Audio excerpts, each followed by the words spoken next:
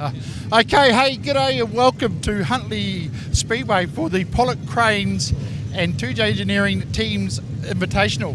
We're here with Kins and Gabe, the two main commentators of Huntly Speedway. Mate, Kins, this is going to be an exciting evening. Oh, totally, Booker. Considering we got a beautiful day here at Huntly Speedway, the weather's been rubbish over the last few days, but the weather has turned it on and the crowds are rolling on into Huntly Speedway for what you say is going to be a spectacular night of teams from Superstocks right through to stock cars. Gabe, you and I will be on the mic calling the commentary right around the whole Huntly Speedway. Yeah, it's going to be awesome. You know, not only have we just got Superstock teams, but it's stock car teams as well. It just increases the intensity around here. You know, all these people getting real excited at the moment. I'm excited. I'm buzzing at the moment, man. I can't wait to get this thing underway. There's nothing better than watching teams racing in New Zealand Speedway. 100%, mate. You know, you speak to most drivers out there, a lot of them want to do teams, especially in the contact class. And Booker and I done the build-up around this as well over the last few days. It's been a pleasure catching with everyone on the show, but for tonight, they put it on the line, mate. Yeah, exactly, and that's the good thing about these teams as well. Just because we're early on in the season, we've got some people that might not necessarily have done teams racing before, but you've also got those veterans that have done it for countless years that are just there to help along with the new guys, and I'm looking forward to it, man. I really am. I'm glad you're so amped, mate, because something special between you and I. This is where you kind of wrap up your little gig as a commentator here at Huntly Speedway. You head off for a break, but you're back in 25. Yeah, back in February 1st or whatever when we've got the Superstock 90. So, yeah, last one here for a couple months or whatever. Go back to home in Nelson. Just handy the Superstock champs is on around that time. So, looking forward to it. Love my time up here. I love the Speedway. It's awesome. Gotta love Speedway. You gotta love it when the teams arrive at Huntly Speedway. As you can see, we have the Wanganui Warriors going around just on the infield at the moment, heading on and parking up. We already see the Waikato Wanderers. The Auckland All-Stars have arrived as well. Booker, this is going to be an awesome night. Mate, I am pumped. We've been pumped all week for this, and thanks to all those that are tuning in on the Pits TV. Thank you so much for tuning in. You're in for an exceptional night. The people that have turned up here on the banks, mate, look at this crowd. It's fantastic, kids. And the teams are here. Everyone's pumped. You've got Waikato, Auckland, Wanganui sitting there. They're all pumped, ready to go. You've got the two Waikato yellow and red teams out there as well. I mean, the teams, it's awesome, mate. And I was talking to some of the people before it all started, and these kids and these young fellas and everyone, young and old, are pumped for this, mate. Yeah, totally agree, 100% there, Books. And, you know, as you said, the Raiders have come out. You can see the Bay Park Busters making their way out onto the track as well. And there's just more teams to follow. And, mate, look forward to it. It's going to be a hell of a night, Gabe. Yeah, it is. That's for sure. It's good to see the old Pollock Cranes truck pushing around, or pulling around the old Bay Park Busters out there. Obviously, major sponsor of the Superstock teams event, and as well, you know, 2J Engineering. Thanks for their support with the stock car teams. It's going to be one hell of a night. Looking forward to it. Look, if you want to get in nice and early, you know, just take your time. There will be plenty of parking for a lot of you that are arriving. Obviously, if you've got a tarp, that's going to be quite useful. Some of the embankment's still a little bit wet, but otherwise, mate, don't worry about a wet backside. We're going to get into some action out there on the dirt right here at Huntly Speedway, Booker. Oh, mate, look, it's fantastic. You see this crowd out here. I'm just excited and pumped. Let's see that they can all get their voices going tonight and cheer for their favourite teams. I'm sure you two up in the box are going to get this crowd humming and pumping, and I'm going to try and get the people online and back home watching on the TV just as excited. And between the three of us, it's going to be an epic night. We're going to have some fun. Yeah, totally, 100%. You know, you can hear the Mulu bells. Booker's favourite, it's the Mulu bells, everyone. Look at it. The big horns are going to town as well. We're used to that, Gay, when people bring the voice and the volume to the impact of the crowd, because fans love Speedway. Oh, they love it around here, especially up here in the North Island. You know, you get spoiled up here in the North Island. We don't have a lot of teams racing when it comes down to the South Island. It's pretty much just Nelson and Christchurch. It's good to see the Tigers back. Just a wee side note for them. But, you know, it's awesome. The fans make Speedway. That's what it's all about. You know, it's all about the fans, and we're in for an exciting night. Yeah, bring it on. And talking of that too, like you mentioned, there is a teams race going on, the Nelson Tigers, your home track, mate. That's your turf down there up against the Beagles. So that's good to see the Tigers back, and of course the Beagles give them a bit of a run. Yeah, exactly. You know, I know a lot of people have been asking where the Tigers been. They're back. There won't be. I can guarantee you they won't be at Palmy for probably another 2 seasons at least. Just trying to get them up. Half of them are even younger than me, and I'm 28. So we've got to progressively get them better and better and get used to that team's environment, because it is one hell of an arena to be in, and you don't want to just throw a bunch of young guys in because injuries can happen in the sport. Yeah, exactly. Hey, just remind us that we'll see other cars going around the track. Following the Bay Park Busters, you will have the Auckland Alley Cats. Right behind them is the Gisborne Development Team. And, of course, just coming out onto the track, you will see the Rotorua Rebels. And then, of course, following them will be the Palmerston North Panthers. So that's how things are rolling out around the track for the fans who are enjoying on the Pits TV. Obviously, the cars are out there doing the Grand Parade, which is the big start for the race meeting here at Huntly Speedway. I just say, because we've just got to watch ourselves. They're all coming into parking here, so we better make sure we get out of their way and don't get run over. But I mean, we see how many supporters of her are in the crowd, shall we, or what? Yeah, definitely. Look, we'll rock the crowd up books and we'll get them cheering for their team. No doubt it will be the locals from around the hometown looking after their Wanderers team, obviously, and then, of course, the two Raiders team. But, you know, teams racing is what it's all about tonight here at Huntly Speedway. Thanks to Pollock Cranes, thanks to 2J Engineering. Okay, mate, the excitement is building up. You can feel the atmosphere. Oh, you can see these drivers as well. They got that right leg humming at the moment, bouncing up and down, ready to just put their foot flat on the accelerator or brake as well. And I'm looking forward to the cat and mouse games at the start as well, you know, when some guys go into the grid and then they pull out randomly because they want to be beside someone and stuff like that, man. It's getting hectic out here. The fans and the crowd are just going absolutely ballistic at the moment. The horns are going off, the cowbells, and just in for an awesome night's racing. Yeah, exactly. You know, plenty of racing. Unfortunately, there's a few tracks up and down the country. You got to feel for Wellington. They just can't get a breakdown there in the capital. Obviously, there's a few other tracks. I know Kiki's running tomorrow as well, tomorrow afternoon. But, mate, it's just been a hell of a start to the Speedway season. The fans have been amped for this, and you can't get any better than tonight. Oh, yeah. Commiserations out to the Wellington Speedway. You know, last couple of years, we've had it up here with the rainouts and stuff like that. And it's good to see it's gone from here, but it's pretty sad for the Wellington Speedway, given what they've got coming up. You know, they've got the $10,000 shootout as well, the Stockcar champs as well. Yeah, I really feel for them, so hopefully they can get a good run in, maybe in a couple of weeks or even next week. Excellent. As we continue on building up the hype around tonight's Huntly Speedway, Pollock Cranes, Superstocks and the 2J Engineering Stockcar teams race, you will see the Palmerston North Panthers just driving around on the infield as they go to park up next to the other cars. Over to the far side facing towards turn 2 is where all the stock cars will be parked, and over here on turn 3 is obviously all the Superstocks. But look at that, what a sight to see when you got the Pollock Cranes truck pulling the Bay Park Busters, obviously the sponsor of the Superstock teams racing. And you got to give it up to Thomas and Wayne Slater for doing what they do.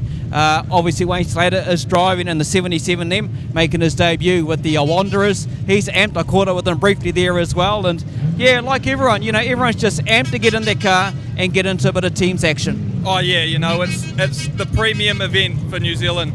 Speedway, it's teams racing. You know, you go about the individual championships, but teams racing's where it's at, you know. And I also want to give a shout out to Mike and the team up there at Repco Huntly. You know, they do so much for the Speedway around Huntly International Speedway, and the amount of generosity that they've had to drivers. I think they've had almost 30 cars plus the Speedway as well being sponsors. So he's even had to like take it back a wee bit, given the financial times of this country at the moment. But you know, everything he does for the Speedway, it's much appreciated. So I know he's really looking forward to it. I can tell. It's probably a few beers down as well. Yeah, exactly. Look, we'll have some fun tonight. Mike, no doubt, will get a hold of me, and something exciting we'll do that will involve the kids out here at Huntly Speedway. But a big shout out to every single corporate box that's around there as well. You know, without you, Huntly Speedway wouldn't be able to survive. Your support for High, which is a great family venue here in Huntly, and Speedway is what it's all about tonight as well. So thank you to each and one of you up in there in the corporate box. Don't forget also, plenty of food stalls around. Oh yeah, you got the donuts. I'm looking at that one up there on the start of turn number 3 as well, some mobile catering. So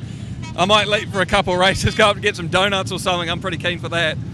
Yeah, definitely. So get out there and support everyone. Look, you can hear the Hooters. They're normally up around 3 or 4 around there. We'll be giving them a shout out throughout the whole night as well. You can see right in front where the lightning concrete in is as well.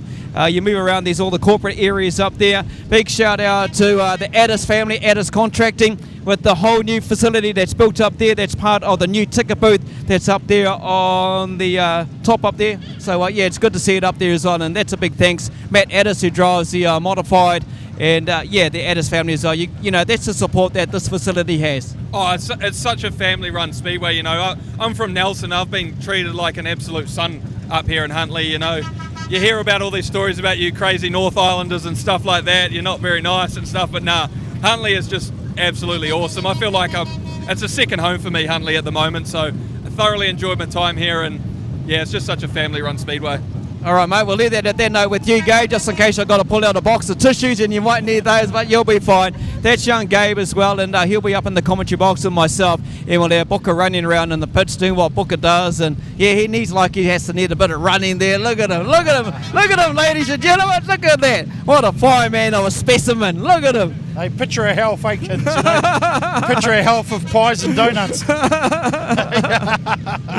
Oh, mate, I tell you, you talk about everything that's going on here in the Huntly Speedway, and Gabe says, you know, they treat you like a family, and it's so true. This place, it's all based around family and everything here, and it's good to see so many of them in at the track here today as well. So once we find out where's Kin's gone, he's taken off somewhere. He's going for a walkabout. Has he gone walkabout? Oh, what the hell was that? Oh. Yeah, I'm going to try to change something up a little bit here as well, obviously by the Superstocks, and the Superstock Teams race is sponsored by Apollo Cranes for tonight here at Huntly Speedway. Wayne and Thomas, mate, you do a lot of work and a lot of support around Speedway in general. Yeah, it's just all for the sport. We enjoy it that much, and we're fortunate enough to be able to do it, basically. Mate, thank you very much for your generosity, obviously sponsoring the Superstocks. You're looking forward to your teams racing tonight? Yeah, I am nervous and excited, and got some good advice from a few of the drivers that have been out there for a long time, so it's been good.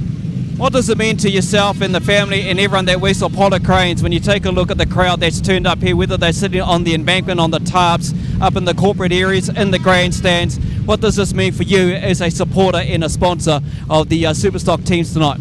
That's awesome. It's just great for the club. The club need it. They had a pretty rough year last year, and to have opening night as it was, and then obviously the crowd's still filling up tonight, it'll get the club on the front foot for the rest of the season, basically.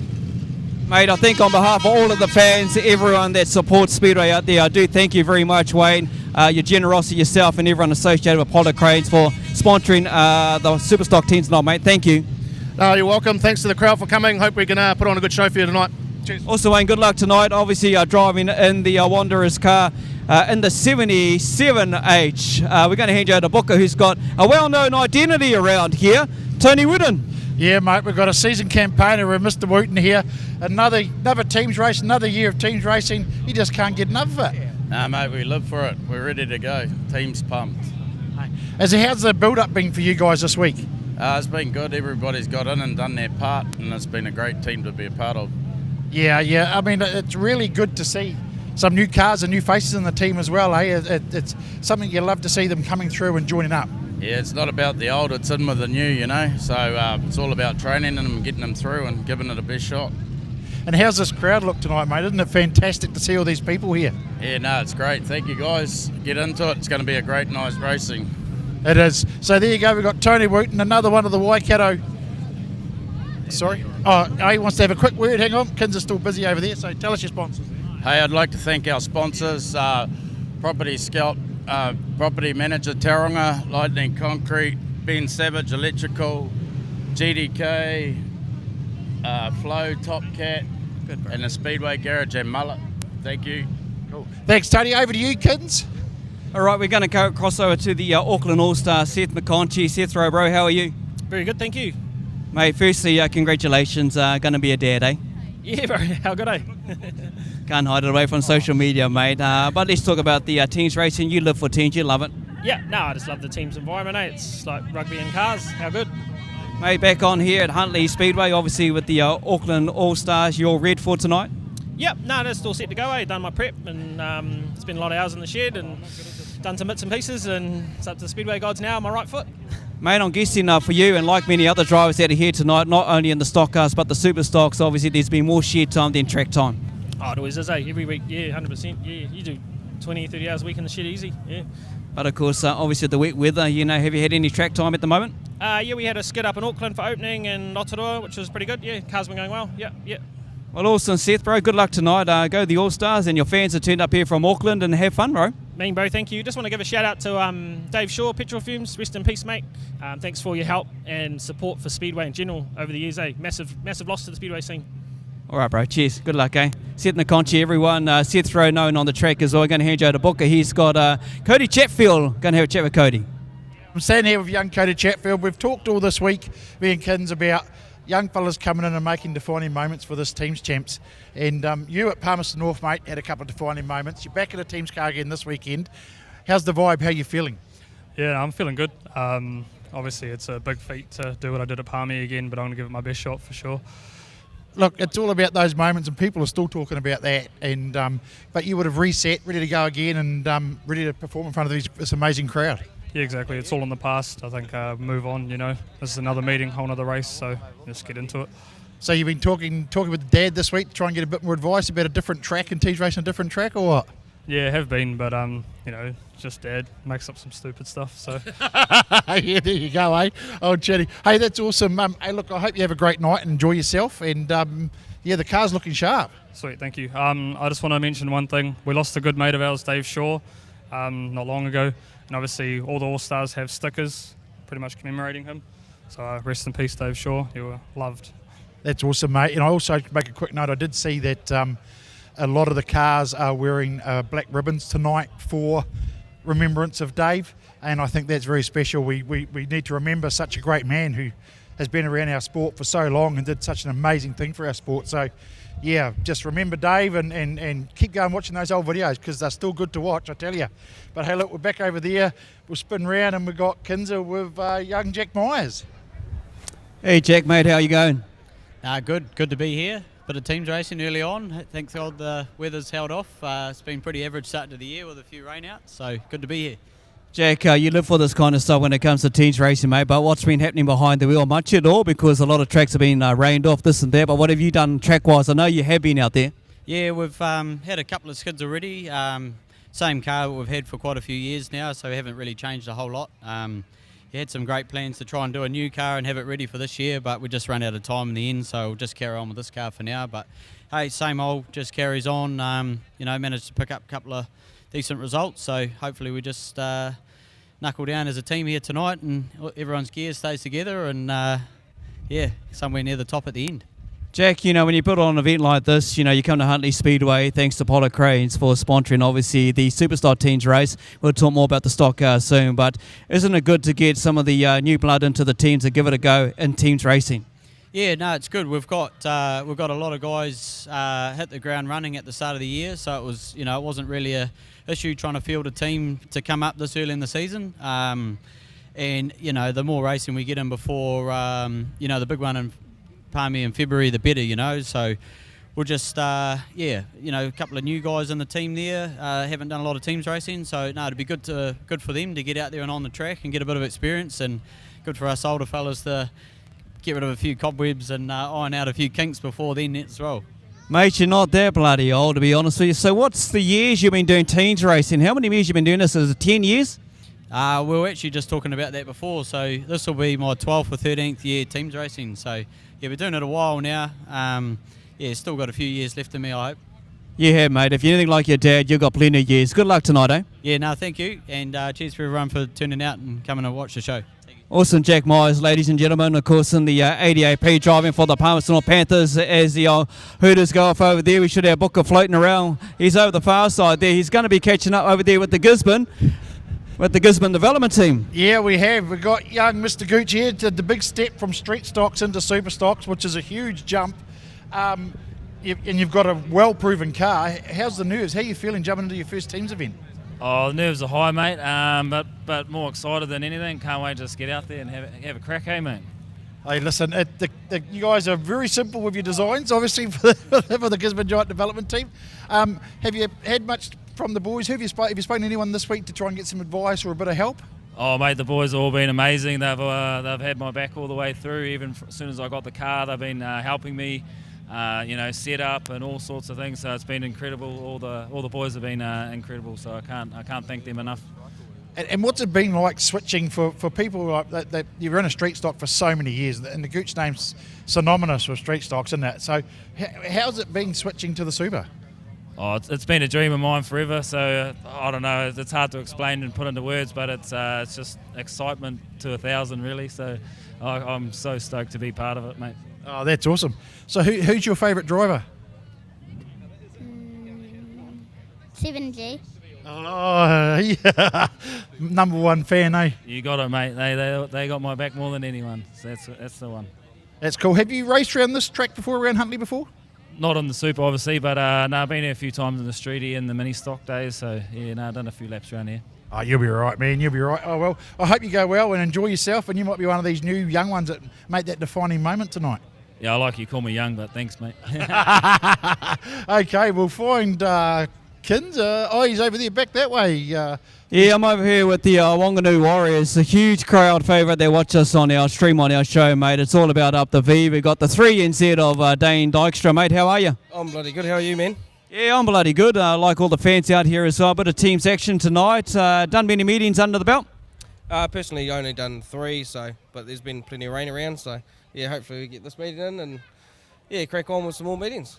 Mate, you love teens racing, so what is the pinnacle about teens racing, why you want to get behind the wheel and do it for the club and for your teammates? Yeah, that's the biggest thing. We just love to represent our club. It's such a small club, but it's a big-hearted club, so yeah, get out there and up the V.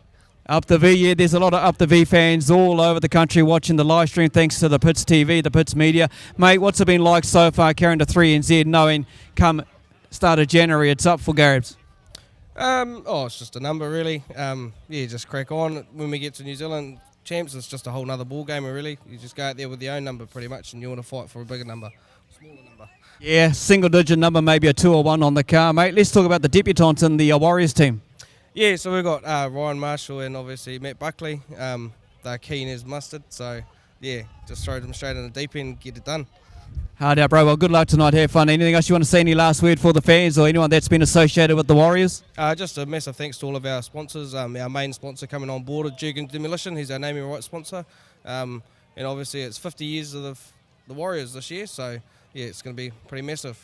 Massive, bro. Good luck tonight, eh? And congratulations to the Warriors. 50 years is a massive milestone. So awesome to see the Warrior fans out there. Take care and enjoy yourself. Yeah, no, true. Cheers, man. Cheers. There we go. 3NZ of Dane Dykstra here. I think my mate Booker should be floating around in amongst the infield here somewhere. Yeah, I'm He's over at the here Busters with- over at the Bay Park Busters team. Books, over to you, mate. Hey, thanks. Yeah, I'm over here at the Busters. We've got young Todd Hemingway, another teams meeting, mate. You must be pumped. You used to this now? No nerves now or what? Nah, pretty relaxed now. I've been done a little bit of this, so yeah, it's just another teams meeting, and the focus is the focus, and we'll just stick to the plan.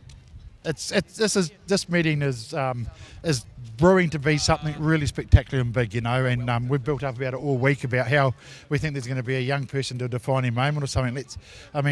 With all these new guys in the team, how do you see that with so many new guys and new teams? Yeah, and that's what Huntly's really good for, is it gives these young guys an opportunity to get some teams racing laps under their belt before the big one in Palmy, because yeah, I know from experience, if you haven't teams racing, you go to Palmy first thing, it's pretty surreal. So that's what this meeting's good for, is it gives everyone a chance to get a bit of teams racing experience and then and prove a point as well, you know. Yeah, well, I mean, we won't talk about your experience. Everyone still talks about that in the photos and the videos and everything like that. But I see you guys are also wearing the black ribbons in memory of Dave Petrol Fumes. Yeah, we are. Yeah, it was obviously devastating news for the Speedway community to hear last weekend. So yeah, we'll pay our respects, and he definitely deserves it. Yeah, 100%, man. Okay, well, look, you guys are looking sharp. The team's looking sharp. I hope you do well. I think it'll be a popular win if you actually get there. So have fun and enjoy it. And thanks for talking to us, Todd. Yeah, cheers, mate. We'll do. Excellent. So we've got Kinza somewhere over there. If we turn around, we've got him over there with the Wellington team. Yeah, we're going to have a quick word and a quick catch up here with the Wellington Young Guns. The 64W, Jamie Hargraves. Mate, how are you? Yeah, good, thanks. It's been a long day getting up here today, but we got here, the sun's out. We've had 4 rainouts in a row. It's good to go racing and have some sunshine. Exactly, mate. Doing it tough, doing it hard, obviously down there in Wellington, you know, but you're going to get some lap time tonight here at Huntly Speedway. Yeah, correct. We're going to have a good night. We're just working on one of the cars in the pits at the moment, but they're up and running for the first seat. But the boys have put in some big mahi this week to get us here, so we're all looking forward to it. So, Mate, do feel for your track down there as well, but hey, at least you come up to the beautiful sunny weather here in Huntly, and you're going to give it your all for the Wellington Young Guns. yeah, we're going to go hard tonight. We had a good end of the season winning the Peter Barrys last year in Hawke's Bay, so tonight the boys are going to go hard and see what we can get out of it. Awesome, mate. Well, good luck tonight, and all the best, eh? Awesome, thank you. Cheers. Thank you. Cheers. Quick catch up there with, of course, Wellington Young Gun, Jamie Hargreaves, and big drive, obviously, from down in the capital as some of the cars are starting to start their engines before they head back into the pits.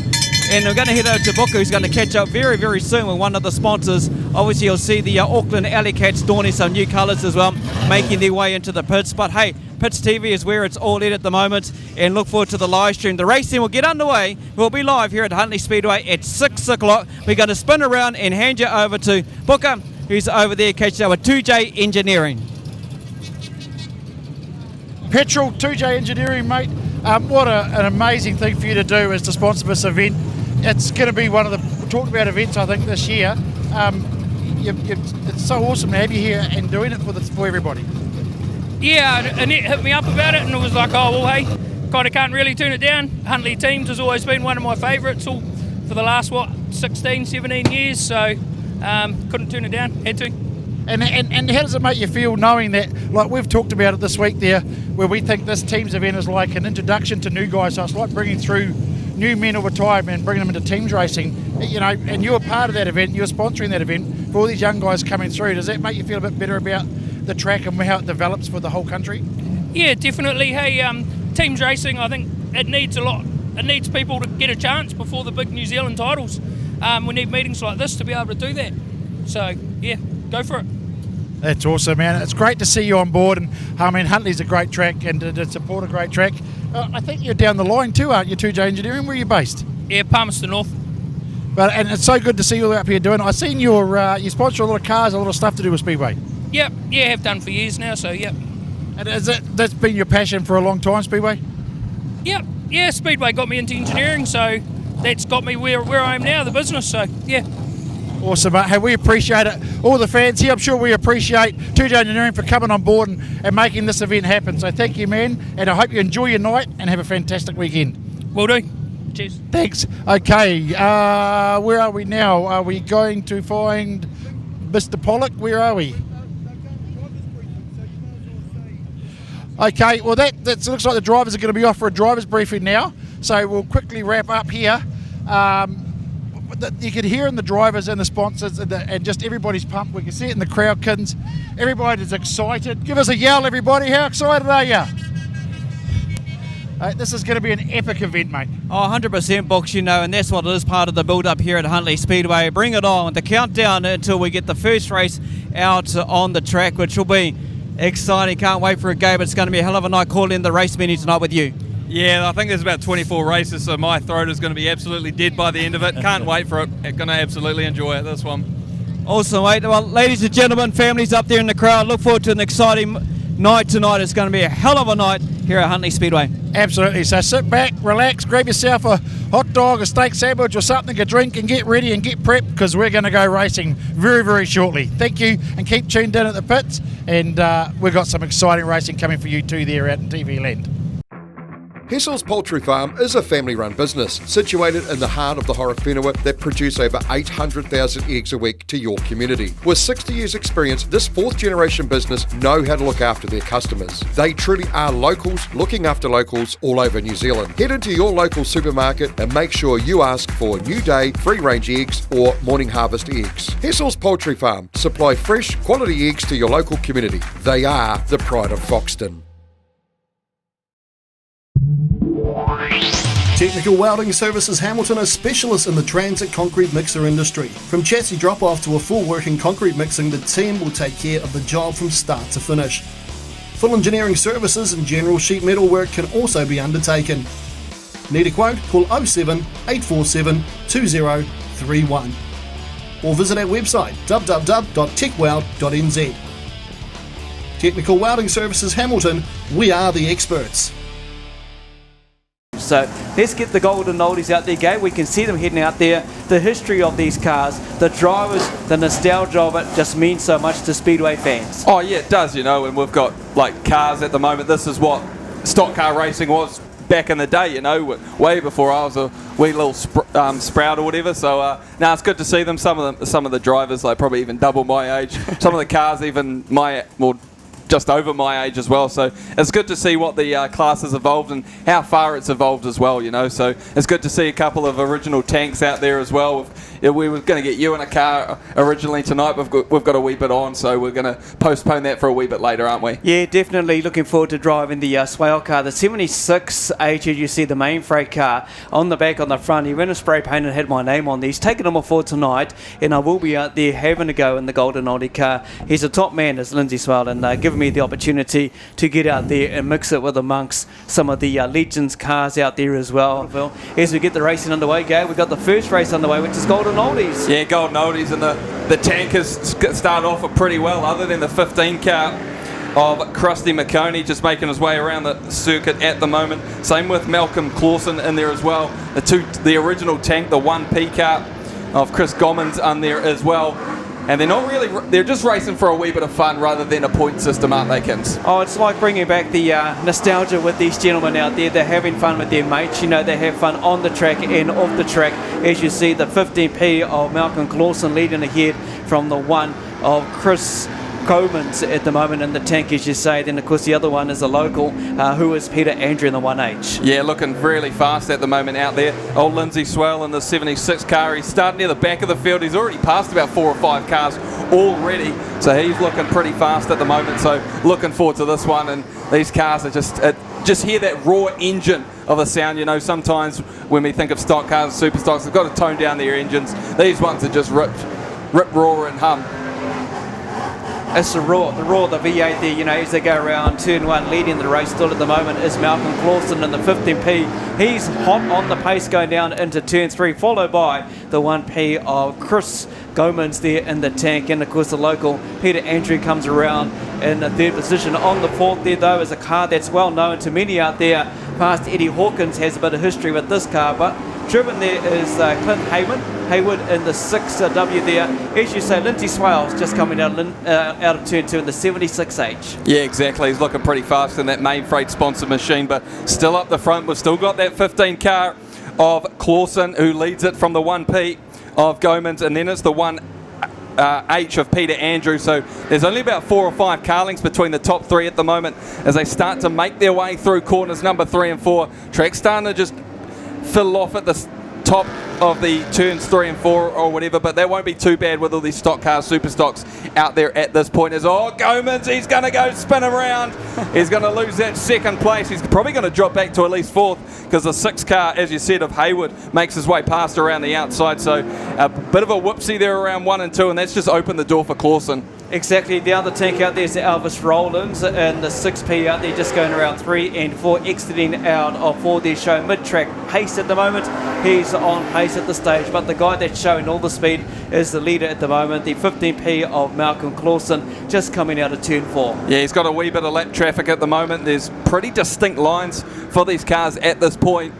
And they're either going really low or really high, trying to stay away from that ruttiness on the middle part of the track out there at the moment. But Clausen, they're going 3 wide down the back straight. He's just got to hold himself up there. So it looks like the 6th car of Hayward is going to try and go around the outside and try to do the long way around. But it might be the fastest because all these cars on the inside really slowing down as Andrew looks like he goes through, and he's your new race leader though. He found a wee bit of a gap just going through that wee bit of a nice wee pinhole there. Yeah, exactly. The 4A holding up our leader there earlier in the race. That's Matt Murdoch in the 4A. Stan Rooker car brings back a bit of history. That's what these cars are all about that you've seen here in race 1. It is the Golden Oldies that has a new leader at the moment leading the race. Or and it's a checker flag. No, it's checker flag. Yep. Yeah, the 1H car of Peter Andrew takes this one out from the 15 car of Malcolm Clausen. Then we'll go back to the 6W of Clint Hayward from the 1P of Chris Gomans. But awesome to see these cars. They're just circulating at this point. I don't think some of them have really they've still got that need for speed out there. Oh, you can't take it away from these young men, mate. You know, when they get in a nostalgic car, just looking at the 13G of Reese Lister, that's been around that name for some time, and obviously at the far side there, car for sale. If you want to get a golden oldie car, go and have a catch up with Terry Smith, known as Fireball in the 29B. You can hear the roar of the Superstocks. We are getting ready for the first teams race, sponsored by Pollock Cranes. It's the Gisborne Development Team versus the Rotorua Rebels. This is proudly brought to you by The Rock.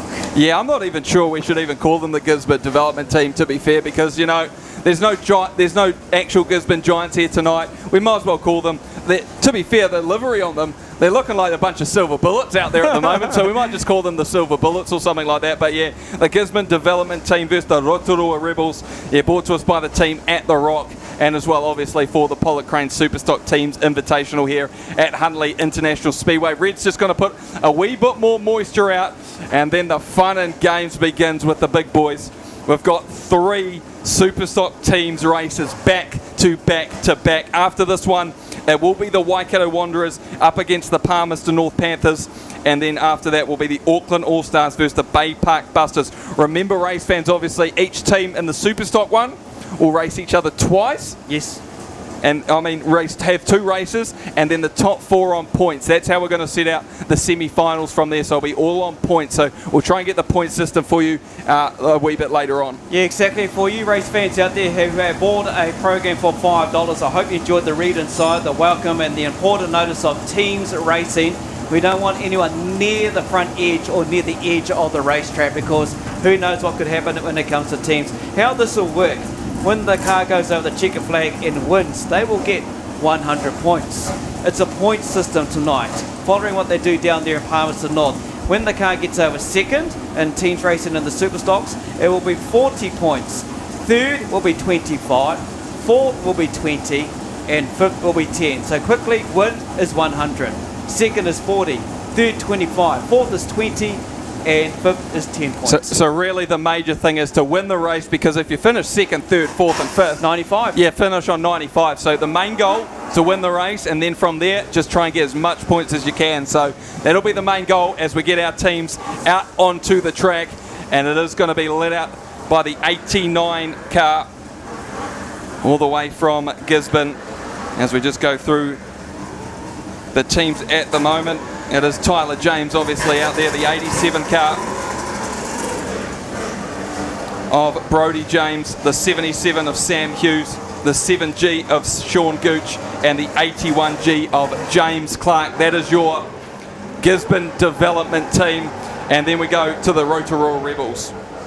Yeah, the Rotorua Rebels rolled out there, just coming down the back straight there as well. You will see Logan Nicholson, maybe. He's out there in the 5. In the TNR's Alan McRobbie.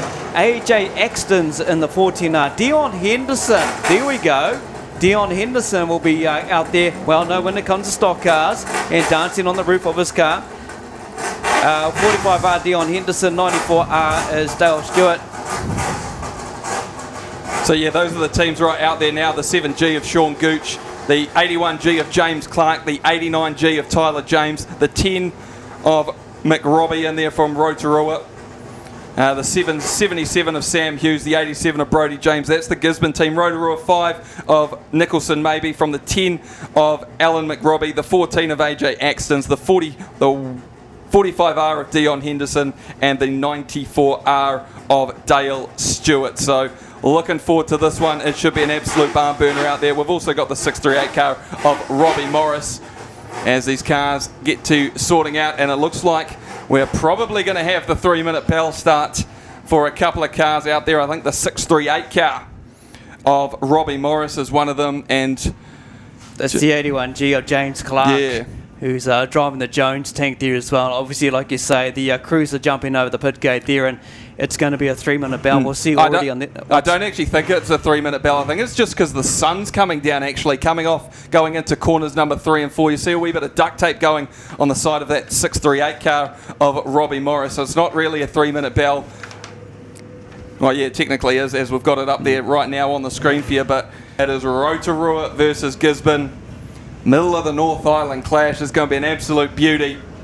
The 81 car of James Clark on the inside, the 638 car of Robbie Morris on his outside.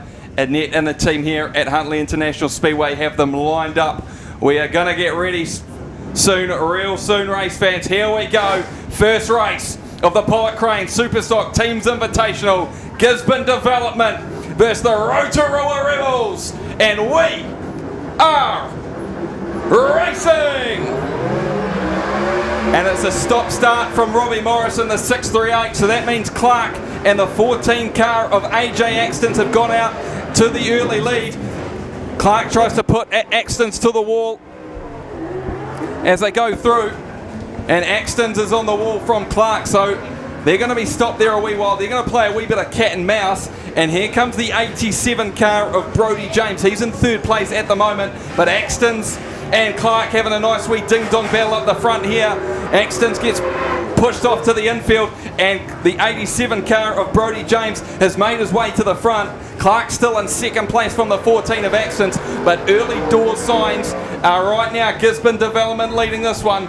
It looks like the 10 car of McRobbie has parked the 89 car of Tyler James up there on corners 3 and 4. But the man on a mission to try and get that race win is the 87 car of Brodie James as he makes his way down the back straight. This is where it's going to get interesting though, race fans, because when he starts to come up to lap traffic, this is where the development team need to look after their man. And James coming down on the inside narrowly avoids Morris and as well the 10 car of Axtons. So he's still going, but he's got a hard charging 10 of Alan McRobbie right in behind him, but McRobbie's going to slow down. He's going to let his teammate through the 94R of Dale Stewart. So Stewart's still a lap down compared to Brodie James. In second place is actually the 81 car of James Clark, and then it'll be the 14 of Axtons. But at the moment, it's looking pretty simple at this stage for the Gisborne Development team. We are 5 laps gone out of 12 laps here as the front runners. He's got a blocker at the moment. The 89 car of Tyler James is looking after Brodie James in the 87 right out the front for the Gisborne Development team. Exactly, as you see, we've still got some laps out there going down. We're counting down. Look at the 6-3 out of Robbie Morris over there, parked up against the wall, hard out of turn 2. But look at the back straight there. Look, the Element Robbie car, well known for blocking, as they move into turn 3 there as well. And James just gets down the inside. The 2 blockers doing their job on McRobbie as the 94 car of Dale Stewart just trying to catch up to the 87 of Brodie James down the back straight. As you said, the 638 car of Robbie Morris, that left front tyre is absolutely gone. There's a Gisborne giant Rotorua sandwich happening on the exit of corner 4. But at the moment, there is nobody touching the 87 car of Brodie James. He has 8 laps gone out of 12 as Morris looks like that wheel has fully come off. And we are going to go to the red light, and the only thing rolling any fast is going to be the left front tyre of Robbie Morris's car. That's the only thing that's moving at the moment there, Gabe, as you see on the live stream there. Is look at that, it's rolled all the way down to turn 3, and the wonderful men on the inside of the field doing what they need to do to get the tyre out of the way, out of safe harm for the fans out there on the back straight. And we already get the call, someone's going to get Robbie Morris off the track. But you can't take it away from Brodie James. He is on pace for the Gisborne Development team as well. Doesn't look like at the moment though, although with their 4 laps to go, the Rebels need to do something to block him. Yeah, and I just realised as well, the 5 car of Logan Nicholson maybe is off the track as well. Didn't even notice that one right on the infield as well. So Rotorua already will be down 2 cars now. So not looking good for the Rotorua team out there at the moment. So they'll just have the 2 circulating, or no, the 3 of them circulating. The 10 of Alan McRobbie, the 94 of Stewart, and the 14 of Axton. So they've got to do a lot of hard work out there when you've got 4 cars in terms of the Gisborne Development team. But they were born here a couple of years ago, the Gisborne Development team, and it has been their show really all this race so far. Exactly, you know, it's the Gisborne thing they do. You know, you take a look at the Rees team with the Giants, it's just what they want to do. They've been trying to push the development team to go further and further and further. These young men out there, Gabe, just want to get into teams racing. Every single driver here tonight, whether it be in the stock cars or the super stocks, just love teams racing. That's the purpose of this type of event. It gives the young ones a bit of an opportunity to get prepared for the teams atmosphere, the team's build-up, but let alone with the action that's on the track as we see Robbie Morris being teamed up. Right now you can see a couple of replays here on the Pits TV. Yeah, a couple of replays there. The 81 car involved James Clark and the 14 of Axton's in there as well. 638 of Robbie Morris. He was getting down and dirty as well. That was the big hit, looks like, on Robbie Morris. I think that's the 89 car of Tyler James. So Tyler James has brought his front bumper out to put some people in walls, and he's been doing that. You can see a couple of dents on the exit of corner 2 out there, and that's no doubt the impact from Robbie Morris, his car. Well, talking to Robbie Morris, you can see on the screen there is a look at that. There's a fair bit of damage. It's the left rear of his car. That's a bit of damage there as well. That wheel just didn't break off. That's been smashed off the whole back. It's just the whole left side looks absolutely second hand at the moment. So I'm sure there'll be a wee bit of fixing to do as we look to go back and racing. Looks like the 77 car of Sam Hughes has gone to the infield as well. So it's going to be a 3v3, I think, out there at the moment. Just looking to see the cars. Yeah, it's going to be a 3v3 battle. Only 6 cars racing on the track at the moment. So turns it a wee bit in the favour of Rotorua, but still they're a couple of laps down compared to Brodie James in the 87 car. He's your race leader at the moment as he passes in control tower. Lap 9 of 12 gone as he makes his way through 1 and 2. And McRobbie is going to be absolutely hounded here by the 81 car of James Clark and the 89 of Brodie James in there as well. So 87 of Brodie James just trying to get past Tyler James, trying to do a wee bit. Dale Stewart's going to come up and he's going to put him against the wall. It's going to disorient, just put him off his game really, the 87 car of Brodie James. This is going to open the door now for the 14 car of AJ Axton. He was only pretty much barely a lap down, and now he's only about half a lap down at this point. So Axton's just a wee bit of momentum switch there. Just got to make sure with the Gisborne team, it's going to be white flag this time by for the 87 car of Brodie James. Should be lap 11 of 12 it is. It's white flag for James in the 87 car. So the 94 of Dale Stewart's got to do something. He's got to do it fast, but he's not going to be able to do it. He's going to come through corners 3 and 4, and the Gisborne development team take heat race 1 for the Pollock Crane Superstock Teams Invitational. And second place will be the 81 car of James Clark, and third will be the 14 of AJ Axton's. Then it will be the 94 car. He's just got to make sure he gets past the control tower here so he can get his points. And he does so. Made sure he got past the control tower. So he finishes there in 4th of 94 of Dale Stewart. And then McRobbie in the 10 will finish 5th. So it goes Gisborne, Rotorua, unconfirmed at this point. But your race winner, and moving on surely to the semi-final, it will be the Gisborne development team. They have come, they have soared, and they have conquered early on here in Huntly. Give them a round of applause, race fans. That is how your teams race. There we go. Coming in at first, obviously, you know, the winner is James. Second is 81 James Clark. AJ Axton's 14 third. Dale Stewart, after putting that shot there, but didn't quite come to end. He came out 4th at 94R. That's Dale Stewart. TNR Alan McRobbie in 5th.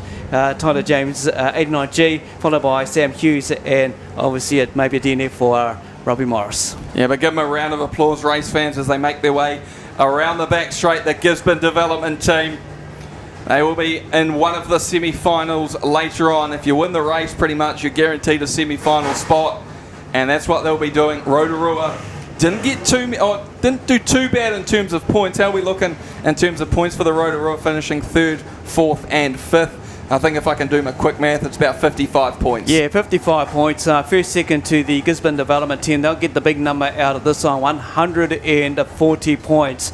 A huge score for the development team as well, and they showed out there on the track what they came to do. As you see the replay of race 1 right now, the Gisborne team, you see James just going around the outside, Clark doing this a little bit there as well. Rotorua trying to block as they go into it. Sam Hughes spinning out on the infield there thanks to Robbie Morris, but then we saw the end of Robbie Morris from that hit there that damaged the rear end of the car. Dale Stewart into Hughes there on the replay, but Hughes, he keeps on going. Here he is chasing down Dale Stewart. Now Dale spins it up out of the turn 3 and 4. but then again followed by Clark, who came home second for the Gisborne development team. Hope you're enjoying the replay here. Thanks to the Pits TV with the action. Hughesy picking on Alan McRobbie there. Mind you, got 2 from the Gisborne development team on Alan McRobbie, who's no slouch when it comes to teams racing. There he's doing the job on the inside of the track, holding up Clark, with of course James, who won the race, coming around the outside.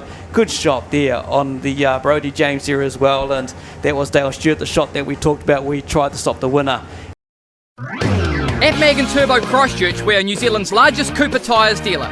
Made and tested in America at Cooper's purpose-built test facility, Cooper tyres are one of the best brands in the world for both their on and off-road capabilities. We have Cooper tyres in stock to fit all small to large four-wheel drives and constantly see customers getting up to 100,000 kilometres mileage from them. So if you want the highest quality of tyres for your vehicle, backed up with the best after-sales service around, get down to the number 1 Mag & Turbo Tyre and Service Centre.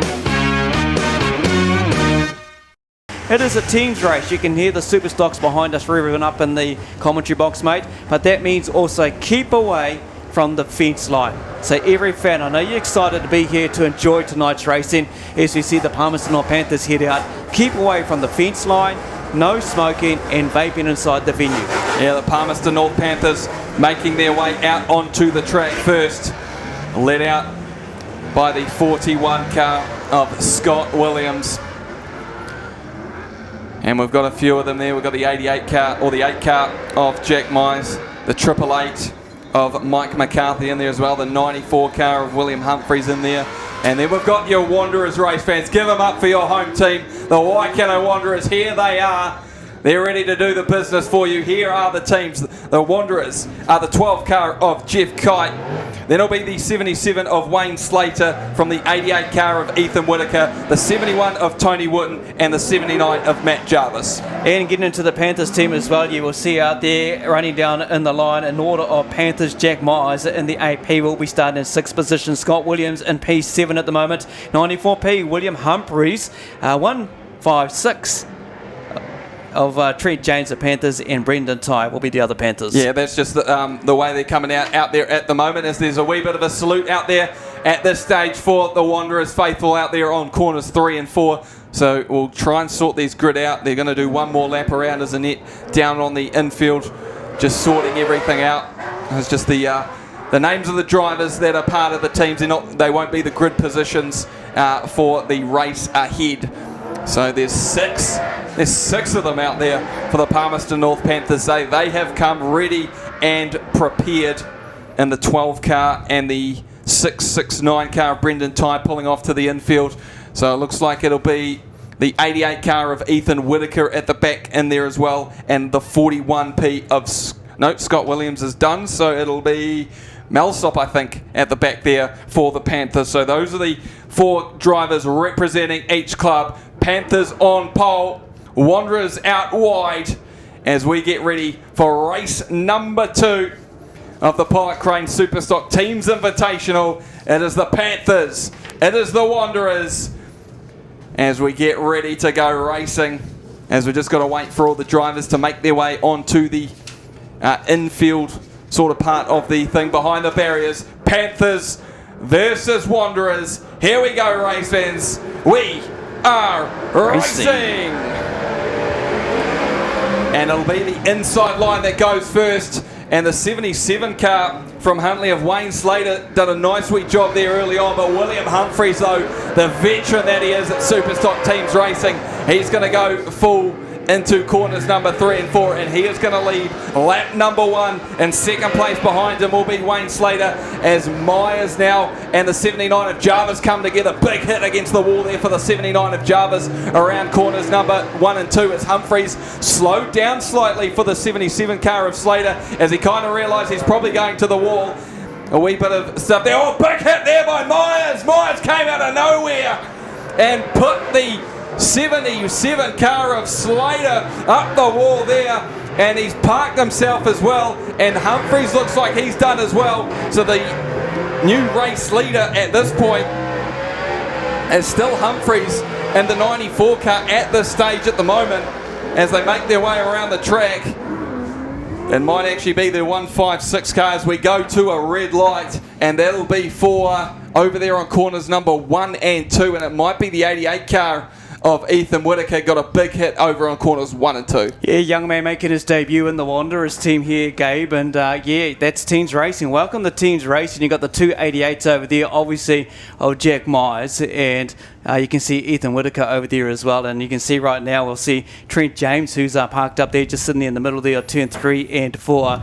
It's a welcome for that young man into the Panthers team. But like you say, young Whitaker, welcome to Superstock Teams Racing. And what a way to get introduced to it, getting smashed by Myers. Myers is on an absolute rampage at the moment, late into the 77 car of Wayne Slater. And now, yeah, Ethan Whitaker is feeling the full brunt of that one over there on corners number 1 and 2. In terms of the race leader, I believe it'll be the 888 car of Mike McCarthy, and then the 156 car of Trent James over there on corners number 3 and 4. And then in third position at this stage, I think, and it looks like it's still going to be 4v3, Palmerston North, a couple of cars in front at the moment. In third place at this stage, it looks like it's the 71 car of Tony Wood. He is the lead Wanderer. They are all on the same lap though, so just like the last race, it can change just like that. Pretty much a lap goes by if you get a wee bit of contact in there. So looking forward to this one as they start to rev up. Lights are out as we go back and racing. We are only 2 laps gone out of 12 as well, so plenty more action to come as Humphreys goes to the infield. He looks like he's going to call it a day. So it is going to be 3 on 3 as it looks like Myers is going to try and park up Jarvis up there on corners number 3 and 4. As the race leader, it is McCarthy from James, Wooten, Slater, and then it'll be the 88 car of Jack Humphreys eventually, because Humphreys is done for the race. It looks like he's going to try and get that thing fired up. It looks like Jarvis and McCarthy having a nice wee battle at the moment. Jarvis got to try and get McCarthy round, spins him round. That's good stuff there by the team from Waikato. The leader though is the 156 car of Trent James. And he's just making his way around corners number 1 and 2, and that's where Mike McCarthy will realise he needs to kind of go into block mode. As the Waikato team got to try and find someone to slow down. They're all going pretty fast at the moment. They all look like they're gunning for Jack Myers. Jack Myers is in the worry at this point. It's the 156 car of Trent James, and Jarvis just trying to get in between a couple of Palmy cars in there as well. Goes to the infield. And they're just going to let Trent James by. 7 laps gone out of 12 as he makes his way past McCarthy. The 77 car of Wayne Slater is in third position. He's got to realise that James is the leader at the moment. Tony Wooten just in front of him. But second and third are just in front of first, and they're not really slowing down, so they're going to probably try and leave it all up to the 79 car of Matt Jarvis. But Jarvis has been parked there for oh no, he's going to start going again. But one of these Wanderers cars needs to slow down and take care of the 156 car of Trent James, because then that opens the door up. Unless they want to try and get as much points, make sure they make it to the semi-final. But Jarvis, he is going considerably slower. They might even think they're actually leading the race at this point, the Wanderers. As James just fiddling along in the back. Now it's time for Wayne Slater to slow down. He's going to try and take on the 156 car of Trent James. Just put him up against the wall there, Slatey. There, he got him to that outside wall there. There he goes. He's going to try and have a foot race with him as he realised Jack Myers was coming. It looks like a wee bit of contact there on the grass. We got a rollover. And it is the 888 car of Mike McCarthy over there on the back straight. And we have gone red light, and that was courtesy of the 79 car of Matt Jarvis. Oh, we got one rollover already. That's our first rollover for tonight, race fans. I bet you are excited, especially seeing that. But Mike McCarthy's got his car back on all fours. Is he going to get us started, Gabe? That's going to be the big one. What's he doing over there? We'll have to wait and see. As you can see Annette and the crew over there checking out Mike, making sure he's all right. We'll just wait and see if he's going to get the thumbs up and see what happens from here. But Matt Jarvis, he was on in the infield one part there as well. We didn't know whether he was going to come out for the Wanderers, but he did the job that he needed to do for the Wanderers. Yeah, that's for sure at the moment. So at this stage, it is Trent James still leading it. He's on lap 10. Tony Wooten is also on lap 10 in the 71 car. But he's a wee bit down in terms of laps as well. Third is Wayne Slater, then it's Jack Myers, then it was Mike McCarthy, but obviously with Mike gone now, it'll be Matt Jarvis. But they've just got to assess Speedway New Zealand if the car is safe to continue as we take a wee last look at it. Even our awesome team at the Pits Media just caught the aftermath of that one from Mike McCarthy. And first rollover of the evening. We promised you hits, race fans, and we're certainly giving you that. Matt Jarvis dishing them out early on. Trent James, who was contracted to the track this season. This is what Trent wants to do. He loves teams racing, and he wants to get either in the Mustangs or cement himself in the Panthers. Exactly, and it looks like Mike McCarthy's all good to go. So he's Terry Tough-Nuts out there at the moment. So he's going to be doing a blocking job right now. So just looking forward to him as we go back and racing. A couple more laps to go, race fans. The goal for the Wanderers, though, is to get that 156 car of Trent James, as it looks like the 77 car of Slater couldn't quite get it done. It's going to be checkered flag for the 156 car of James. So he was even a lap ahead of the 71 car of Tony Wooten. As now we just try and consolidate the positions. Slater is going to finish in third position. Myers is going to finish in fourth from McCarthy, it looks like. So unless Mr. Jarvis can continue for another lap, he might potentially get up there in terms of fifth position. That'll help the Wanderers as well as Myers gets past. So just waiting for the 71 car of Tony Wooten to make his way through. So Jarvis will unfortunately finish in sixth position, and the 156 car of Trent James will win it. He gets 100 points. Tony Wooten in the 71 car for Waikato will finish second from the 77H car of Wayne Slater. Then it'll be the 88P of Jack Myers from the 888 car of Mike McCarthy. That'll be the top five in terms of points. And then sixth will be the 79 of Jarvis, then the 94 of Humphreys, the 88 of Whitaker, and then the 41 of Williams, the 669 of Ty, and the 12 car of Kite Orr did not start in that race. But a big race win there for the Palmerston North Panthers, their new boy on the block. And Trent James is going to take the checker flag around as Panthers pick up race number one. And they're going to give the checker flag, even though James was the winner, they're going to give it to the 888 car of Mike McCarthy. But give him a round of applause, race fans. The Palmerston North Panthers take out heat race number 2 for the Pollock Crane Superstock Teams Invitational. That one brought to us by the team at Hamilton Farm Services. As you see the two drivers coming that didn't race in that race. Scott Williams, Brendan Ty coming up to catch up with the team as well. In the middle there is the winner of the race, Trent James. But the guy that entertained with the rollover, Mike McCarthy, is with the checker flag. Just to kind of give you some of the points updates on that, we'll do a bit later on this morning later on this afternoon until it's all confirmed, everything like that. But we do have another teams race coming up, which is obviously Superstock action. Auckland All-Stars taking on the Bay Park Busters. This is brought to you by Vasey Engineering. Yeah, give them a round of applause, race fans. There they are, the Palmerston North Panthers. Humphreys on the side of the car because his car is a wee bit dinged up at this point. But they will be through to the next semi-final later on in the evening. They've got still one more race to go as well. So. Yeah. They've got one more race to come up, so just got to try and get as much points as that from that one, and then they'll try and be through to the semi-finals.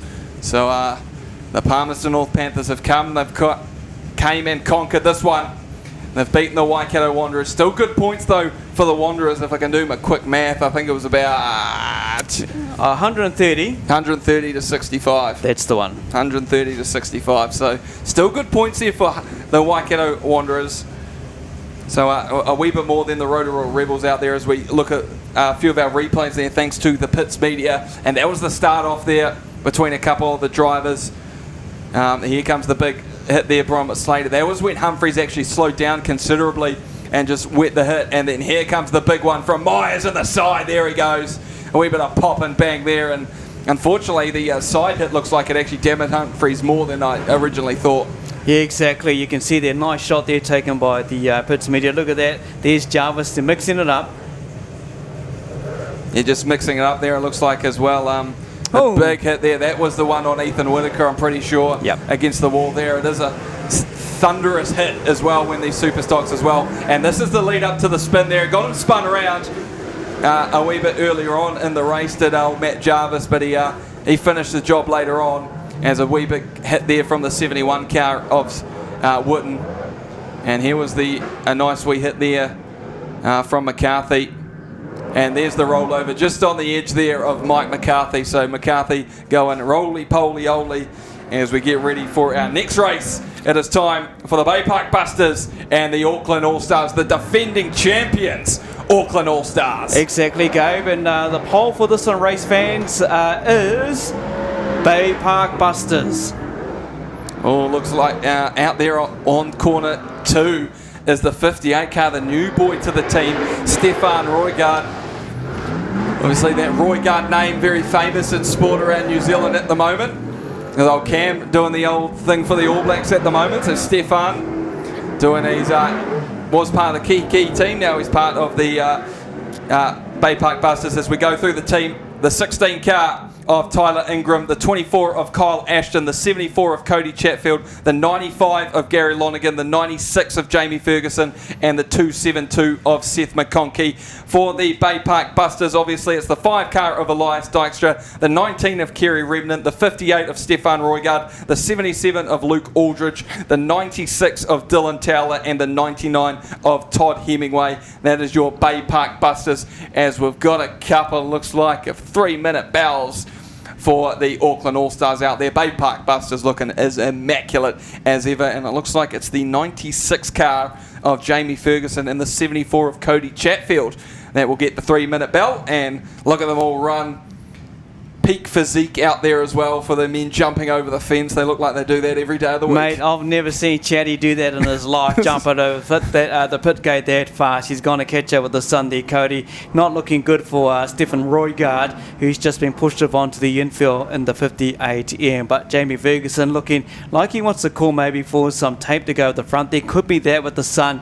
That's been quite bright out there on the track. We'll have to wait and see what happens. As we can see Chatty talking to his son there as well. They're trying to work on the 74. As you said earlier on, Gabe, you know, they are the defending champions. The crew catching up there with Jamie Ferguson in the car. Chatty still stuck in there talking to his boy Cody, as you can see on the live stream. 2 minutes and 16:15 counting down. Cody's always ready to go for teams. There's Craig calling out to a few others. Kins, if you can hear me, mate, it was just a belt tight in there for the tanker. And what was up with Cody? And it's a belt tightener for the tanker. So for Jamie Ferguson, it was just a belt tightener for him. That was the update there as well. As you can see, Annette saying 2 minutes ago, carry on boys, let's get into the race. And we've got a big night ahead. It's a race program with 25 as 2 of the All-Stars make their way back around turn 1 and 2. Getting turned up a little bit there was Jamie Ferguson, so just a tightening of the belt, and Cody Chatfield just deciding to come on the infield. You'll see the Bay Park Busters heading out to the track, and yeah, we've lost Roygaard already, so he's out of the car as well. So it looks like potentially Elias Dykstra might be out. Oh no, 7, 8, 9. Oh, they're playing cat and mouse games now. Remnant's doing the old roundabout. Where are you going? Same with the 77 car out there of Luke Aldridge in there as well. So which car will be making his way off the track? It might be that 77 car of Aldridge, but they're just playing that old who's who.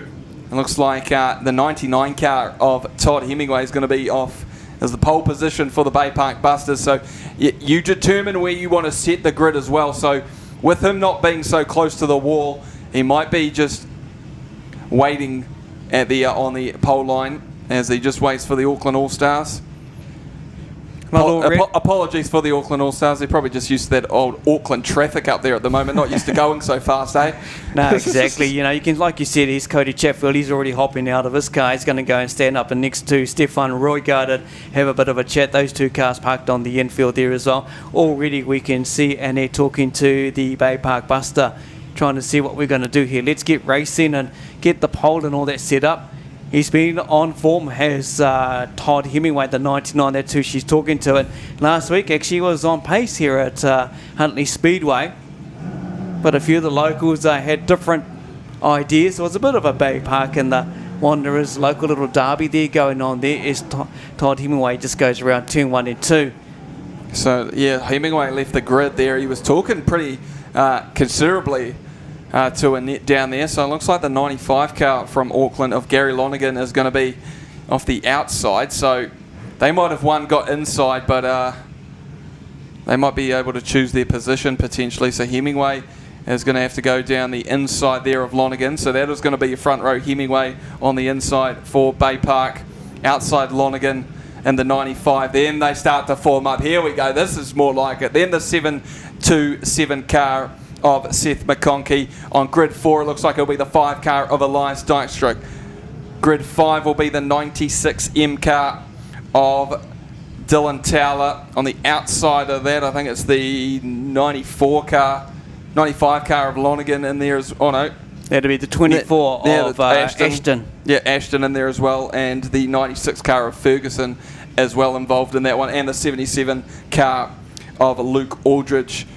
So Kerry Remnant sitting this one out. That's a big name to sit out race number 1 for the Bay Park Busters team.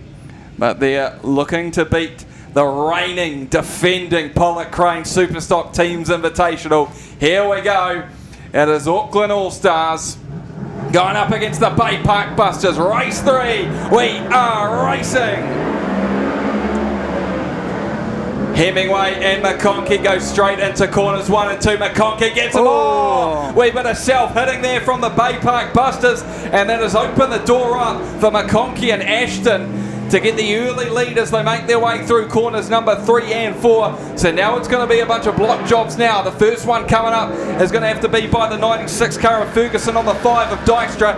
Going to try and put him into the wall. McConkey slips by. Here comes Ashton. He's going to try and get past Dykstra. Couldn't do it too successfully. Going to try assist Dykstra up the wall, but Dykstra gets him spun around. And that'll mean Aldridge now will take over second place in this race in the 77 car. So Auckland got to do a wee bit of blocking for their main man out there at the moment, this 272 of Seth McConkey. Oh, a bit of smoke coming from the 77 car of Luke Aldridge, and that is going to be him done and dusted for the race. As we look back up to the front of the pack, Gary Lonergan is in second. That's the 95 car, so a wee bit of smoke gear coming from the 77 car. And he is out of this one. Your race leader still the 272 car of McConkey. And third is the 95 car of Gary Lonergan. And then it'll be the 99 of Todd Hemingway. So they've got to put in some big hits here to the Bay Park Busters, and McConkey just going pretty slowly, waiting to see what happens, probably realising that the 77 car was in second place as he tries to get past Hemingway, does so. He was pretty much going around anyway, was the 99 car of Hemingway, as we go to a red light, and that'll be for something up there on corners number on the exit of 4, I think. Yeah, spring down there on corners number 4. Don't want any debris going into the crowd.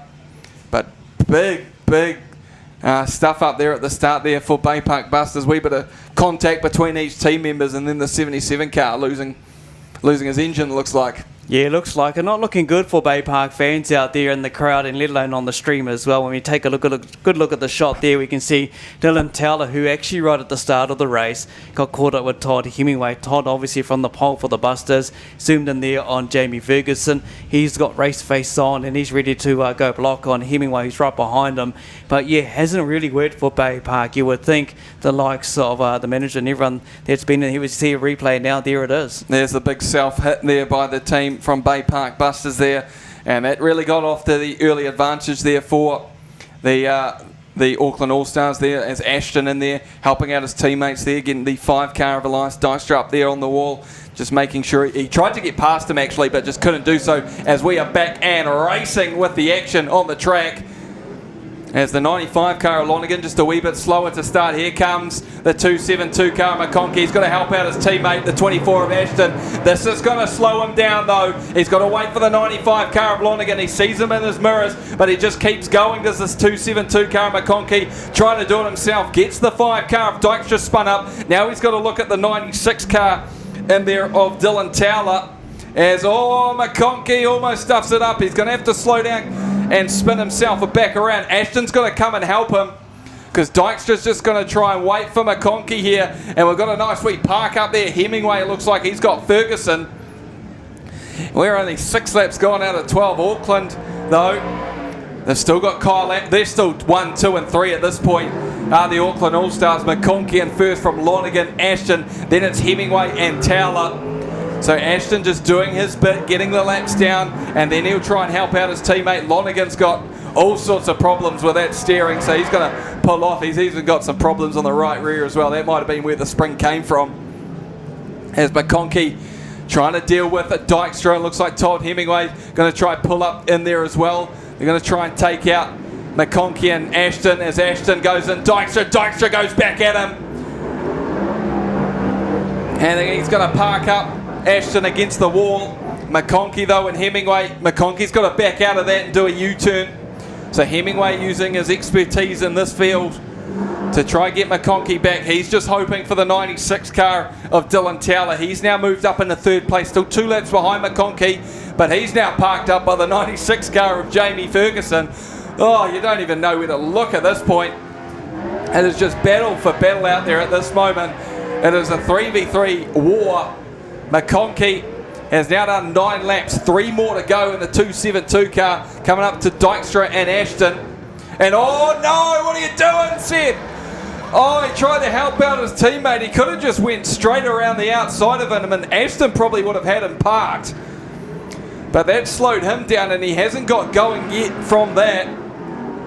So now Ashton's going to go and get the 96 car of Towler on corners number 1 and 2. Same with Ferguson. Ferguson tries to kind of spin himself out by doing so. McConkey's got back up and going again, but this is still a lead. It's still kind of dominant for the All-Stars, but they're making it work. Towler gets big hit there, up there on 3 and 4 as we go through 1 and 2. Dykstra waiting for McConkey. Can't quite get him that time by. That's going to be a white flag this time by for the 272 car of Seth McConkey. The Auckland All-Stars, your reigning defending champions, lead this one. Here comes, he's coming up to the 96 car of Towler, but he's got a teammate in behind him and Kyle Ashton, and Ashton's going to put the big hit on him. Can't quite get him done though, and now McConkey's going to try join in the fray on the 96 car of Dylan Towler. They've pretty much got to park McConkey as they put up Towler on the wall, but McConkey passes the checkered flag. Auckland take the race win for this one. In second place it will be the 24 car of Kyle Ashton from Auckland. In third will be the 99 of Todd Hemingway. In fourth will be the 96 car of Dylan Towler. And then in fifth will be the 5 car of Elias Dykstra. So 140 to 55 pretty much is the way they go for that one for Auckland over Bay Park. So at this point in time, that's a good race win there for the team as we go through the order. It was Seth McConkey for the Auckland All-Stars taking the race win from the 24 car of Kyle Ashton. Todd Hemingway and the 99 finishes third. Dylan Towler in the 96 car in fourth from the 5 car in fifth of Elias Dykstra. Then it'll go Ferguson, Lonergan, Alderdice, Ingram and Chatfield there at the back. But Auckland, they've come down the highway and they have put a nice wee victory up there. It was a hard one, don't get me wrong about that, but it was a dominant, but it was still hard though because Bay Park made them fight for everything in that. Bay Park never gave up. When you saw what happened right at the start of the race, as we see the defending champions, the Auckland All-Stars, go around with the checkered flag. Seth Rowe 272 getting home, and he didn't have it his own way too, Gabe. He had a lot of attention put to him, obviously from his former team as well. You know, he used to be a buster back in the day, and everyone remembers what happened way down in Palmerston North a few seasons back, but he's been quite victorious with the Auckland All-Stars. He's got a big smile on his face inside the car there, waving the flag to all the fans. So race fans, you know, give them a holler for your defending champs, and they're back here to put on a big show, but also to defend their title is the Auckland All-Stars. Yeah, looking at a few of them, I think Lonergan got out of his car because that thing ain't moving. That right side is absolutely toast on that car at the moment. There'll be a few wee bit of running repairs for that one as we take a wee bit of look at the highlights. There was Ashton and Dykstra going at each other there. Ferguson having to deal with Towler and Hemingway over there on corners number 1 and 2. And then a nice wee come together. It looks like it's Ashton and Dykstra as well. So Ashton and Dykstra were pretty much conjoined twins at the hip for that entire race. Here's another one. McConkey just said, stuff it, I'm going to try and take out some cars. Spun it up the 5 car of Dykstra. Well, he was in the lead, and that's when I think that's when a nice wee hit there on Lonergan happened, and this was the big one on Ferguson. Nice wee side there. Hemingway almost going over, almost tipped himself over there, as Lonergan there feeling the full effects of that right-hand side injury there. There's McConkey there trying to have a go there at Hemingway. And then Dykstra and Ashton yet again, and that was the wee moment there that I thought, oh no, this could change the whole tide of the race with McConkey going over, but couldn't quite get him fully over there. Was the Bay Park Busters, but a good race nonetheless. There's Ashton and Towler being an absolute menace out there. Was old Kyle Ashton in the 24 car, still somehow finished in second place though. Oh, exactly. He got hammered in the wall there, as you saw on the replay as well. But, you know, the Busters never gave up. They started off tough, as we see Kia Remnant coming in from the infield. Stefan Roygaard, no doubt we'll be watching his brother tomorrow morning when they take on the French, the All Blacks. That's a 9 o'clock start, but Stefan's got the car rolling on into the pit, so he'll get in there, catch up with Dad Dave and kind of get things sorted for maybe their next race. But a dominant performance by the Auckland All-Stars, who are the defending champions, as you see on the live stream. Check that out. What a crowd tonight here at Huntly Speedway for the big one. It's the Polar Cranes Superstock teams and also the 2J Engineering stock car teams. Speaking of 2J Engineering stock car teams, this is where say some families will be split in this one. It is Waikato versus Waikato. That is right. The draw done last night. The right machinery and attention to detail is what it takes to produce precision engineering. At Phantom Engineering, they can do exactly that. Whether it's a race car or trailer build, or even alterations, through to anything you need built for the home, your work, or the farm. Come and chat to our team that will take the hassle away. The right gear, the right knowledge, and the right team. Phantom Engineering, 317 Waihola Highway, Melbourne, New Zealand. If you break it, we can fix it. If you want it, we can build it at Phantom Engineering.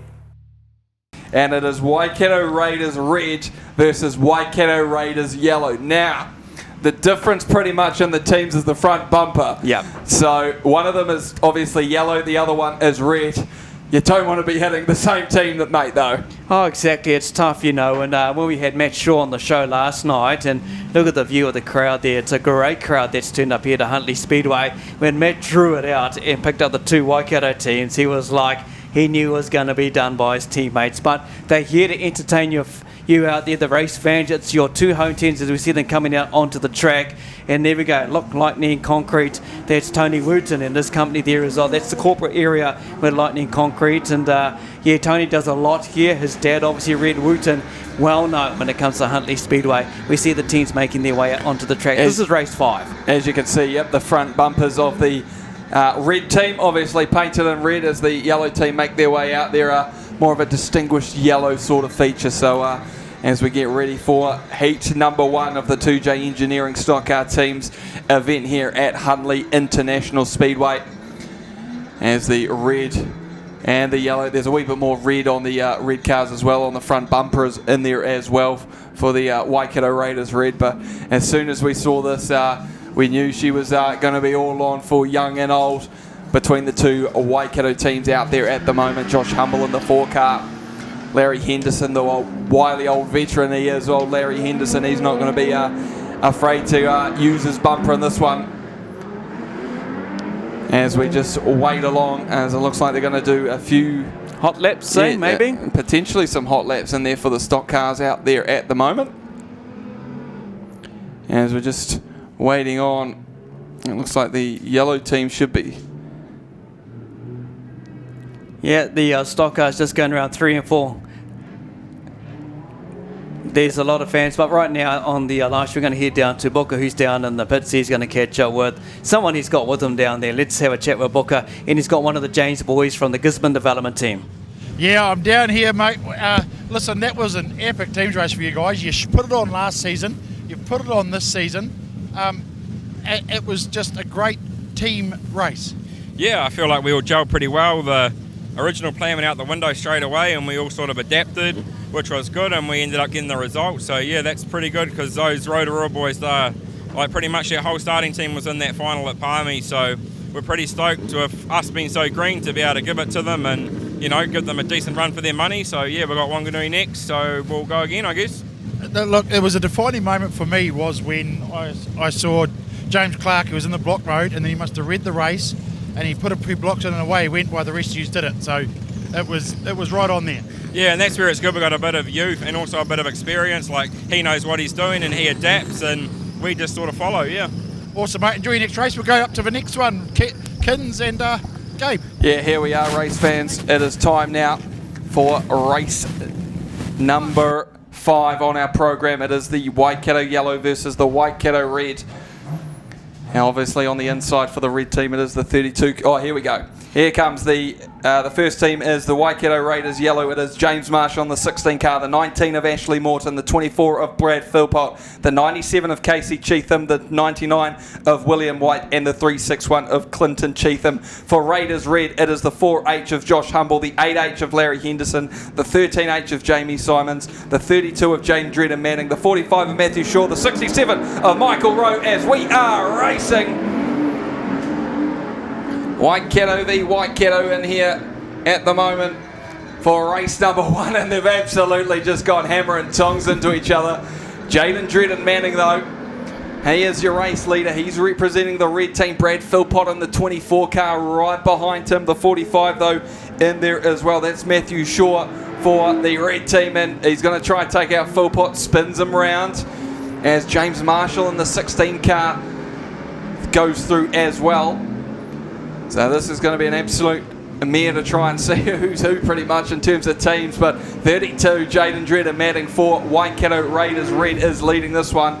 And Henderson and Simons putting the big block job there on the 361 of Cheetham and the 16 of Marshall. And Cheetham and Marshall just gang tackle him to the infield there for the races there. It looks like a wee bit of moisture there still on that grass. So Henderson was a wee bit slow to get going, as it looks like the 32 car of Jaden Dredd and Manning has actually been taken out there. So our new race leader is actually the 99 car of William White for Raiders Yellow. So just like that, it changes. Big hit there from Shaw on the 16 of Marshall, as White and Henderson going at it around corners number 3 and 4. Down the inside he goes. So William White in the 99 car leads it for Raiders Yellow. Second place is the 16 car out there. Oh no, it's the 45 car of Shaw. Then it'll be the 32 car of Jaden Dredd and Manning for the red team. So it is yellow, red, red. That is the way it goes out there at the moment. William White getting past his own teammate there of Clinton Cheetham. Here comes Brad Philpott and Larry Henderson going at each other out there as well. Jamie Simons coming into the fray. He's going to try and take out Brad Philpott on the exit of corner 2. Look at them all go. They might be technically club mates, but they're absolutely going hammer and tongs on each other out there at the moment. It looks like James Marshall's parked up there over on corners number 4. He's not going anywhere anytime soon, as Henderson and Philpott. And here comes the 45 car in there as well of Matthew Shaw. Going to try and join in the fray. Going to try and put Philpott to the infield. So he has to spin around. Jaden Dredd and Manning has parked up yet again. Where's the 99 car? There he is, William White. Remember, race fans, this is a 12-lap race. We're about to do lap number 8 for our race leader. It is the 99 car of William White. And second place at this stage, it'll be the 45 car of Matthew Shaw for red team. So there's not a lot of difference between them at the moment. And it looks like William White just gets parked up there as we go for a red light. And that'll be more so for the 16 car of James Marshall. Yeah, Larry Henderson getting a hold of William White, the leader in that race as well. I'll tell you what, you got to give it up to every single driver out there, how they do it out there tonight, Gabe, representing their club, Raiders, and the cars look the same. To have that good look, to look at the yellow and the red to define, you know, how it is. You can see, obviously, the bonnets that give it away and help you out there as a team going up against each other. But, man, William White was on the pace in that race. But the veteran, Henderson, has got him tied up there on turn 2. And you can even see when you look at the difference of cars there, Henderson and William White, they've got the rails at the back as well, a wee bit more redder compared to the yellow team in there as well. But we've got 4 more laps to go for William White. He's actually not your race leader. Oh, yeah. No, he's not actually. Yeah, he is. He's still a lap ahead of the 45 car of Matthew Shaw. Jaden Dredd and Manning was another one up there as well, so he's another couple laps down. But in terms of laps, William White's done 8, Shaw's done 7, Dredd and Manning has done 6, Henderson and Philpott have done for us. We go back and racing, and White and Henderson, I don't think they're going to be going apart from each other anytime soon. And Simons and Cheatham there. Cheatham's got an outside right front flat tyre. Obviously those rules don't apply to teams racing. And so he's just going to continue on his wee merry way as William White. He's got Henderson in behind him as we go for another red, and that'll be for, I thought it was, the last one was for the 16 car of Marshall. It's over on turn 3, bit of debris over there. Yeah, they'll probably be from Marshall's car too. He's just going to go for the old wall ride, it looks like, for the rest of the race. You know, maybe try be a little possum or something on the wall there, potentially. But it does show that William White, is still leading at the moment. Matt Shaw's on the same lap with him. Man, Matt gave a good shunt in there to their 24H just beforehand as well. You can see a good shot there. There's part of the debris, as you see there. They're just picking up from the track. They're making sure there's no debris. It's safety first for all the race fans that are around the track. They're looking at, there it is. He's going to... The 24H is looking pretty second-hand. Yeah, exactly. You got a net there, and Max out there as well, our Speedway New Zealand official on the infield, going around in their little 4x4 looking machinery, making sure everything's all quick and sharp. We've got quite a big track out there, so a wee bit of speed is needed. Just going to move one of the cars back. I think it's the 8 car of Larry Henderson. Even his one's looking second-hand as...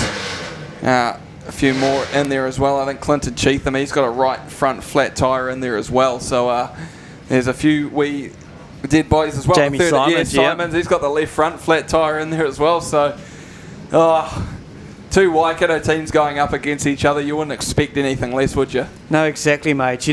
These drivers out here want to get selected for their main team because there's a big New Zealand Championship that's on the card. As we see the replay here, that's the shot Matt Shaw was talking about on Mr. Philpott there. So we're back in the racing. Yeah, back in racing. Marshall hasn't moved. Philpott is barely moving. He is looking like he's got a bunch of square wheels on that thing. There's a shock as well coming down as well, so he's not going to go very far.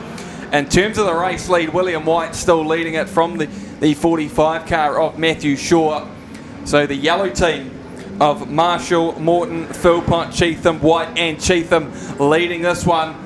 Only not by too much, though. Larry Henderson's going to have to go to block mow. That right front tyre's looking pretty sideways as well, as Shaw and Cheatham have a nice wee come together there on corners number 1. And it looks like Cheatham's just being an absolute nuisance to Shaw. Shaw's just going to be like, get out of my way. And then he'll try and get past as Larry Henderson waits for the 99 car of William White. Here he goes. He's going to try the big whoopsie. Oh, Simons tries the big hit on him as well, as Jaden Dredd and Manning just go straight past him. It is white flag too as well, race fans.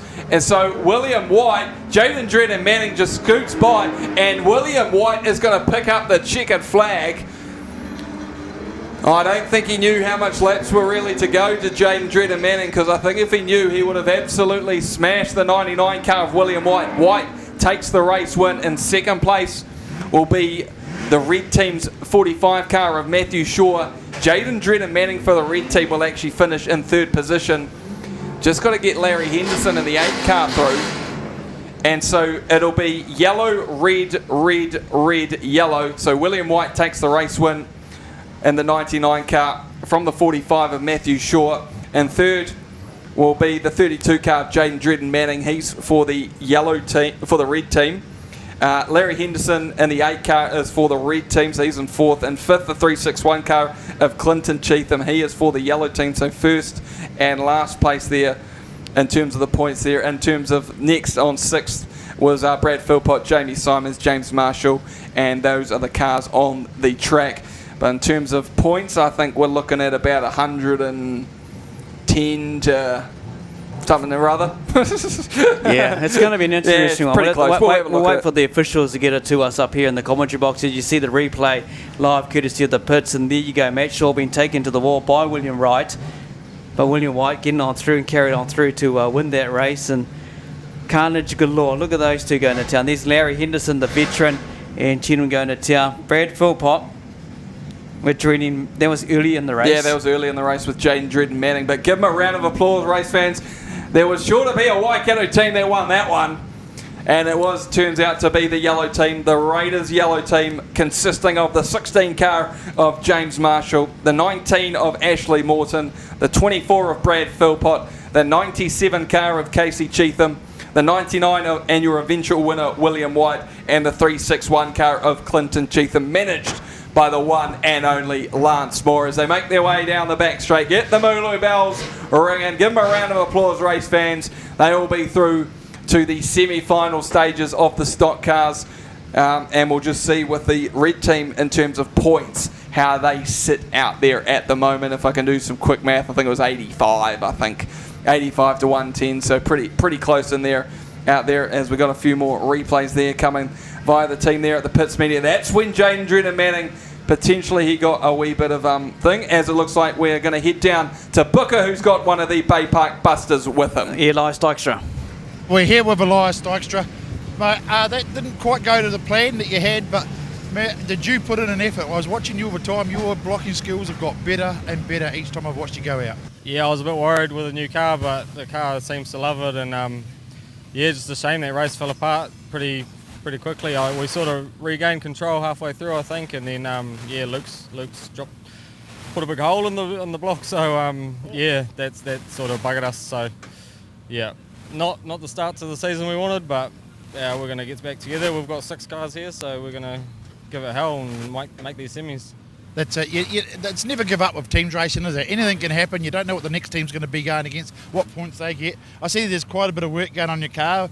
What's happened there? What are they cutting up there, mate? Oh, just a bar over the oil tank. It's been smashed into the oil tank, so they're just doing a little bit there, get it a bit stronger. But no, I don't think there's anything too major wrong with the car. We just had a couple of flat tyres and maybe some arms and shit. But I don't know. I haven't actually looked at it, to be honest. I just leave them to do it. But yeah, no, she'll be ready to go. It ran off the track, so she'll go back on. Hey, it's great having that people with you. You know, the crew that do it all. We'll quickly wrap it up. We don't have to wrap it up. I saw it was in my ears, so sorry, mate. Have you had a team debrief with the guys to see what you can do different next? No, it's all a bit frantic at the moment. We've got some majors trying to get these 2 cars, mine and Dylan's got a heap going on, so main focus is get these cars ready, and all the boys are good, no one's injured, so yeah, get these cars ready, then we'll have a chat and we'll get out there and do it again. But yeah, main focus is the cars. We can talk all we want, but if we haven't got cars to race, it's a waste of time, eh? That's it, Elias, and it's good to see you still got a smile on your face, so you obviously enjoyed the hell out of it out there. I love it. I'll sit on the pole line and get blasted all night. You love that, mate. Hey, listen, we wish you the best for your second race. Thanks for talking to us again, Elias, and yeah, I hope it all goes well for you. Yeah, hopefully. I want more than 2 races tonight, that's for sure. What did we think of that, Kins and Gabe? That was a pretty exceptional blocking by Elias, wasn't it? Yeah, exactly, Books. You know, he never gave up there as well, and Elias Dykstra doing what he does with the Bay Park Busters. Their next team race isn't until race 11 when they'll take on the Wanganui Warriors, so that's bit of still work to be done between there and now. As we prepare for our next race, this is race 6, the Auckland Alley Cats up against the Wellington Young Guns, brought to you by, obviously, the big sponsor for the Stockcar teams, 2J Engineering. Yeah, exactly. You know, we've got Auckland Alley Cats. You know, they've been here a couple of years ago and won the official Stockcar teams event, which they held last season. Yep. Obviously, Rotorua's holding that this season as well, so it changes all the time. So Auckland have come here, been there, and done that. But you got to think of the Wellington Young Guns. You know, the history behind the Young Guns down in Wellington is quite big when it comes to stock car teams. But they've made the trip, they had the big trip, and they've got it. They're actually going to get some racing under their belt. A couple of these drivers in the Young Guns have been to other tracks, but not many have had a chance to race at their home track. Obviously, you do feel for them. They've been struggling just to get some racing underway. As we have the teams here in front of us. Yep, the 2NZ car for the Auckland Alley Cats is Logan Pete, the 45A of Corey Baker, the 89A of Max Walton, the 92A of Carl Garnett, the 94A of Sam Wright, and the 208 of Blake Brooks. Their manager is Dean Mulholland. And the Wellington Young Guns is Ben Ellis, the 10W, 20W, Tim Parker, Sam Parker, his brother, 31W, and Darren Gray in the 62W. 64W is Wayne Hargreaves, and that is your Wellington team managed by Hilton Parker. Looking forward to it. Good to see the team from Wellington. I know they've been struggling to get some racing time in there. down at their track just because of rainouts and stuff like that. We're just going to see what the go is here, and it's just frantically looking around. Potentially there might be some... Yeah, that's Sam Parker with his dad there, the manager of the team. That's Hilton Parker there as well. Obviously, just addressing something. There's something can't be going to grateful young Sam and the Stockcar there as well. The two boys, the Parker boys, Tim and Sam, both have Superstocks, and the show we did the other night too. Looking forward to bringing the Wildcats back, and race fans, they will be back at Palmy come February, so look forward to that as well. But the focus here under the 3-minute bell, as we just see Hilton talking to his son there, we do have the 94A there of Sam Wright, just been addressed by the pit there as well. Could be tightening of the belts before the team race gets underway. We'll just wait and see what is going on there. But counting time, 3-minute bell for one of the Auckland Alley Cats. Yeah, Sam Wright, he comes to Huntley Speedway quite a bit actually, this old Sam, and he'll know his way around this track like anything here. Just a couple of last minute preparations, getting the car all ready to go as he makes his way around corners number 1 and 2. Look at that new livery as well from the Auckland Alley Cats, looking absolutely spectacular, and they're nice wee blue and white representing those the double colours of Auckland up there, the blue and white. What were you going to say then, mate? Oh, I was about to say tricolours, but that's something wrong, wasn't it? Anyway, we'll go back to the grid draw anyway. Off the inside, it will be the 10 car of Ben Ellis. On the outside of him, it looks like it's going to be the 92A of Carl Garnett. Grid 3 will be the 2NZ for Auckland. It's Logan Peat. Grid 4 will be the 31W of Sam Parker. Grid 5 will be the 62W of Darren Gray. Grid 6 will be the 45A of Corey Baker. Grid 7 will be the 94A of Sam Bright, and Grid 8 will be the 21W of Tim Parker. So non-starters in this one for Auckland will be the 89A of Max Walton and the 208 car of Blake Brooks. In terms for Wellington, it'll be the 64 car of Jamie Hargraves, who sits this one out. The old Battle of the North Island, the old Auckland-Wellington rivalry commences here. It is race number 6 on our program, brought to us by the team at 2J Engineering.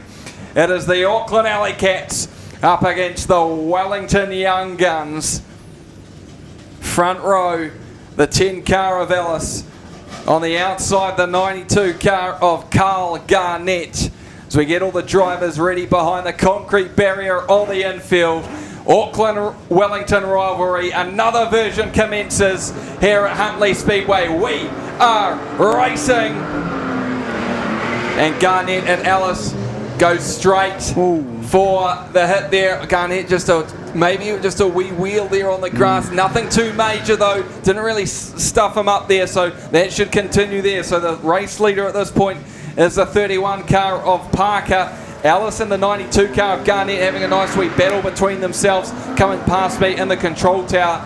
It looks like Sam Wright has found the 62 car of Darren Gray as our race leader Sam Parker spins it up. So that's going to... Oh, another wee spin up there. Wright and the 62 car and there of Darren Gray having a nice wee spin up, but the race leader now will be the 92 car of Carl Garnett, and he's being attacked heavily by the 10 of Ben Ellis, who's actually in second place at the moment. So our two leaders, and Garnett's going to get put up the wall just like that, and he's going to continue him on and keeps going, and he's showing the fans the underside of that carriage of the 92 car of Garnett. As we continue racing, still the green lights are on, so Ellis is just going to park his mate there. So your new race leader is going to be actually the 2NZ car of Logan Peat for Auckland as we go to red light, and that'll be for Garnett. Ellis steaming him up against the wall. Race fans, just take a wee bit of a moment there. Stand back from the fences, please, race fans, as we get do some damage there. Ben Ellis, welcome. Ben Ellis, no slouch when it comes to Stockcar teams. The kid lives for Stockcar teams, and giving it to Garnett there as well, Gabe. And as we can see, he's up against the wall. But at the moment, here you go. Check out the replay. This is the hit. Ellis lines him up, keeps Garnett, who was leading the race, on turn 1 coming out to turn 2. Garnett's just got the foot down. Then you see Logan Peat go through on the inside to take over the lead of the race there as well. That's how it unfolded. What a hit by Ellis. He'll be smiling in the in the car at the moment as well. But Garnett won't be happy with that one. Obviously, with the leading race, and obviously he was trying to go around the outside. Not the thing you want to do, especially when you got a car on your bumper going into turn 1 and 2. But I hope you're enjoying it. But we're just going to wait and see if we can catch up more with some of the other drivers from the earlier races as well. So we'll see if we can catch up with a few of the drivers and have a bit of a chat. Maybe. We'll just keep you posted, race fans who are watching live, courtesy of the Pits TV. And we're going to head down and catch Craig Booker. Booker's down in the pits, and Jack Myers and Trent James with him. Yeah, thanks, Kins. I'm down here with Jack Myers and Trent James. First of all, Trent, your first time out for the Panthers. You get to win the race. You put probably one of the biggest hits of the night in. How was that for you? Oh, that was a great start to the team's racing career, I suppose. Yeah, all the boys went out there, stuck together, managed to get the job done, and yeah, great. I see you had a quick debrief, so it was all positive? Yeah. A couple of things to work on as well, but yeah, that's just the only way you learn is by getting out there and doing it. Absolutely. Look, Jack, young fellas coming to the team yourself. I watched you block in there with heaps of experience. How was that for you? No, the team did good. Obviously, we just had an unfortunate one with William, just having a little mechanical problem, but we'll get that sorted here now, and all the cars are good to go. You know, everybody gelled right from the get-go, and had a little swing of luck go our way, which is always a good thing, obviously. But yeah, Trent and Mike, you know, for a couple of young guys into the sport as far as teams racing goes, they were straight onto it. Yep. And Mike didn't give up either, did he? I mean, the car, I didn't see it, but he ended up going right over back on his wheels. Got to keep going. How's he after that? No, he's buzzing. Yeah, that's what it's all about. You know, get all fizzed up like that. But yeah, he got a game plan was for him and Trent to get going, and yeah, obviously got a flat tyre there, so he flicked the switch and went into block mode, which is good. You know, just got to adapt as the race goes on, because you can have any plan and it all turns to custard on you. So you just got to adapt as you go and do what you need to do to get the job done. Absolutely, Trent. That would have been a huge learning curve for you, that race. You're always learning as you do, but you're happy with your performance of that one? Yeah, can't complain of it. Pretty happy with how I done. Just carry on, keep working more and more. Okay, so we'll let it that. Well done, guys. Congratulations on the win. I wish you the best for the rest of the night, and looks like a great start for you in your teams racing career, Trent. Yeah, thank you. Thanks, Jack. Yeah, cheers, eh? Okay, we're just going to come around here and quickly wish happy birthday to, who is it, Stiffy? Mel's brother. Happy birthday to Mel's brother. Cheers, mate. Turned the big 30, so yeah, here at Huntly Speedway. Thanks, mate. Hey, kids, what do you think of that with Jack and Trent? What a performance by those two, eh? Oh, definitely the young man learning from a veteran of teams, and he done the job right well, Box, and just ran. He just kept running and running.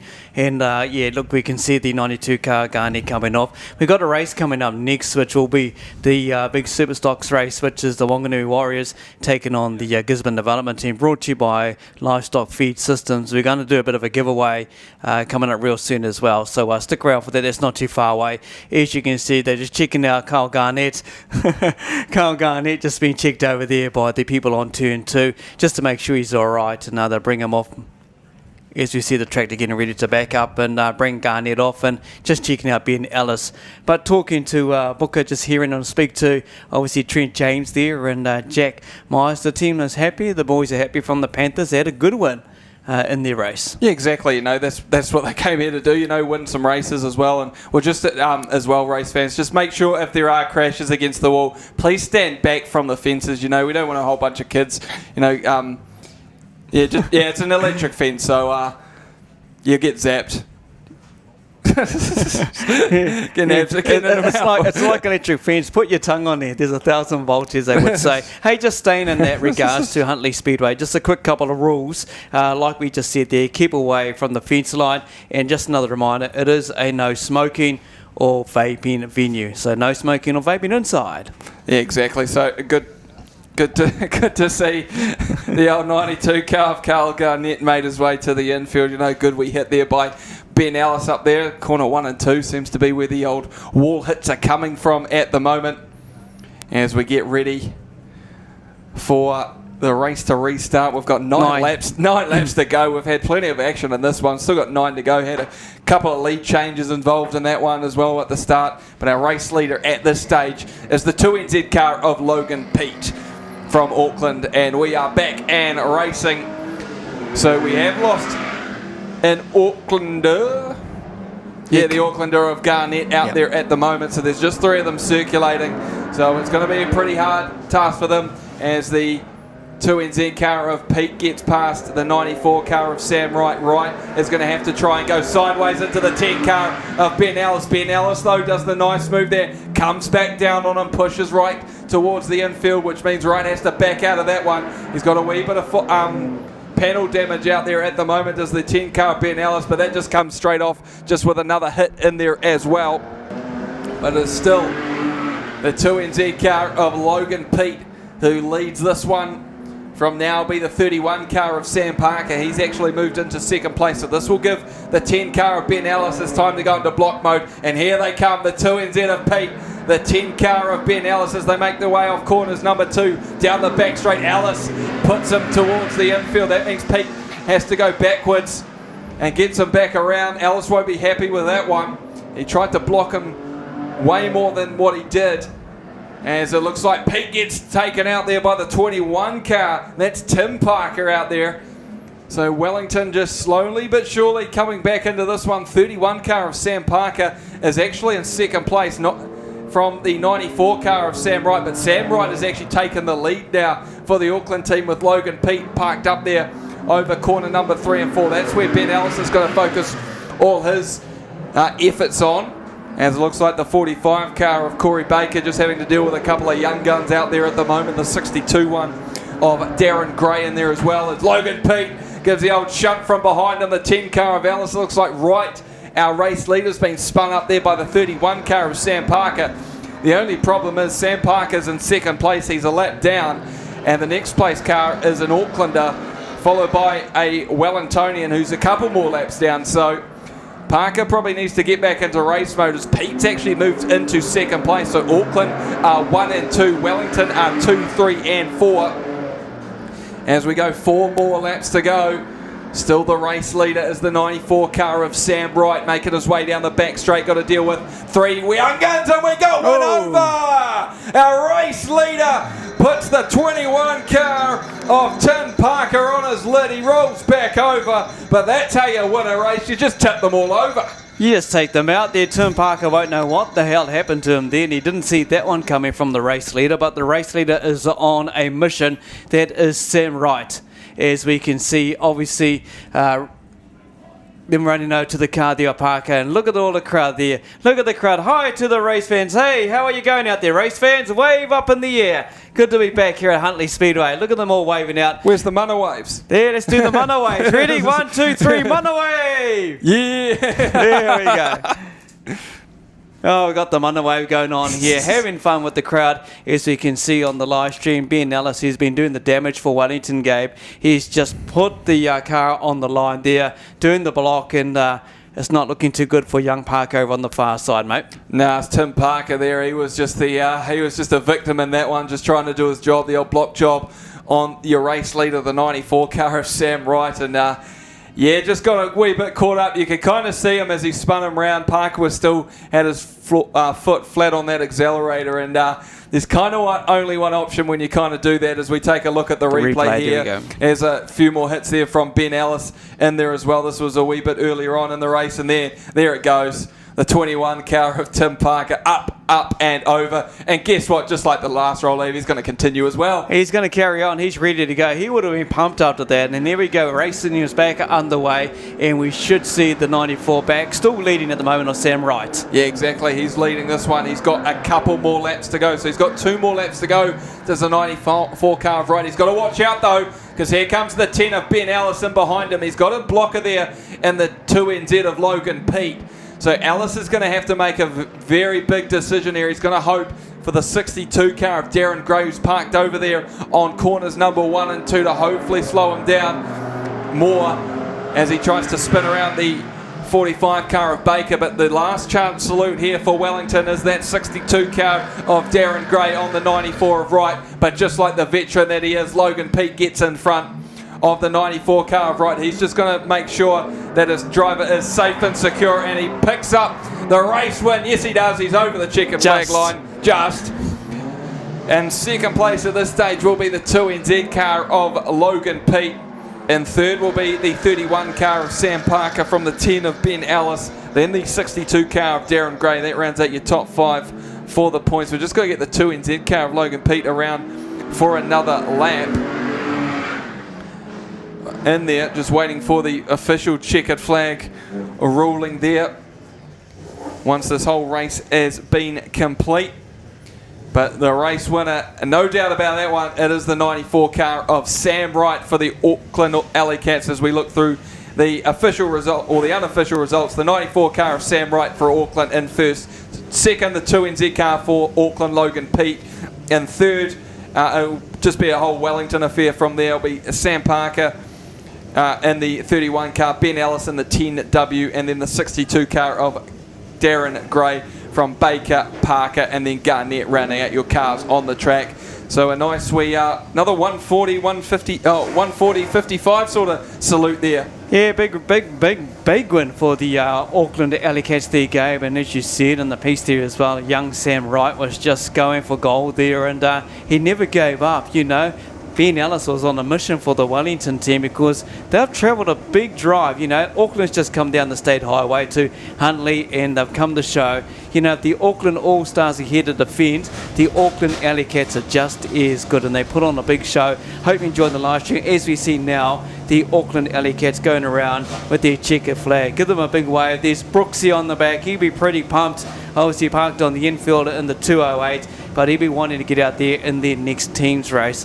As we see, look at that, Gabe. They're just celebrating, big smile. Give them a big round of applause, race fans, as they come around turn 2. Trying to get the crowd up there as well as the old Brooksy there on the 94 car as well. A wee bit of attention around the 2NZ car of Logan Pete there. He might have got a wee bit of a whoopsie there on just at that end hit there, involving the 94 car of Sam Wright. So hopefully Logan's all good there, just double checking or triple checking really, making sure he's all okay as we take a few more replays there, courtesy of the team there from the pits media. There is the big hit there from Ben Ellis on Garnett, just put him up and on the wall, showing all the fans there the undercarriage of a stock car. Nicely done there.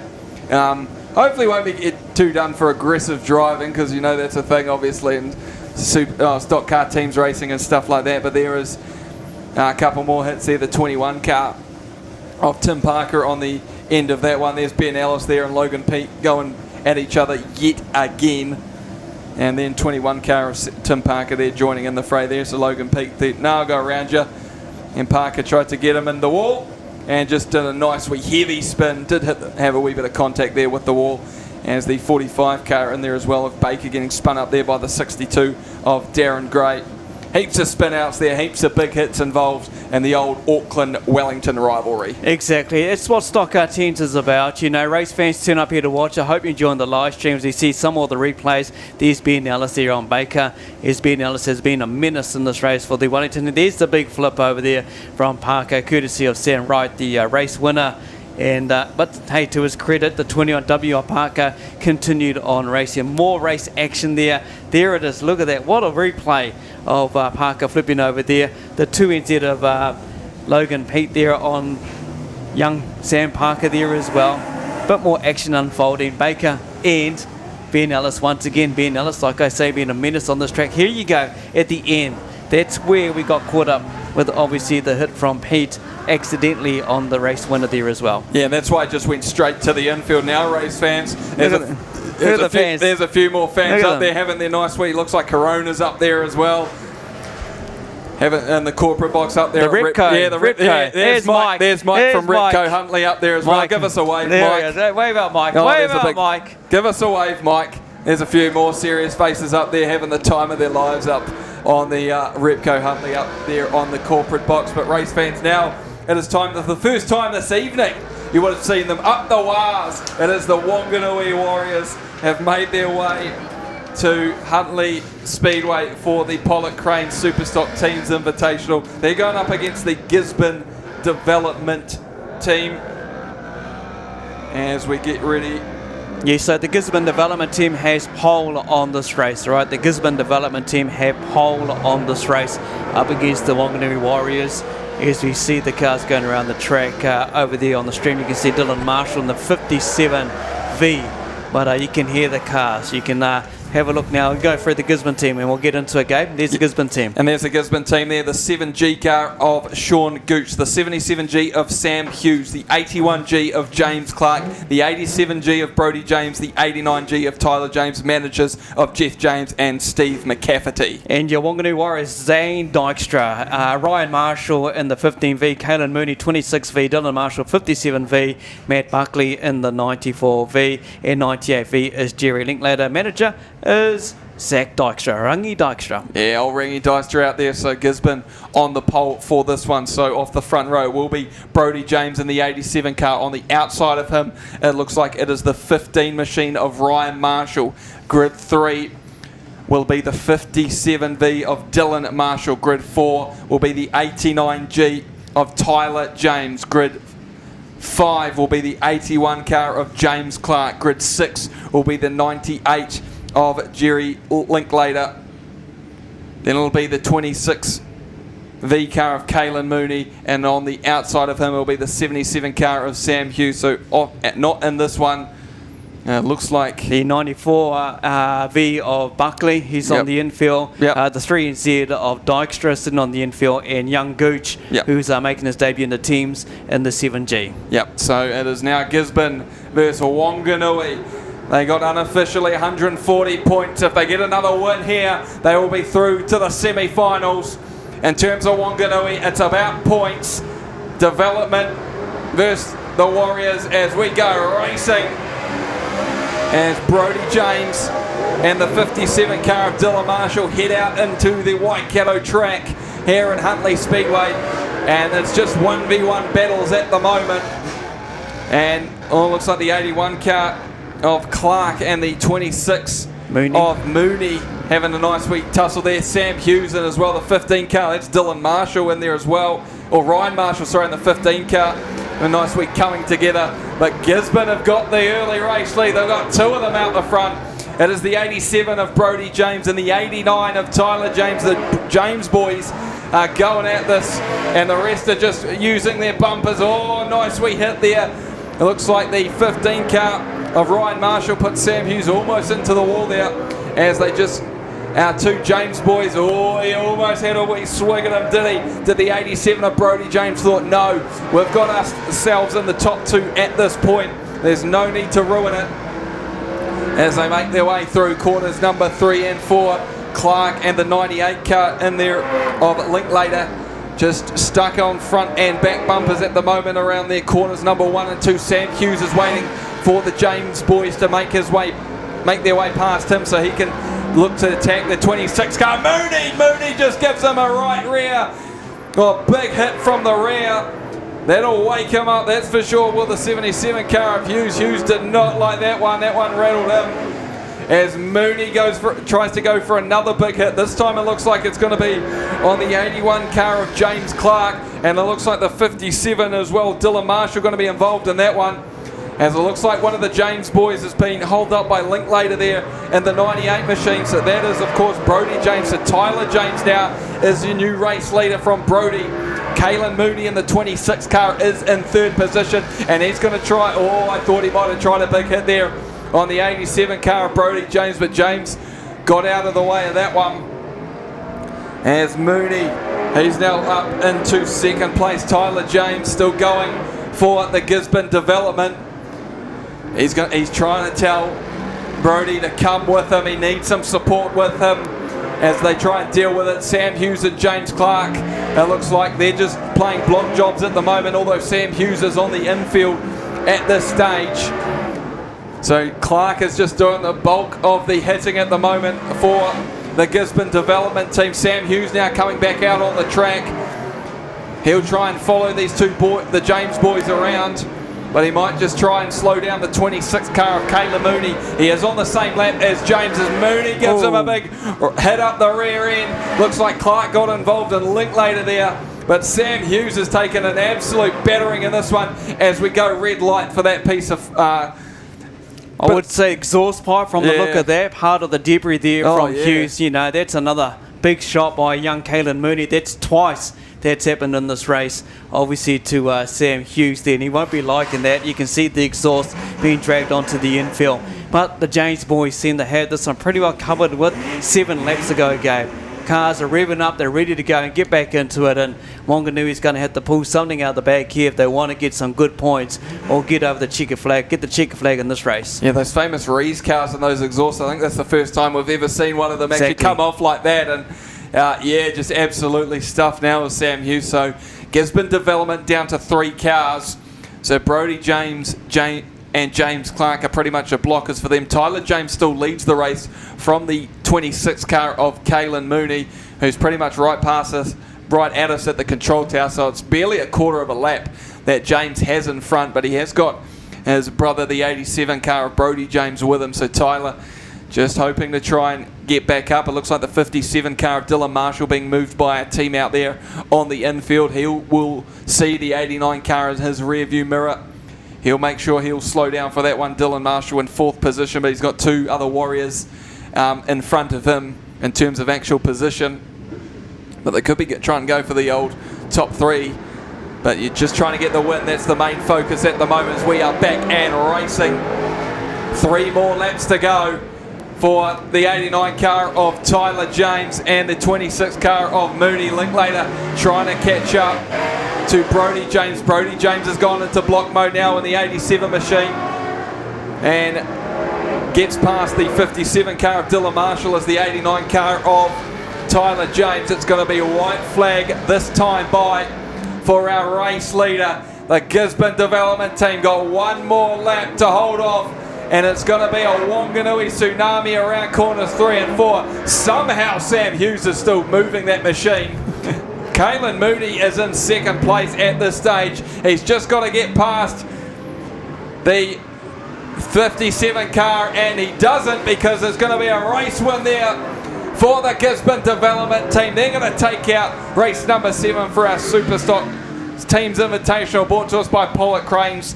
In 2nd place will be the 26 car of Caelan Mooney from the 15 of Ryan Marshall, then the 87 of Brodie James, and then it'll be the 57 car of Dylan Marshall rounding out your top 5. But another race, another victory for the Gisborne Development team. As we see the results there on the live stream, and it says, as you read, Tyler James winning that race, 89G, followed by Caelan Mooney from Wanganui. Also, Marshall there. Brodie James in 4th. Dylan Marshall, 57V in 5th. James Clark, good blocking from him in the 81G. And Jerry Linklater for the 98V comes home 7. Sam Hughes, who never gave up, lost his exhaust pipe, will come home at the end in the 77G. Now we've got a bit of a competition for race fans. This is actually available up at the fan van.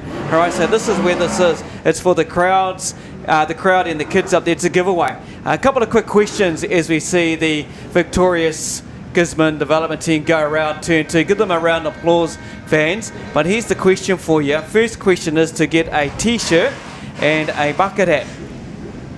What are the names of the 2 brothers in the Gisborne Development team? What are the names of the 2 brothers in the Gisborne Development team? It's for 2 kids. This is 2 kids. Go up to the fan van and tell them your answer up there. Once you get up there, tell them you want to answer the question, what are the names of the 2 brothers in the Gisborne Development team? And you will get yourself a t-shirt and a bucket hat. So that's for the 2 kids. Yep, and I think we'll do the other one a wee bit later, I think, as well. But yep, we were naming them pretty obvious, consistently throughout that race there. So the 2 brothers who are part of the Gisborne Development team, who are they? What are their names? And we won't do the numbers, obviously, that's a wee bit harder. But yeah, who are the 2 brothers that represent the Gisborne Development team? You'll win some nice wee goodies there, a t-shirt, a bucket hat, and stuff like that. So prize 1, prize 2, couple of prizes. Then we'll do a wee bit later on when they're in their semi-final. I think we'll do it after their semi-final because they will be in one of those semi-finals with 2 W's to their name. I think the points probably was about 110 to 75 or something. Yeah. We'll make sure we'll have a look at that when it comes to about the Golden Oldies time to make sure that we've got all of us ready. In terms of the next race, we're straight back into it. It's more 2J Engineering Stockcar Teams events. It is the Bay Park Bulldogs going up against the Miani Maulers. Looking forward to this one. It doesn't matter how hard the job is, we suck it up and get it done. No matter how dirty our hands have to get, we suck it up and get it done.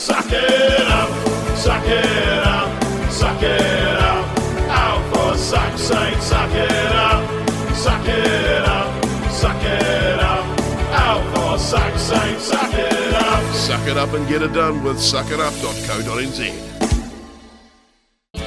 The St. Nicholas is a familiar sight around Bluff as she steams out to capture Can-Do Fishing's famous Bluff Kinner. Once caught, the Kinner is brought back to the purpose-built factory in Bluff where it is processed, packed and shipped fresh to you. But that's not all that Can-Do Fishing can do for you. Try some of their green-boned fish or delicious power products and you will soon see why seafood from the Bluff is world famous. So head to your local fish market or supermarket and ask for Can-Do Fishing Kinner, fish or power. Can-Do Fishing, there's nothing we can't do for you. The Bulldogs and the Maulers. We've been talking to a couple of the Bulldogs earlier on in the season. You know, it's looking pretty good. They're very happy with how they're trucking along. Yeah, exactly, Gabe. You know, the Bulldogs are excited, and we're going to take a little break just for a few minutes.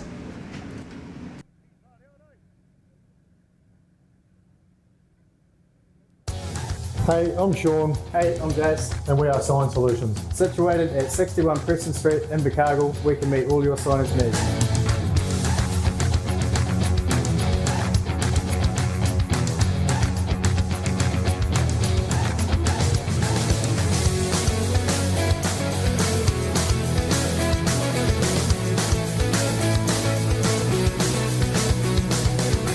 It doesn't matter how hard the job is, we suck it up and get it done. No matter how dirty our hands have to get, we suck it up and get it done. Suck it up, suck it up, suck it up. Out for suck's sake, suck it up, suck it up, suck it up. Out for suck's sake, suck it up. Suck it up and get it done with suckitup.co.nz. Finding the perfect home felt daunting until I met Bianca Mudge. From the moment we connected, she made the entire process seamless. She listened, understood exactly what I was after, and found the home of my dreams. Every step from the initial viewings to signing the papers was effortless, thanks to Bianca's expertise and dedication. With Bianca by my side, I didn't just buy a house, I found my home. Ray White Chemis Brothers, licensed REAA 2008. Rightio, race fans.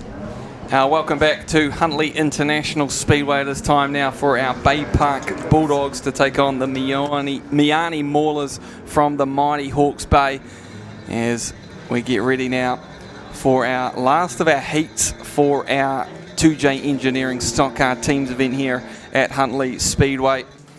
Obviously the entire thing as we got our teams here on the program. There they are, and it will start with the Bay Park Bulldogs. It is the 6 car of Vincent Mortimer, the 31 of Chloe Ingram, the 26 of Bryce Carter, the 87 of Ash Henstock, and the 915 of Hadley Dixon. Manager is Shane Morgan. In the Maulers, Miani Maulers, Ethan Dorwood, 10B, Leroy O'Reilly. Happy birthday, Leroy, 75B. It's his birthday today. Gibson Tout, 78B. Willie Stevenson, 85B, and the 86B of Bradley Singer. So that's the team managed by Travis Dorman. Yep, looking forward to... Yep, looking forward to this one here. Miani Maulers have been up and down the country many a time, this team, and they've just gone from strength to strength of the Bay Park team. Pretty new to the team's events around here in the stock car teams, but looking to right some wrongs here and put some people up walls, especially Hadley Dixon. Yeah, Hadley Dixon, you know, he's always good for a laugh, mate, and he just loves teams racing. He's kind of just put the car together and got it going because he's been busy with his young son, Bryden and his little mini stock stuff and getting out there doing that. But, you know, these guys live for a 26M, Bryce Carter out there in the team. Another birthday guy. So two of the members from two different teams celebrating their birthday today. See Bryce out there, and you go down in the pits later on see Leroy, wish them a happy birthday. There's a few actual drivers having birthdays around the track as well, and they're just the two that I've got word of at the moment. There is one other there, and I'll just quickly whiz through and see if I can find who the other one is. Just quickly. It is Michael Rowe, the 67H. Yep, obviously Michael Rowe there. We've got the 3-minute bell for a Buster and a Morley there. It looks like the 31M car of Chloe Ingram just getting a wee bit of attention to her, and I think it's the 78 car of Gibson Tout in there as well. So 3-minute bell for a couple of cars there. This will just be tightenings up. I don't think the sun is an issue anymore, so I think some of them are... Oh no, they're still taping up the side of them, even though the sun... Oh yeah, it still will be an issue. It's just not really coming straight down on the track, but when I look at the sun myself, yep, she's still pretty big and bright up there. And the coming off corners number 4 as we get ready for our third heat of the stock cars here. Just waiting for the 3-minute bell, and to be fair, it's the quickest 3-minute bell we've ever seen pretty much, because they're done within a minute out there at the moment. There's our tractor man out there just seeing if they need a wee bit of a lift up, because there might be stuff underneath the cars there as you got to... Another birthday shout out, mate. Yeah. Another birthday shout out. This is sent to me from Emily that Marcus, it's his birthday today. So big shout out to Marcus. He's up there in the Repco box. Wave out up in the Repco box up there, and Marcus is celebrating his birthday up there. There they are. Look at them jumping around, doing a big jump around, enjoying themselves. And as well, yeah, we'll just make sure we don't do these shout outs like we did last weekend, because yeah, we got an angry Fiona last weekend, so yeah, that's all the shout-outs we'll do for tonight. Oh, Marcus Tid's up there. Marcus Tid's up there. It's his birthday. So, yeah, we'll just make sure that, yeah, that'll be the last of the shout-outs for tonight, because otherwise I actually want to get back to Nelson. I don't think I'd be leaving alive anyway if we did that again to old Fiona out there or down there working pretty hard at the moment, having to deal with all this Superstock and Stockcar teams chaos out there at the stage.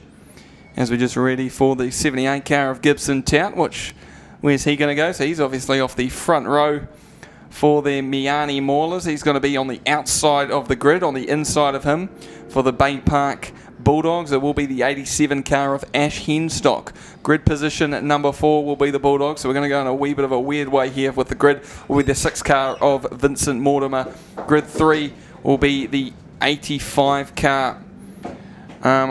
Will be Willie Stevenson. Grid 6 will be the 10 car of Ethan Dorwood. Grid 5 will be the 31 car of Chloe Ingram. Then the 75 car in there as well will be Leroy O'Reilly, and then the 915 of Hadley Dixon. Off the track will be the 86 car of Bradley Singer for the Maulers, the 26M of Bryce Carter, and the 94 M out there as well. So here we go, race fans.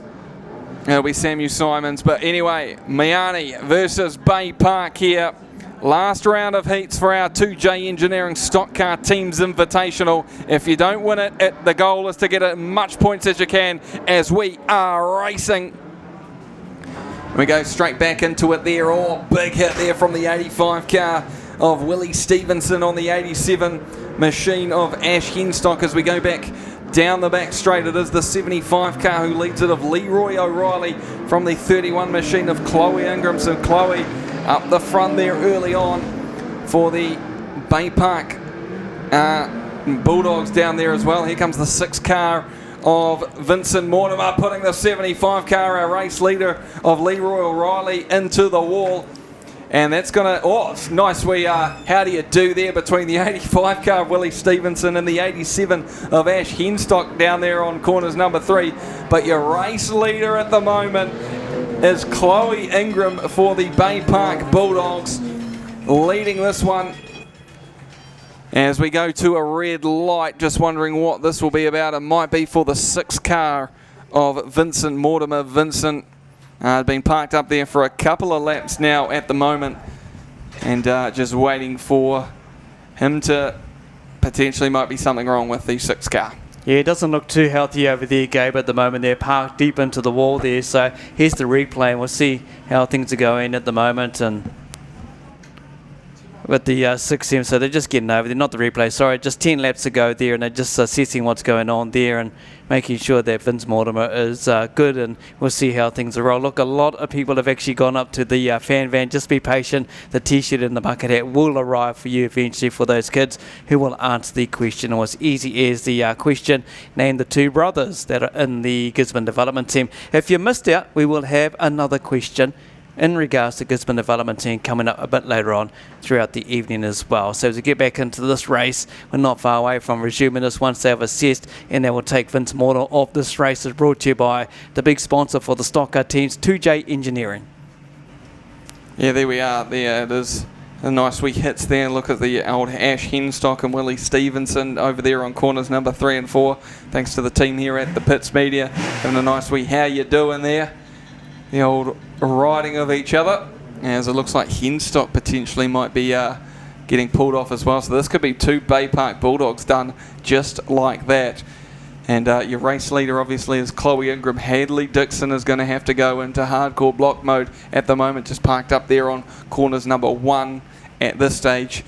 But it could be a 4-on-2 mauling. See what I did there? Literally. Yep. Yeah, you got it right there, mate, with the Miani Maulers. And you got that one pretty well on target there. And the Bulldogs aren't looking too good out there, like you say, even though Chloe Ingram is out there in front in the 31M. It is, kind of falling apart, unfortunately, for the Bay Park Bulldog fans out there. They come with a bit of hope, they come with a bit of laugh, and Hadley's a bit frustrated down there on turn 1. He wants to get back into the action and, of course, try and go block mode for Chloe Ingram there. Going into turn 3, you can see Chloe is leading the race at this stage, but right behind is the birthday boy of Leroy O'Reilly in the 75. He's on at the moment turn 2, just getting ready to wait for the green lights to go there, Gabe. Yep, looking forward to this one here. Ready to get this one kicked back and start. We've only 2 laps gone out of 12 as well, so not looking good for the old Bay Park Bulldogs. But here we go back and racing. And one of them started going. Hadley Dixon hasn't unfortunately moved his car. He's just waiting probably for the teammate of Chloe Ingram. And Chloe's going to have to get her elbows out. She spins up the 10 car of Ethan Dorwood up there on corners 1 and 2. She's going to have to start using the bumper. Hadley Dixon's going to be absolutely smiling under the helmet with all the contact that's going on with him. Chloe Ingram might be a wee bit of a different story. She's going to be fully focused on this one as she tries to get this 78 car of Gibson Tout out of her way. Better watch out, because here comes the 75B car of Leroy O'Reilly, who actually takes the race lead for this one for the Maulers, as Dixon, and looks like he's got one of them parked up there on corners number 2. Yeah, definitely. I think Hadley needs to get some action back out there, let him go and start getting into block mode. Chloe's at the moment coming in second, as you say, and leading is Leroy O'Reilly. So we'll have to wait and see what Hadley's going to do over the far side there out of turn 2. But it's looking like he's just going to cruise the pace at the moment, does Leroy O'Reilly. Has he got a few issues over there on the back straight? Yeah. Race leader, he's coming to a bit of a stop there, unfortunately, for the Miani Maulers. So this could change all of a sudden, as we may see Willie Stevenson, or was it going to be Chloe Ingram? Yes. Might be Chloe Ingram, mate. Yeah, it's still going to be Chloe Ingram who leads this one at the moment, but that's a big out there on Leroy O'Reilly. So Ingram has regained the race lead. Hadley Dixon did eventually let go of Ethan Dorwood. Still pretty much going straight at him though, but as the 78 car is becoming a real nuisance for the 31 car of Chloe Ingram. That's obviously Gibson Tout there in the 78 machine as Hadley Dixon. Chloe Ingram is just getting her elbows out. She doesn't want to go too close to that wall though, so she backs it off. Nicely done, Hadley. All the Bulldog supporters down there telling Hadley Dixon, get on with it. Don't want any of the stuffing about now. You've got to start to help your teammate. Hit. There we go. The big hit there. Well, not really massive, but it's enough there to help out the 31 car of Ingram. Ingram just better off going. Unfortunately, gets parked up there by the 10 car of Ethan Dorwood. She's still your race leader, but now it'll be the 85 car of Willie Stevenson, who is your race leader at this point. Chloe Ingram just got to do the big wind off there, try and get the 10 car of Dorwood off his haunches there. Get him into the wall, get past him and make it move onto it. Hadley Dixon dealing with the 78 car of Gibson Tout. Ingram just better off going there. Big hit there from the 10 of Dorwood. That's going to park up Chloe Ingram. And Hadley Dixon's going to have to make his way around. Oh, Chloe Ingram just gets straight out of there. Gibson Tout looks like, big bit of contact there between Stevenson and Ingram. But Ingram is showing what she's worth out there at this point as she makes her way around the back straight. Willie Stevenson, though, is still your race leader for the Maulers. There is 2 more laps to go this time by, so we're done 10 out of 12. So Chloe Ingram needs some support. She's pretty much got not too much from her teammates this time by. The 78 car, though, of Tout has been an absolute nuisance in her side. This race finally gets him spun up there, sending him back around as we go. Still racing at the moment as it's white flag for the 85 car of Willie Stevenson. Willie has led this one from about lap 7 or 8. They had the numbers advantage at the Miani Maulers, and they're going to pick up the race win. Miani Maulers win race 8 on our program for tonight. In second place, though, is going to be the 31 car of Chloe Ingram. What a drive from her. Honestly, race fans, give her a round of applause too. What a race from the young lady. In third place will be the 78 car of Gibson Tout.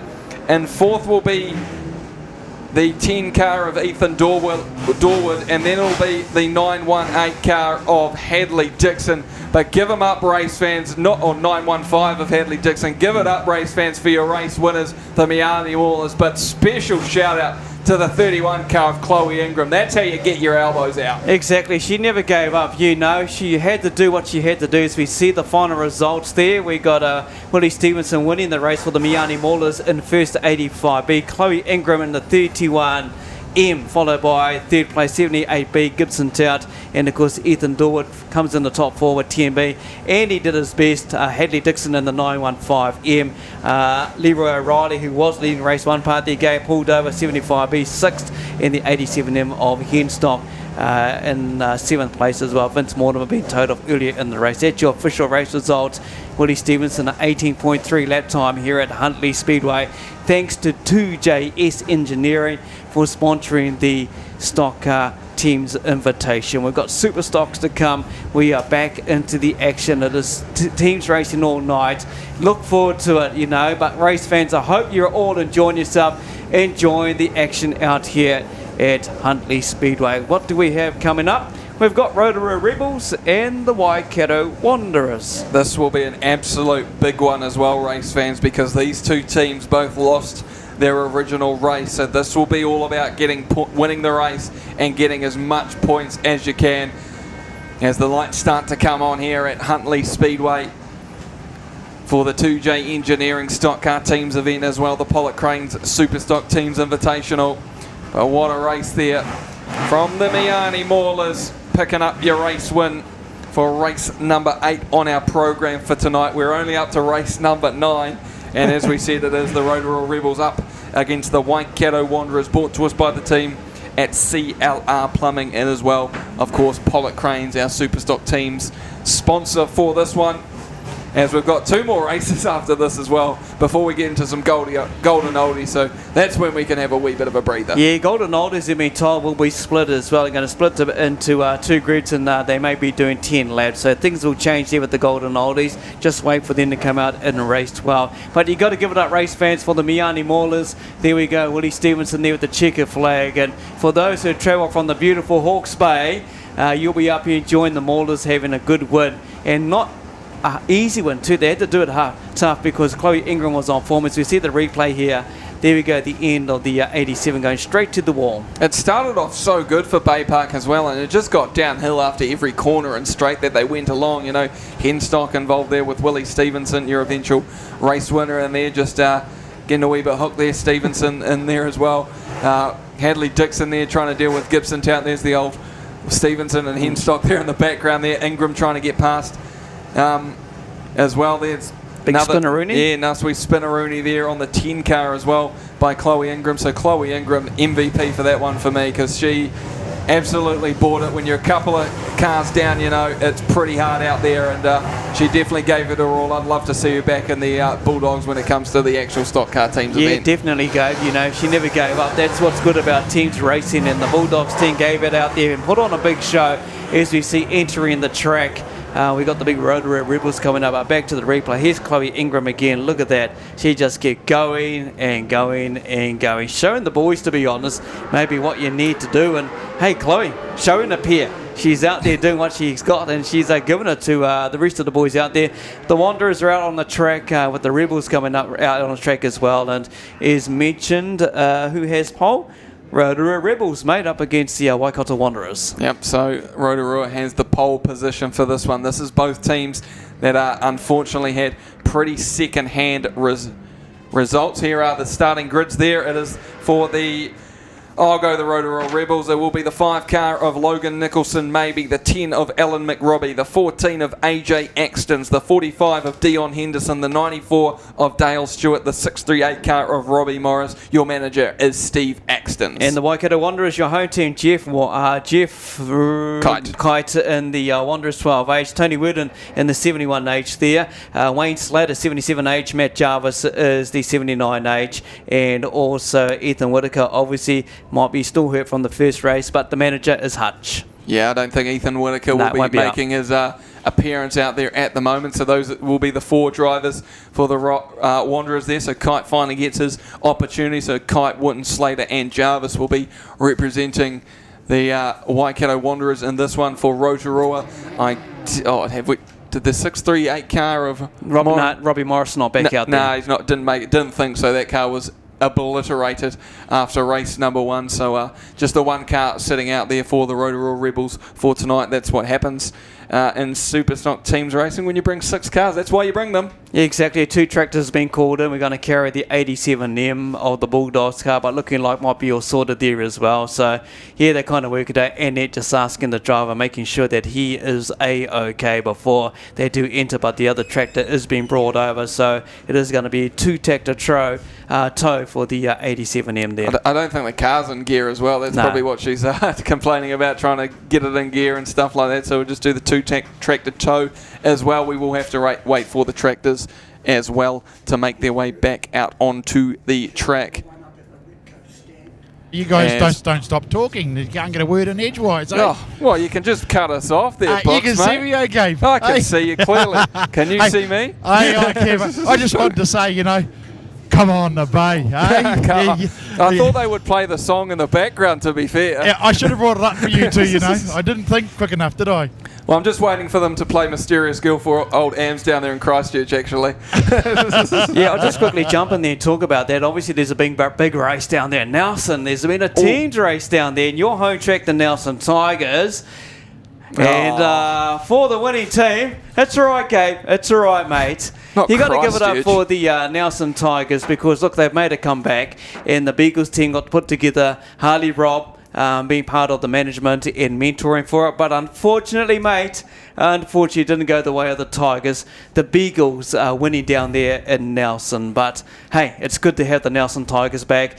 Bring it 2 to 3 years. We could possibly see them there in Palmy. Yeah, give them a couple of years to get all sorted out as well, to get the old rivalries back up. I know they had one in quite a while ago against Palmerston North as well. Yeah, get the Christchurch Glen Eagles as well as the Beagles team as well. I'm really liking this initiative from a lot of teams out there at the moment of having a development team. I think they should be allowed at the Superstock teams in Palmy. I'm just going to say it out there now. Let them race. Have more teams, bro. That's awesome. That's what we want to see. Well, I'll give you Bruce Robinson's phone number. You can give him a ring, mate, and have a chat with him. But you're right. It is about the development because the young men and girls are keen for teams. As we saw Chloe Ingram out there in the previous race with the Bulldogs. But, this is the event we have now is part of the development for this. And like you say, they're ready to go. And if the Beagles can put a kind of Christchurch team together, good to see the Tigers back under the guidance of a legend with them, Shane Harwood and many others.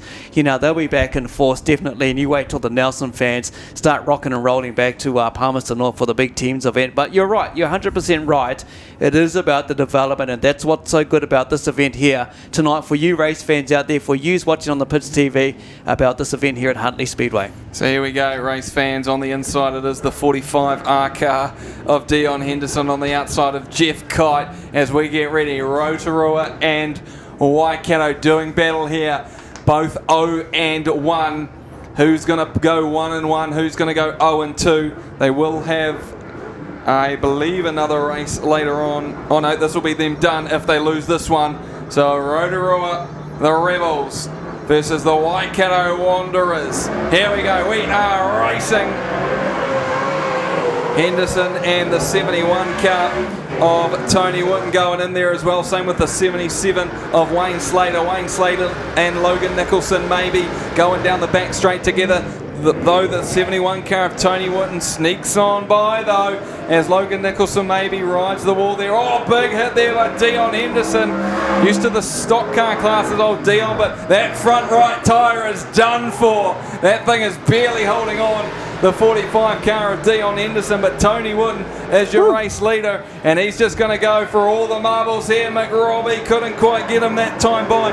Pulled out last minute as Tony just tries to, oh, we got one over, and he's up on his side. It is the 79 car of Matt Jarvis. Well, that's payback for Mike McCarthy earlier on in the night. That's what happens. You roll someone over, you get rolled over. He ain't going to come back from that. Where Mike McCarthy did come back from his race, he got to carry on, but Matt done. He's just done it there. And Matt Jarvis, sorry, he's just done it there. And look at that. Look at the 14 right next to him. That is AJ Axtons. He'll be loving it.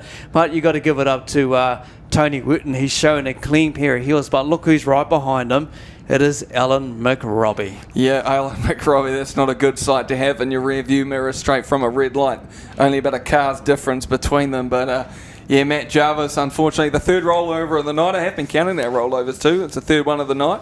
So yeah, used to that one when you got Stockcar and Superstock teams going at each other at the moment. So, yes, loving this racing though. Yeah, loving it. He's hopping out of the car looking, a bit disappointed with himself, but hey, he's not too bad at the moment. Doesn't want a hand. He wants to get out on his own esteem, and no doubt we'll see what happens to him. But yeah, he'll be gutted. He'll be gutted. But look, he's got out safe, and he'll donate wave out to the fans. Here's a replay for you. Give him a round of applause out there as well, race fans, for Matt Jarvis. Yep. Shaking AJ Axton's hand as well. Here we go. There he goes. Here comes Matt Jarvis in there with AJ Axtons. AJ Axtons there. And just going over the top of him, really. Just a nice wee go over your bonnet. Well, if you're going to go over there, I'm just going to go a wee bit forward and fully roll you over there, is what old AJ Axtons decided to do. And Matt Jarvis, unfortunately, the victim there rather than the perpetrator. Yeah, he'll be disappointed with that shot. Obviously, he kind of lined it up to push AJ across to the inside of the wall, but rode up over the front, and AJ just had to give the little accelerator a tap, and he was going over. Just about got on his wheels for the Waikato fans out there, but not quite. Look, he's running back over to his car, as you can see on the live stream, just making sure he's doing what he needs to do on the inside there. But 10 laps to go. At the moment, it's going to be real tough going into turn 3 when you see the race leader over there. Here we go. Here's the replay once again. So he just got put in by Axtons, and then Axtons came around the outside. Not a usual tactic, but Jarvis was starting to go over, and then Axtons was like, okay, you're going to do that? Well, I'll just help you back over and another little push. Give you a little shove at the end as well. So, and he almost came back on his fours, which he might have even decided to keep racing, but unfortunately there on your side, you can't get assistance from the outside. So, unfortunately, that's Matt Jarvis's race done and dusted. So that is now down to 4v3.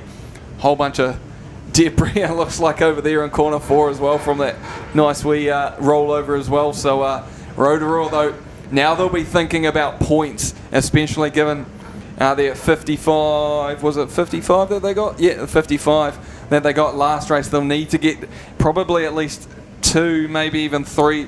I'd say at least 4 cars in that, all 3 cars in that top 5 and near the echelon 1, 2 and 4 potentially. Yeah, that sort of stuff, they need to get the points up. So this might be a wee bit of a hard race rather than a contact race, but we'll see how it goes as where the lights are not back on and AJ Axtons has gone. So we're going to go to a red light, and that'll be for the 14 car of AJ Axtons. He went when the lights went off.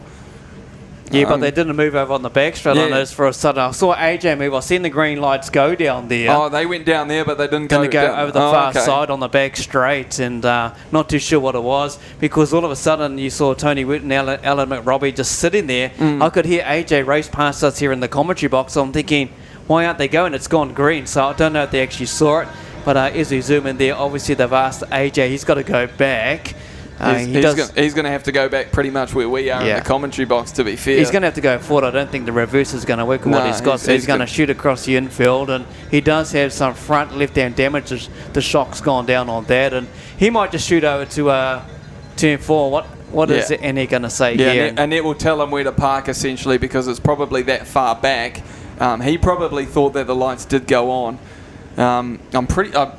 they might have gotten on this. If that's a really weird occurrence, if they've gone on this on the exit of corner 4, but they haven't gone over by corners 1 and 2 and stuff like that. I thought they were all controlled by the same one. If so, I think he just went on the no light, which I don't think it's worthy of a black flag or anything. I think just put him by pretty much where the old pit gate where we are around here, and there's only been a wee bit of meters and gained in that one, and we'll just put him back where he is unless there's some technical rule that I'm definitely not sure about. But I think we want more cars on the track. Let's be honest, race fans. Yeah, what I did see, I'm pretty sure what I saw was the green lights go, and he actually put the foot down to go, and I was thinking about it, and okay, so it didn't go green, so he's actually taken off. Yeah, so he's taken off when the lights actually fully went out rather than it going green. So just put him back considerably. He's gained a massive amount of advantage from that. So yeah. So as we get ready back and racing here, I've still got all 4 cars. AJ Axton's there. As we get ready to go racing yet again, it is 10 laps to go as we are racing. There might be a wee bit of damage to that machine, but he'll try and keep it moving at this point. It might just be that is absolutely shocking the front end there of AJ Axton's, but he's still going to try and put Jeff Kite in the wall. And Tony Whitten's been taken to the wall. And they've got another rollover, and it's the 5 car of Logan Nicholson, maybe Jeff Kite on his debut for the Waikato Wanderers. Get that one in ya. Yeah, Jeff Kite would like that one. I just had someone say, look, and I looked, and there's a car rolling from him. What an amazing incident. He looks okay. He's got the thumbs up, though, boys. Thumbs up from the driver, which is good. Yeah, that's the main thing there, safety and stuff like that. Logan Nicholson, maybe last year, ironically, he did have an H on that car and put an R on it, and the old H's rolled him over. Yeah, look at the body panel on that. That's pretty well damaged. There's smithereens at the moment. Oh, but what the front unfolded is what unfolded at the same time was obviously the leader, Tony Whitten, getting taken out on turn 2 by Element Robbie. So that's what's happened there as we see the driver. He's out of the car, He's out of the car, yeah. Give him a round of applause, race fans. There we go, people. Moly. The battle of the Chiefs pretty much going off at the moment. They're just rolling each other off as we take a replay here, courtesy of the team at the pits media. Here it is. Just did the same thing. Went over the went over the front end of him, and Jeff Kite just went, "Yeah, I'll finish you off, mate." Well, you know, if AJ Axton can do it to Matt Jarvis earlier in the piece, and that's what Nicholson maybe's just done in front of the pit gate there as well, as you can see on the live stream. And 9 laps to go. What a lot of damage, what a lot of carnage, mate. And it's still got 9 laps to go. And look at that. That's not looking too good. Robbie be thinking to himself, my boy, what'd you do there for? I'm not sure if the car behind them can get started, Kins. I heard her say, can he get out? But he's going to try and drive out of it. I think they're going to give him a chance to get out from underneath the car. Oh, yep. But it's not... Oh, yeah, he's up and running. So here we go. Let's see if he can get himself out. But he's got AJ behind him, Gabe and Kins. Yeah, ironically, AJ saw it all unfold right in front of him, because as we can see, the awesome shot there, Stiffy on the camera there for the pits media, looking pretty bent at the front end there of the 12 car of Jeff Kite as well. That there's the shock as well there on that right left front as well of AJ Axton's. That looking pretty second hand. I saw that wiggling around the front end of that car pretty considerably. So yeah, an absolute carnage here at Huntly Speedway. And guess what? Is AJ going to reverse back here? What's he going to do here to see what's going to happen with Kite? He's got the thumbs up from him, and there he's going to try and get out. There's that 6. Listen to the 6, the old sauce. Can he go forward and then back? He's trying to. He's going to flick it on forward. Yeah, Here he goes. Trying to go forward. Push the car over. Yeah. Listen to the sound of the V6, and they're going hard. Look. Keep it going. Keep it going. He's got it. There he goes. Give him a round of applause, race fans. Look at the 4-5. Look at that.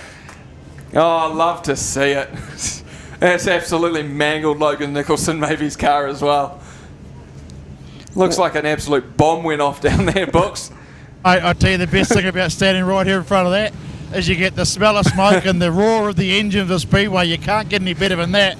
And that poor car of Logan's, Oh my gosh, Robbie will be just put his hands on his head. Yeah, Robbie will be. He'll be down in the pitch. You know what Robbie will like, books. And he'll be just looking at this and thinking, boy, what a lot of work we're going to be doing in the shed as they try and lift it and it drops down again. But got to give it up to Mr. Kite for getting out there as well. And yeah, Jeff Kite, and he's still going. But look at the car. Look at the car. Look at the absolute monstrosity that it has come. Going to take a while to get this one eventually sorted out with these guys as well, as we look forward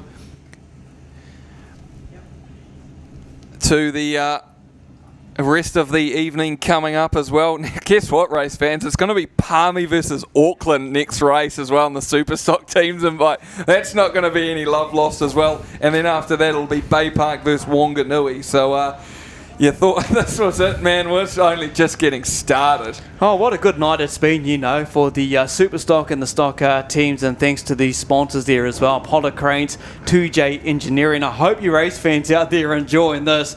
Everyone out there on the track has put on a big show in every race tonight, and those watching on the Pits TV Live as well, I hope you enjoy what's been unfolding, especially for those tracks who haven't unfortunately got to have a race tonight. I hope you're enjoying the live stream, and as you see, Logan Nicholson Maybe's car looking rather second-hand. There's a lot of body damage at the moment, but what a night it has been. Bro, I almost complained about having to get home at midnight last weekend. I'm going to get home at about 1 o'clock at this rate as we go back in racing, and AJ Axton spins out old Jeff Kite because he got his teammate. Look at the front end of AJ Axton's car. That looks absolutely shocking as Tony Wooden heads off into the sunset as he gets past the 45 car of Dion Henderson. Looks like Wayne Slater, and as well the 10 car of McRobbie. Having a nice wee chin wag there, but Tony Wooden, the 71 car for the Waikato Wanderers, is your race leader at the moment. Just getting past the 45 car of Henderson and the 14 of Axton. Axton's car's absolutely mulched at the moment. That one's just circling just to try and hit something, but if the Wanderers can keep all three cars going, Kite now is going to try potentially even park Axton's up the wall. Can't quite do so, just going to spin him out and put him off his game. But if they can get the top three here, Waikato, that's going to be a considerable amount of points. That's going to be about 165 for the Wanderers if they can get the top three in there as well. Jeff Kite has done the exact same amount of laps this time by as AJ Axton. So keep going, Jeff, keep going. Try and get that top three in there as Wooten makes his way around corners number 3 and 4. We are 7 laps gone, 5 more to go. As it looks like, yep, the 10 car of McRobbie needs a wee bit of help, so he's going to get AJ Axton to try and get him restarted again. The old push start technique, and it looks like he's got the job done potentially with the 10 car of McRobbie. I don't think so. He tried to get that machine started up.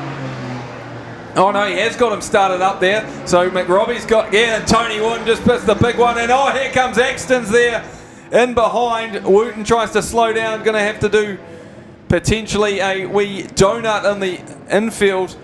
No, Wooten's coming. Oh no. No, he was still. Yeah, he's going to have to come off the track and just did it real slowly, as it looks like Dion Henderson's doing spinneroonies on the back straight. He's not moving forward at any stretch of the imagination as Kite. And there's Slater coming up to the 10 car of McRobbie, and Slater just goes past McRobbie. And Slater's actually the race leader as well at this stage, but Wooten's going to sneak on by down the inside, so both of them were on the lead lap. It is now 10 laps gone out of 12, 2 more to go. The Wanderers, the hometown heroes at the moment, leading this one as they make their way down the back straight into corners number 3 and 4. Tony Wooten still leading this one. White flag, 1 more to go. Cheer them on, Huntley. Get them home as Wooten makes his way around corners number 1 and 2. Down the back straight he goes. He's got to deal with the 10 car of McRobbie, but McRobbie's not going to be able to do anything. He's going to come through 3 and 4, and the Wanderers are going to be victorious in Huntley. Big win there for the Wanderers in second place. It looks like it'll be the 77 car of Wayne Slater. Jeff Kite, continue racing, my friend, because you're going to move up into third. No, couldn't quite get it done because Wooten had already passed the finish line. So Waikato are going to finish 1, 2 and 4 with Rotorua 3 and 5 for that one. So a big race win as we look at our results there. Thanks to the team at the pits media. Tony Wooten for the Wanderers picks up the race win. Wayne Slater in second place for the Wanderers. Third was Rotorua's AJ Axtons. Fourth was the Wanderers' Jeff Kite. And then rounding out your top 5, it'll be Alan McRobbie for the Rebels, followed by Henderson, Logan Nicholson maybe, and Jarvis with all DNFs. But give them a round of applause, race fans. That's pretty much what the minimum thing they wanted from this event, was to get a race win. And they have done so. Look at how happy they are. Look at the smiles on their faces. The checkered flag is absolutely wrapped up in the stick. They're so excited. Give them a round of applause, race fans. Your hometown heroes, the Waikato Wanderers, take out the Rotorua Rebels. 160 points is what they got there with their placing at the moment on the track. Not official at the moment, still waiting for that to come through, but as they go down the back straight, Matt Jarvis on the back there, Tony Witten's car winning the race for the Wanderers. Give them a big round of applause, race fans. Your local home team have come home. And here we go. Race fans, give them a round of applause. Where's the Hooters? There they are in the background as we get ready for yet another race. It is going to be the Palmerston North Panthers going up against the Auckland All-Stars. You thought that last one was chaotic. You could almost say this race coming up, as we look at a couple more replays there. Tony Wooten and Alec McRobbie getting tussled up there on the corner 1 and 2 involved there. This is the rollover with old Logan Nicholson maybe going over, up and boom. Loving the sights there from our team. Thanks to the team there at the Pits Media for all our camera vision tonight.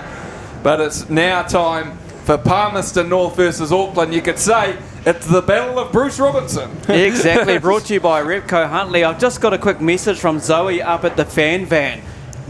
If your 3-year-old is missing, no, he's up with Zoe at the fan van. All right, Casey is his name, and he's up at the fan van. So if you look into your left or your right and you're wondering where your little 3-year-old is, head up to the fan van up there with Zoe. All right, just want to get that message out there. Run. Yeah, please run fast. Run fast. Please run. Zoe's actually holding on to the child, making sure doesn't run away. But that's where your 3-year-old is. As we see the Palmerston North Panthers, who are dominant in their first race earlier on in the night as well, and come away with a good win against the Waikato Wanderers, who had a good win then. They're getting parked up on the infield in the track. There's your race winner there, Trent James there with Scott Williams on 41, and the 41 car coming down. William Humphreys is back out there as well, so that's what's happening. While they're doing that on the infield, I'm thinking in a few minutes we're going to be doing something very special with our great team from Repco. Right now though, we've got the grids. And here are the grids here. Here are your Palmerston North Panthers. It is the 88 car of Jack Myers, the 41p of Scott Williams, the 94p of William Humphreys. Then it'll be the 156 car of Trent James, then the 699 of Brendan Ty, and the 888P car of Mike McCarthy. In the Auckland All-Stars, Tyler Ingram yet to make his race in the teams here tonight. 16A, Kyle Ashton 24A. In the All-Stars, Cody Chatfield 74A, Gary Lonergan in the 95A, 272 Seth McConchie, obviously the winner from the earlier race in the All-Stars, and Jamie Ferguson in the 96. Manager is Jeff Cook. Getting ready for this one. And it looks like the 96 car of Ferguson is out. Same with the 16 of Tyler Ingram not making their way. Oh no, it looks like the 96 car of Ferguson will be out there. So off the front row, it will be the 156 car of Palmerston North's Trent James. On the outside of him will be the 24 car of Kyle Ashton for Auckland. Grid 3 will be Auckland's 272 car of Seth McConchie. On the Grid 4 will be the 94 car of William Humphreys. Grid 5 will be Palmerston North's 41p of Scott Williams. Grid 6, just waiting. As we get ready for the stock cars there, it looks like we've got our semi-finals for the stock cars up there on My Laps as well. So we'll bring that to you very, very soon after this race. Looks like off grid position number 7 will be the 74 car of Cody Chatfield. As we just wait for another Aucklander to make their way, it'll be the 96 car of Jamie Ferguson. And Jamie has pulled on to the infield, so this is going to be a wee bit of a problem.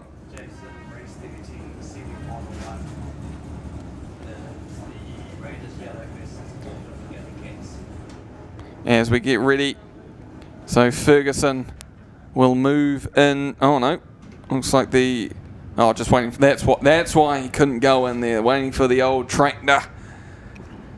It's not red on that thing as well. No, so it's a lookalike. It's a lookalike tractor. Yeah, it's a lookalike. It's a mirror image, mate. We've got 2 Santas here. Yeah, they call me from up at the Repco. They started calling me Papa Smurf. That's Sam up there. Sam. Do? Yeah, they're calling me Papa Smurf. That's a new nickname now. So get ready. Grid 6 will be the 96 car of Ferguson. Grid 7 will be the 74 car of Cody Chatfield. Grid 8 will be the 669 of Brendan Ty. So off this one will be Jack Myers and Mike McCarthy for the Panthers, and it looks like the 16 car of Tyler Ingram will be off for the All-Stars. As we get ready, the battle of Bruce Robinson. Here we go. Auckland versus Palmerston North. Waikanaka Park versus Palmerston North Panthers. Here we go.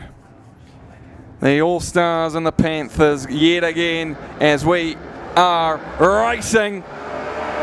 James and McConkey get off to a pretty fast start. McConkey in behind him as well. Tyler James, though, so good at teams racing. He's just going to slow that machine down. Maybe try and get Scott Williams to go, but put him on the brake check. Did Trent James down the back straight. Nice job there by him. As we go back up to the front. Oh, McConkey almost had a line there as well on the 156 car of Trent James. McConkey there almost getting that front end on the grass. Get good speed though coming out of corner 3 and 4. Williams though, he's going to try and just get past old Trent James, and now Williams is going to be your new race leader. You got Palmy 1 and 2 at the moment, Auckland 3 and 4, but Trent James has gone into block mode for his teammate, and here comes the 669 car of Brendan Ty to try and help both of them out as the 74 car of Chatfield goes straight into Ty. Looks like McConkey and James having a nice wee ding-dong battle between each other, so McConkey decides to put him against the wall and just stop his progression at the moment. But your race leader is the 41P car of Scott Williams as he makes his way around corners number 3 and 4. And James is going to go in front of McConkey. McConkey there went straight into the wall. We got the 94 car of Humphreys up against corner number 1 as well. So not a lot of movement from him, so we've lost a Panther pretty much. Oh no, he's back in racing again as Humphreys. So we're back to 4 on 4. Palmy, Auckland. That is the way it goes at this stage. Scott Williams in the 41 car leads it. The 699 of Brendan Ty being an absolute nuisance there. The 24 car of Kyle Ashton. Kyle will be loving that thing. And as well, Ferguson and Humphreys have it coming together there on the exit of corner number 4 as McConkey and James can't be separated. Still green light are racing as Williams and his teammates doing a fantastic job at blocking for him at the moment. He is 7 laps gone out of 12. Your Palmerston North Panthers lead this one early. Kyle Ashton in 4th position. Still racing at this moment. Scott Williams is just going to teeter in behind him at this point and look to wait for another blocker before he continues his momentum forward. Humphreys and Ferguson have been stopped for ages on the pit gate entry as Trent James gets that flame coming out of that Rees machine, or that Rees chassis at the moment as they make their way down the back straight. Ty in the 669 car and Chatfield in the 74 having a getting together at this stage. Looks like Auckland are down 2 cars as well.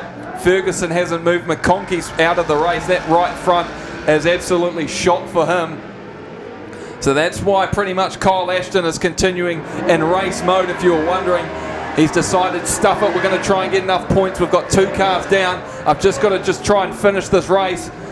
just trying to get rid of William Humphreys out of his way. William Humphreys, though, an absolute madman when it comes to Superstock teams racing, so good at it. As the 41 car of Scott Williams, he's going to pick up the white flag. One more to go. In second, Trent James just loving the machine out there at the moment. He's probably got the fastest. That thing is humming at this point as Chatfield and Ty having a nice week coming together as well. But it'll be the 41 car of Scott Williams who picks up the race win. Palmy go 2-0. Auckland will go 1-1. It'll just be all on points. Trent James will finish in second for Palmerston North. Cody Chatfield will finish in third. Kyle Ashton in fourth from Brendan Ty in the 669 car.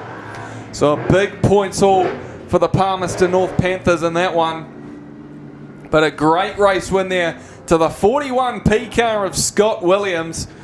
Picking up the race win. He'll be happy with that one. Trent James eventually caught up to him. Just had a wee bit of a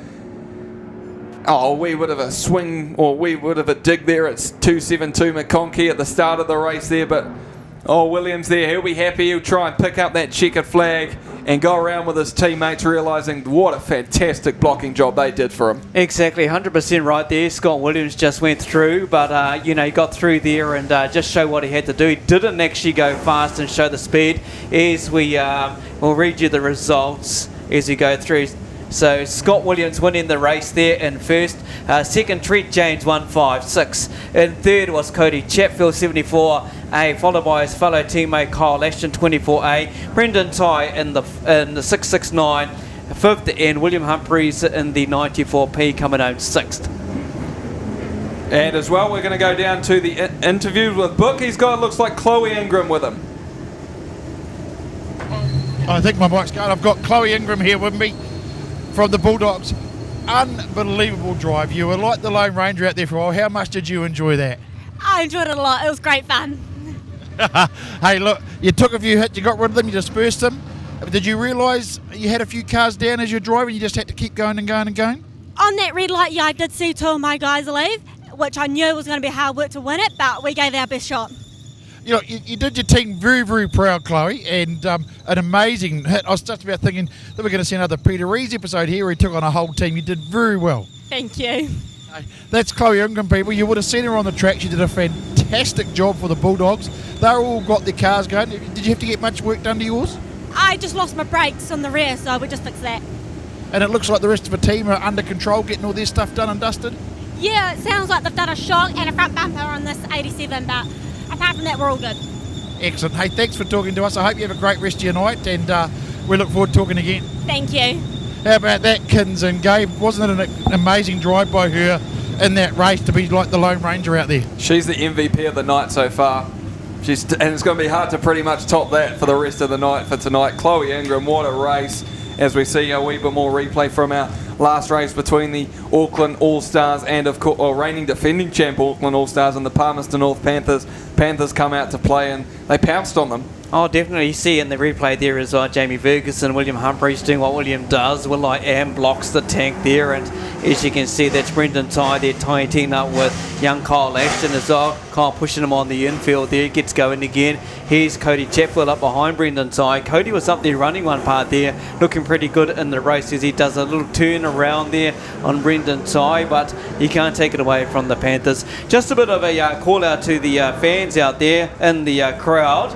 There's a couple of cars that are kind of blocking another car, so no one can get any movement anywhere. So if you own a Mazda Excella, it's a grey car, GNB 904. If you own a Toyota Blade, it's a black car, NLF 292. Your two cars are kind of blocking some other areas where cars can't get in and out access. But the other one is KHE 681. If that's your car, KHE 681, you're not going to go home because your lights are off. And we're going to head down to Clinton Cheatham, who's with Books. Now, I'm here with Clinton Cheatham, Waikato, mate. Sorry, bro. It's a long walk for me down here, mate. You know what we're like, us big fellas, eh? So how was that, the first race, going up against your club mates? I mean, Matty couldn't have picked it any better, could he, that night? Yeah, fully. Nah, it's all good, eh? It's just another team. The boys went out there and put a good show on. I sat that one out, and Ashley Morden. But yeah, the boys put a good show on. All the cars are going again except one. So yeah, we'll go out again, and yeah, let's go. So you had a bit of a team meeting, a debrief after that race, and got a new plan, and all moving forward from there. Yeah, so it sounds like Yellow will verse Auckland. So yeah, that's us. We're pretty much due to get in the car, and then we'll be back into it. So yeah. How good is this crowd that's turned up here, mate, at your home track? And yeah, quickly just before we go racing. Yeah, no, it's good. Fuck, the crowd's massive. We had a massive crowd last weekend, and yeah, it's good to see that they come back again tonight, and hopefully the boys put on a show. So yeah. Okay, thanks. Back up to you guys. Yep, sweet as. It's now time for Bay Park Busters. As we got the grids there, it'll be the Bay Park Busters team. It'll be the 5 car of Alliance Dykstra, the 19 of Kerry Remden, the 58 of Stefan Roygaard, the 77 of Luke Alderdice, the 96 of Dylan Taylor, the 99 of Todd Hemingway. For the Wanganui Warriors, 3NZ Zane Dykstra, 15 Ryan Marshall, 26 Caelan Mooney, 57 Dylan Marshall, 94 Matt Buckley, 98 of Jerry Linklater. As we are back and racing. And big hit there, straight off into corners number 1 and 2. And I think it's Towler on the 26 car of Caelan Mooney. Mooney got absolutely lit up like a Christmas tree. And Dykstra and it looks like Dykstra and Dykstra are going to have a nice wee go at each other at the moment by the control tower here. But the 19 car of Kerry Remden is your race leader at the moment. And Dylan... Oh no, it's another one. I think it's the 15 car potentially over there on corners number 1 and 2. That is absolutely stuck there. As we go back, still racing. The 19 car of Kerry Remden is your race leader. Looks like Towler has got caught up with another warrior out there. Looks like Dykstra and the 26 car of Caelan Mooney just having a nice wee get together on the exit of corner number 4. As a 3NZ car of Zane Dykstra eventually makes his way past us in the control tower. Matt Buckley and the 94 car is in second place, but Matt unfortunately is going to have to pull off to the infield. So that's going to be down another one for the Warriors as Remnant now trying to take on the 57 car of Dylan Marshall. Marshall's on full brake mode as here comes Zane Dykstra. Just got him in the corner there trying to get over Kerry Remnant. Weirdly enough, it actually helped him getting pushed out to the wall, which means he got past Marshall pretty easily. As Kerry Remnant, he was one of the ones that missed out in terms of the last race for the Bay Park Busters. He set that one out for the team, but this time by doing pretty well at the moment out the front. 5 laps gone out of 12. It is pretty much a 3-on-3 fight at this point. Lost 1 car. I think it's Dykstra over there on corners number 3 and 4.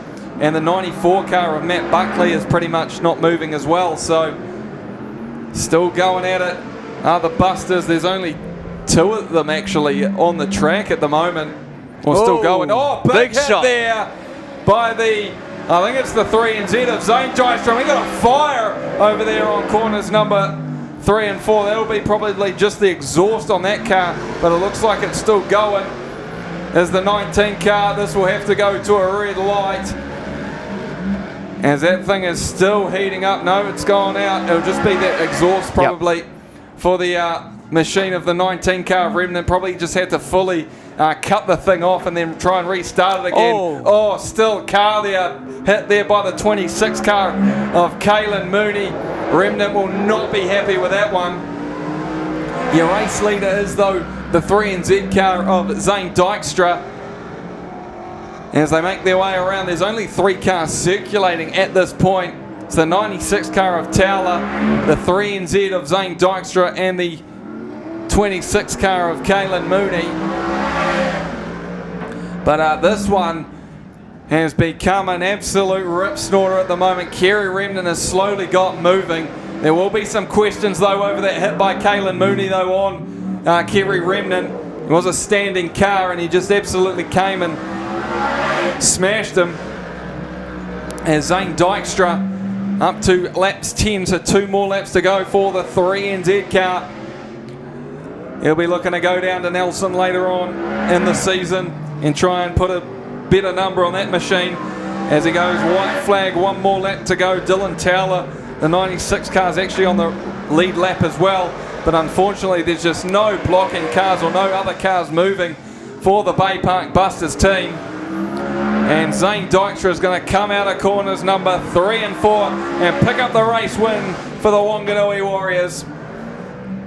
In second place it will be the 96 car of Dylan Towler for the Busters, and third will be the 26 car of Kaylin Mooney for the Warriors. Then it will be the 19 car of Kerry Remnant from Dylan Marshall in the 57 V car. But a lot of questions that'll probably come out of that race. Yeah, definitely unfolding not the way the Bay Park Busters would have wanted it to end, but the 3NZ Zane Dykstra winning the race there for the Warriors. Dylan Towler gave good chase in the 96M.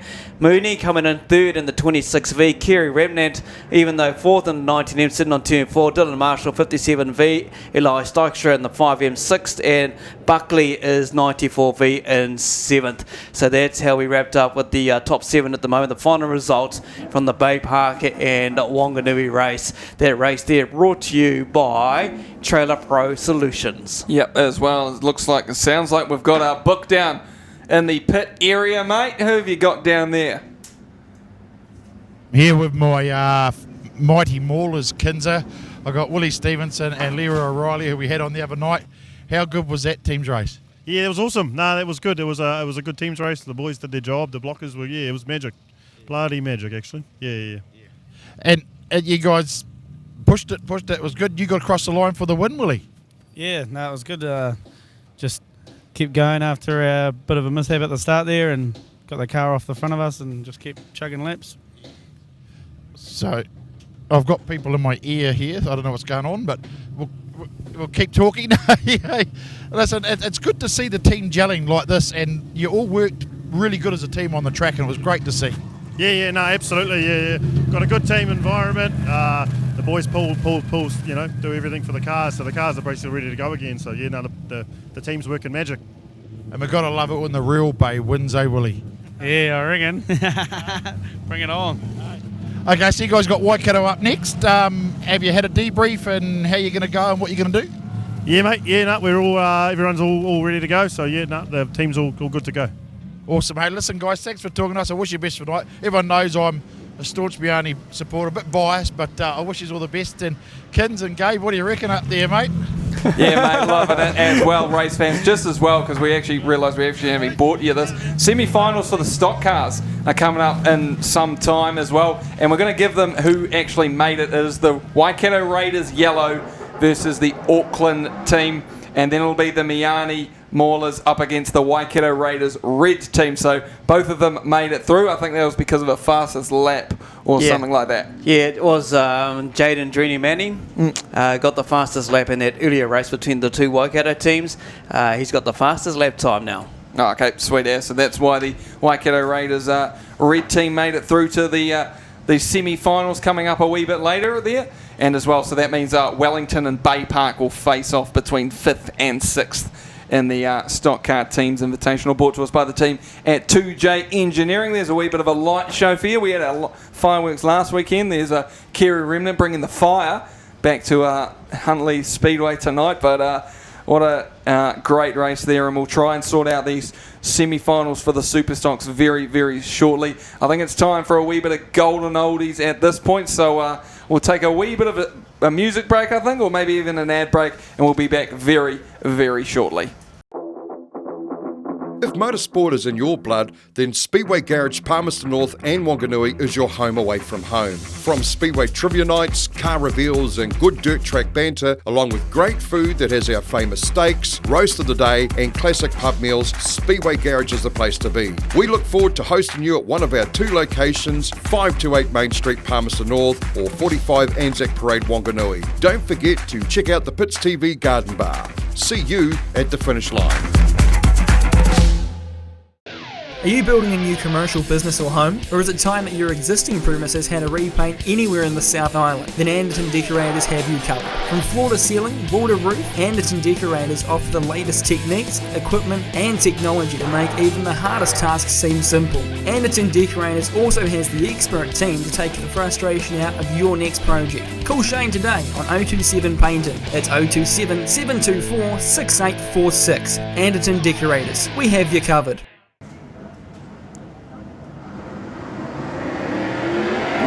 as well, race fans, as well. When we've got the pits media here, obviously, it is a rule. You're not allowed to live stream as well. So if you're on Facebook, TikTok, Instagram, all that sort of stuff, you're not allowed to live stream here at Huntly Speedway. So can you please stop that now? We do know who you are, and we will find you and stuff like that. So please just stop live streaming if you are in the crowd. You're allowed to take videos and stuff like that, just no live streaming as we get back to the Golden Oldies. Yeah, exactly. The old cars are out there, the old girls. You can see the 13 out there leading the race at the moment in the classic from out of Gisborne. That is Reese Lister at the moment in this race. Gotta love the Golden Oldies, Gabe. You know, they're back out there doing what they do, entertaining and putting on the fun. Listen to the roar of those engines. Reese Lister coming out of turn 2 there, and he's leading this race over the 5. There's the classic car. That's Kipper Cantwell at the moment in the 5. Mr. Chip's car brings back some good memories, followed by Peter Andrews in the 1H car, the local car from here up around the high line. Though it's Clint Hayward that's in the 6W car as we see them going into turn 2, exiting out there. A good lead by Reese Lister in the 13 car leading at the front. Oh, something's going on with Mr. Chips. He's pulling over on the back straight, going onto the infield there as we see them coming out of 4 with the local car from Huntly. That's Peter Andrew as well. So plenty of action going past here in front of the grid. There is a classic. Look at that tank there up on the high line there. That will be Elvis Rollins. Did the big drive, as you can see, chasing down the 6 car there just in front. Elvis all the way from Palmerston North, just keeping it nice and tight there, coming out of 3 and 4. But it's a good lead at the moment by, of course, the 13 there, Reese Lister. Look at that car, outstanding classic car. There you go, looking good. Mind you, there's a good battle going on there for second and third between the 1 and the 6 at the moment. When you take a look at Hayward up against Roland, the 2 6s going toe to toe. Looks like Terry Smith Fireball has come onto the infield in the 29B. The old Demenza classic car, but look at the battle there between the tank and the number 1. The 2 cars here going head to head there. The one of local Peter Andrew there and Elvis Rowling just sticking to the mid to high line there.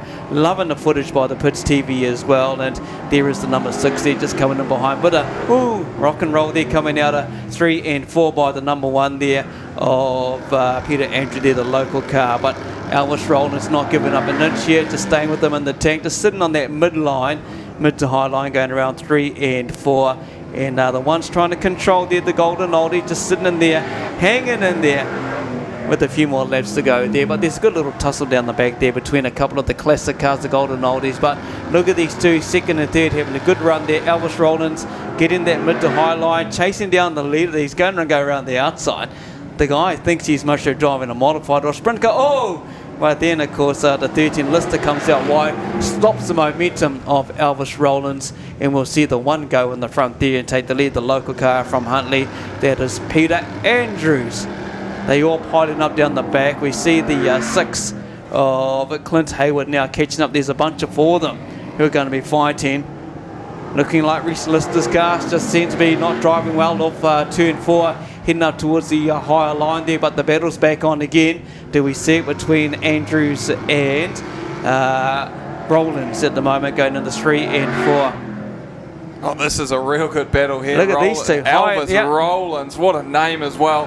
Just going around the outside. You can tell he's got a wee bit more pace as the checkered flag flies for these machines out there, the Golden Oldie machines as well. It's a wee bit of a shame with old Mr. Chips. It looks like he had a wee bit of a oil problem there in the machine, probably.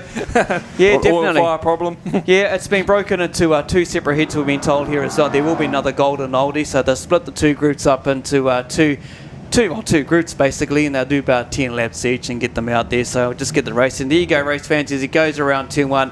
Reese Lister in the 13. Yeah, good racing there from our Golden Oldies. Just reiterate that point that I said before, race fans. No live streaming, obviously. We've got the team from the Pits Media here. So, yeah, please be respectful of that and stop live streaming on whatever you got on the Facebook, on the TokTik or the TikTok and stuff like that, or the Gram, stuff like that, you know. Try to sound hip and young. So, yeah, just stop that, cut it out. We will be able to find you and, yeah, we'll pretty much probably just ban you. So, be that simple. Kick you out, ban you as well. So, not too hard, that one. So just please be respectful. Turn it off now. And we'll get back into the racing very, very shortly. What is coming up next on the program? It is time for Stockcar semi-final number 1, and that means it'll be the Waikato Raiders Yellow versus the Auckland Alley Cats. That is going to be a beauty coming up very, very shortly. And then obviously we'll have the Miani Maulers up against the Waikato Raiders Red a wee bit later on in the program as well. And we'll have Wellington Bay Park for 5th and 6th position. In terms of semi-finals for the Superstocks, haven't got anything quite yet for them at the moment. So we'll just confirm those ones before we get them to you. But now it's time for stock cars. It looks like you've got some information. Yeah, we're going to have another second group of the Golden Oldies coming out real soon. I can see, can see them out there parked on the grid-ready pits to come out. So this is how it's going to roll. So let's see if I can read this. You've already read out the stock car semi-finals. We'll move down to the Superstock semi-final 1. Waikato Wanderers will take on the Gisborne Development Team. In the Superstock semi-final 2, the Palmerston North Panthers will take on the Wanganui Warriors. Oh, that means, yeah, the Waikato Wanderers, that means as well that they got enough points to beat the Auckland All-Stars in there, so we will have a new champion this year. And as well, yeah, we've got that 5th, 1st, 6th, the Bay Park Bulldogs and the Wellington Young Guns in the stock cars. So looking forward to it. Got the Wanderers in the semi-final against the Gisborne Development Team. Oh, that should be a beauty. Yeah, you're right, Gabe. You know, there is going to be crowned a new champion, especially in the Superstock team that will be leaving from Huntly with the little trophy and everything like that. So that's how we'll roll. You can write it in your programs now for the Superstock semi-final. As I mentioned, the Waikato Wanderers up against Gisborne Development, and then of course race 16 we'll have the Panthers will take on the Warriors. Looking forward to it. We've got 3 teams in potential 4 semi-finals for the Waikato region. What an absolute awesome stuff that is. So that means now we're going to get some more Golden Oldies out there to go around the track. You're looking like our race. Their second lot of group. It looks like Elvis wants to go out again. Why not? Just let him. He's parked up over there, and could call him Elvis Rock and Roll. Elvis Rollins, eh? He can talk, mate. If you get a chance to talk to Elvis, he can talk Speedway. He knows a lot going on there. To see the second group of the Golden Oldies roll out. Yeah, looking forward to this one. The 15 car in there. There's about 3 of them, so we've got to make sure we get the right one. It's not Nottingham. I think it's McConey. No, that'll be Dave Nottingham, we McConey, I think, in that one. The Krusty's got the little white and blue one. Okay. He's not here tonight. Nottingham's the 15R car, so that one, which means it'll be Clawson. It'll be Clawson. Third time lucky, mate. Mate, when you have 3 numbers exactly the same, that's why Speedway New Zealand made sure you change numbers for stuff. Because it was for me. Hey, and the number 4's out there as well. That's Matt Murdoch just coming out of 3 and 4. I'm not too sure what Elvis is going to do here. He's got no checker flag, so it looks like he wants to have another race again. And then on the far side, you will see the 99 of Glenn. Well, that's got a question mark on that one. It's supposed to be Glenn Drabble. That's the 99 car. And as well, we've got the 11 car out there as well. That's Jackie Miller, of course. Your 76 car of Lindsay Swell. You're supposed to be driving that one tonight. You got out of that one, so we'll make sure we get you back into it. Elvis Rollins is in there as well. And then a couple more at the back of the field. Yeah, that'll be the OG of Marty McFadgen. Yeah, he'll be over there. And then the other one, we can't quite see it yet. Obviously, these guys aren't racing on my lap system, so we don't have any in terms of lap times and stuff like that. With these cars, it's more just a nice wee play around there, get their need for speed back, as I like to say, for the Golden Oldies. And looking forward to it. We've also got the 1P of Chris Gomans out there as well. Elvis has got the front row with Clawson. In the tank is old Elvis.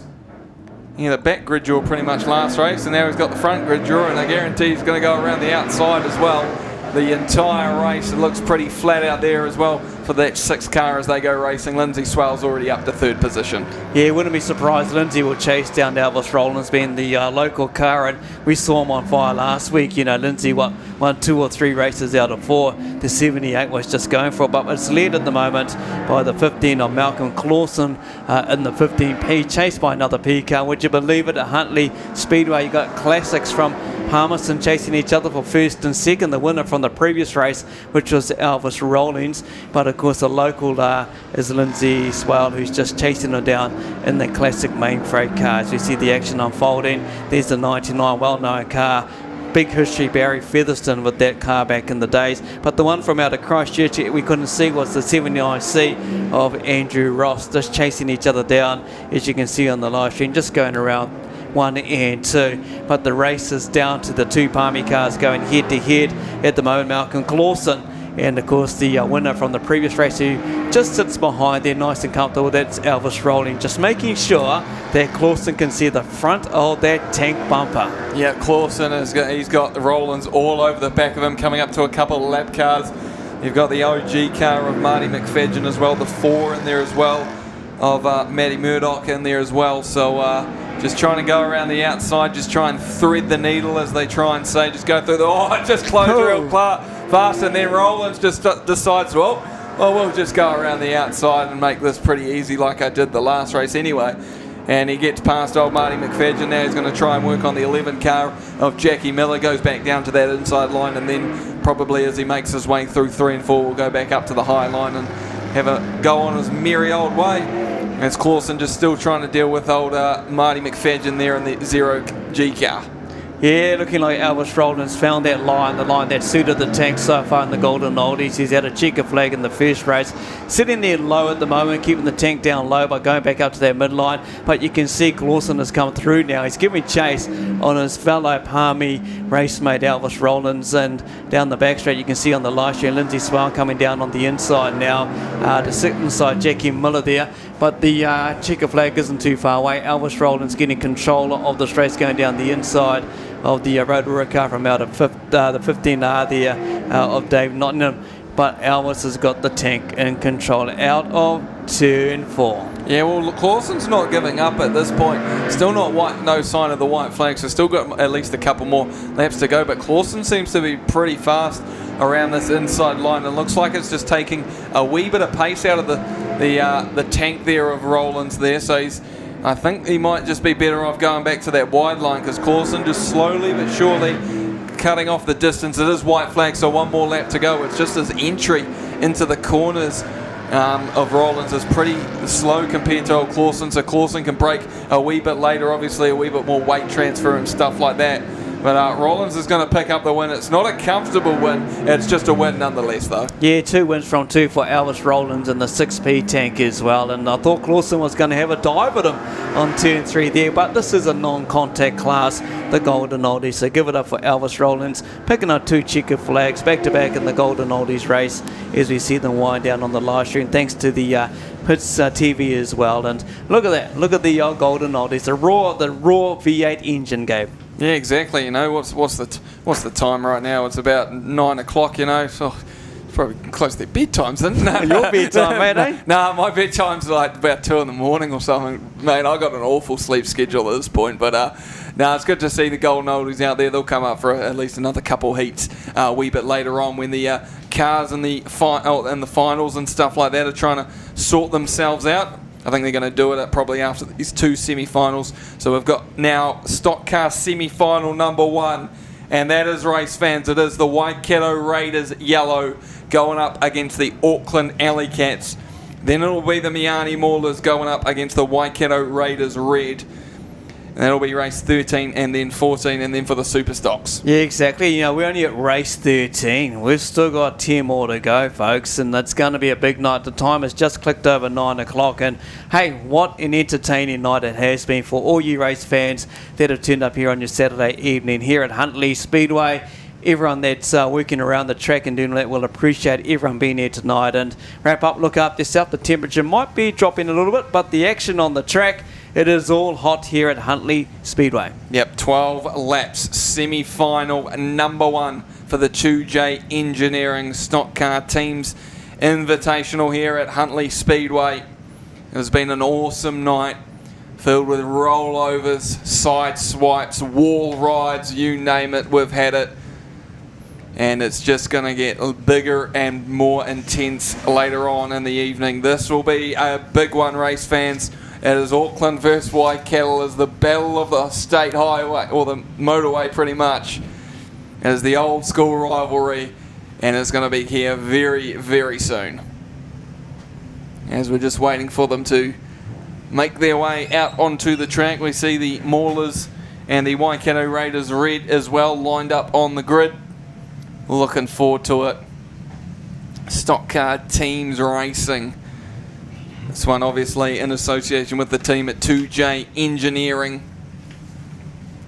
As we get ready, just waiting for the tractors to make their way back onto the track, because I'm sure they will need to be used later on when you've got a Waikato versus Auckland going up head to head against each other very, very soon. Yeah, exactly. I'm just going to quickly get this message out here. Gurney's just popped up to see me and see if we can do it again and get these cars moved. The two cars that are blocking other traffic from getting out eventually is the Mazda Excella Grey GNB 904 and the Toyota Blade, which is the black NLF 292. But also the other car I mentioned earlier on, your lights are still on, mate, KHE 681. Okay, you are probably going to have a flat battery here as we get ready for Stock Car semi-final action. Auckland Alley Cats, Waikato Raiders yellow. The battle commences very, very soon. Who's going to be used? Who's going to be used as a decoy potentially?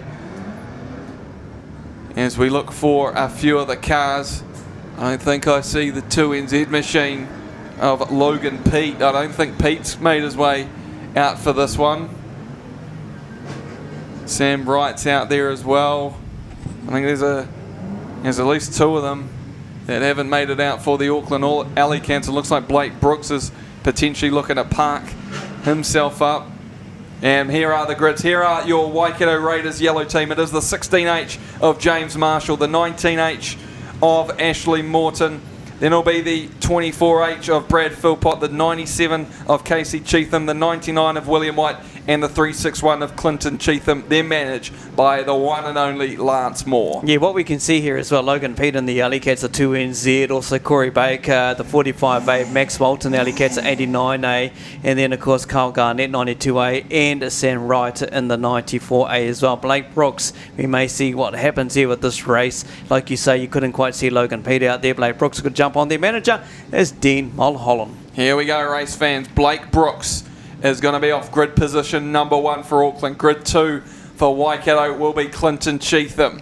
Grid 3 will be William White for Waikato. Grid 4 will be the 94 car. 94 car of Sam Wright. Grid 5 will be the 45 car of Corey Baker. Grid 6 will be the 97 car of Casey Cheatham. Grid 7 will be the 16 of James Marshall. Grid 8 will be the 92 machine of Carl Garnett. Out of this one for Auckland will be the 89 car of Max Walton, and as well the 24 of Brad Philpott and the 19 of Ashley Morton.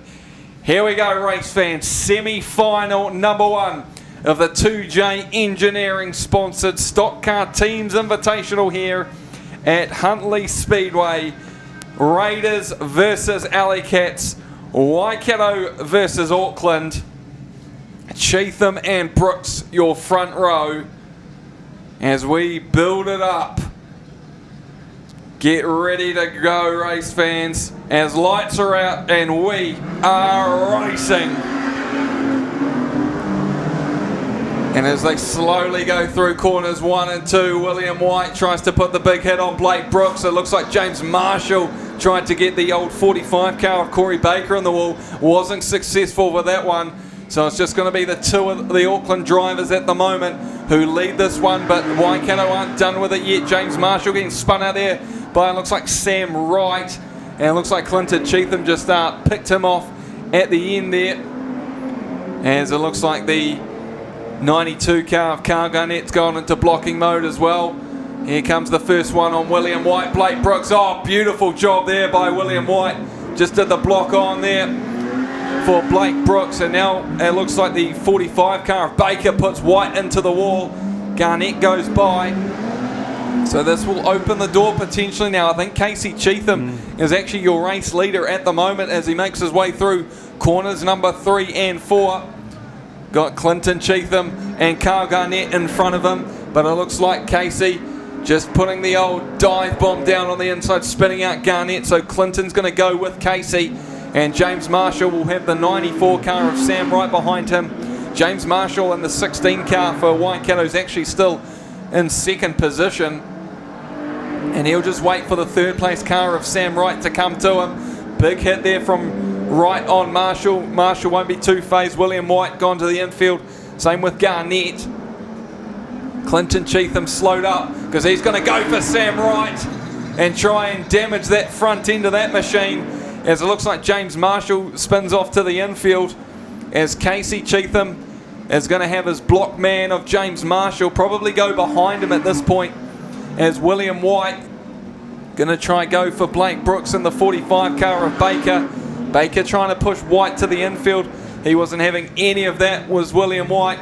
Casey Cheatham goes past, going to try and get up to Blake Brooks now. James Marshall's going to go past him.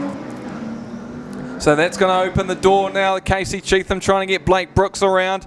Cheatham's your race leader at the moment. Second places will be the 16 car of James Marshall. So it's not a terrible decision that Casey Cheatham made, because not a lot of people will probably realise that Marshall will be your race leader once they pass Brooks and Cheatham on corners number 3 and 4. As it's now 7 laps gone out of 12. 5 more to go. As James Marshall going through corners number 1 and 2, going down the back straight, making their way into 3 and 4, and just waiting for his compadre to wait up for him, and that's the 361 car of Clinton Cheatham. Auckland at the moment are just running around and just in race mode. Some of them need to slow down and block. It's all done on who wins the race for this one. So I'm not too sure what the strategy for the Alley Cats at the moment is. It's 8 laps gone, 4 to go. It looks like it's just Wallet, Clinton Cheatham. I think they think that potentially the Auckland team's actually in the front do the Alley Cats, and this will be a big, big mistake, as it looks like the 92 car of Garnett slowly slows down. Clinton Cheatham trying to get by Garnett. William White trying to join in the fray as well. And 2 Waikato guys kind of teaming up on each other. Clinton Cheatham will go down low.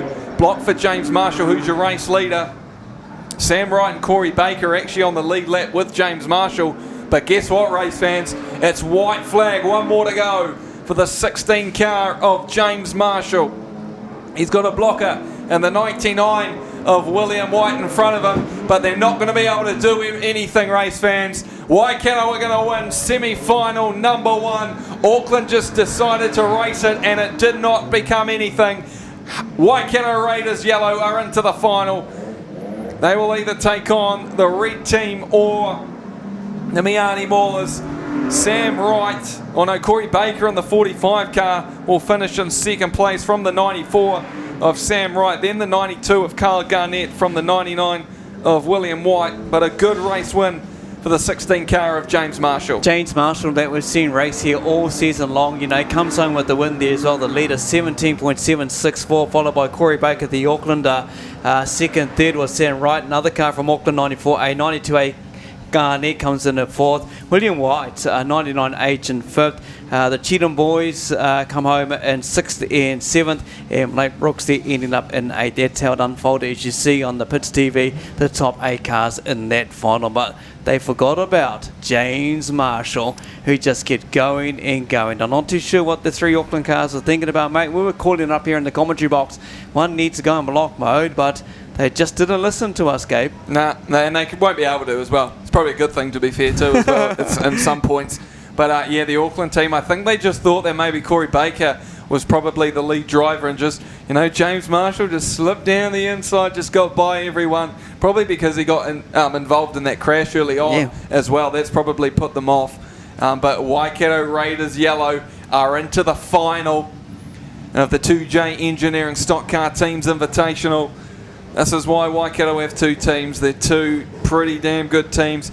You've got the likes of James Marshall in there. Brad Philpott didn't even race in this one. He's an exceptional teams racer. Casey Cheatham did his part as well. William White, Clinton Cheatham. Would have been cool to see Ashley Morton in one of these races as well.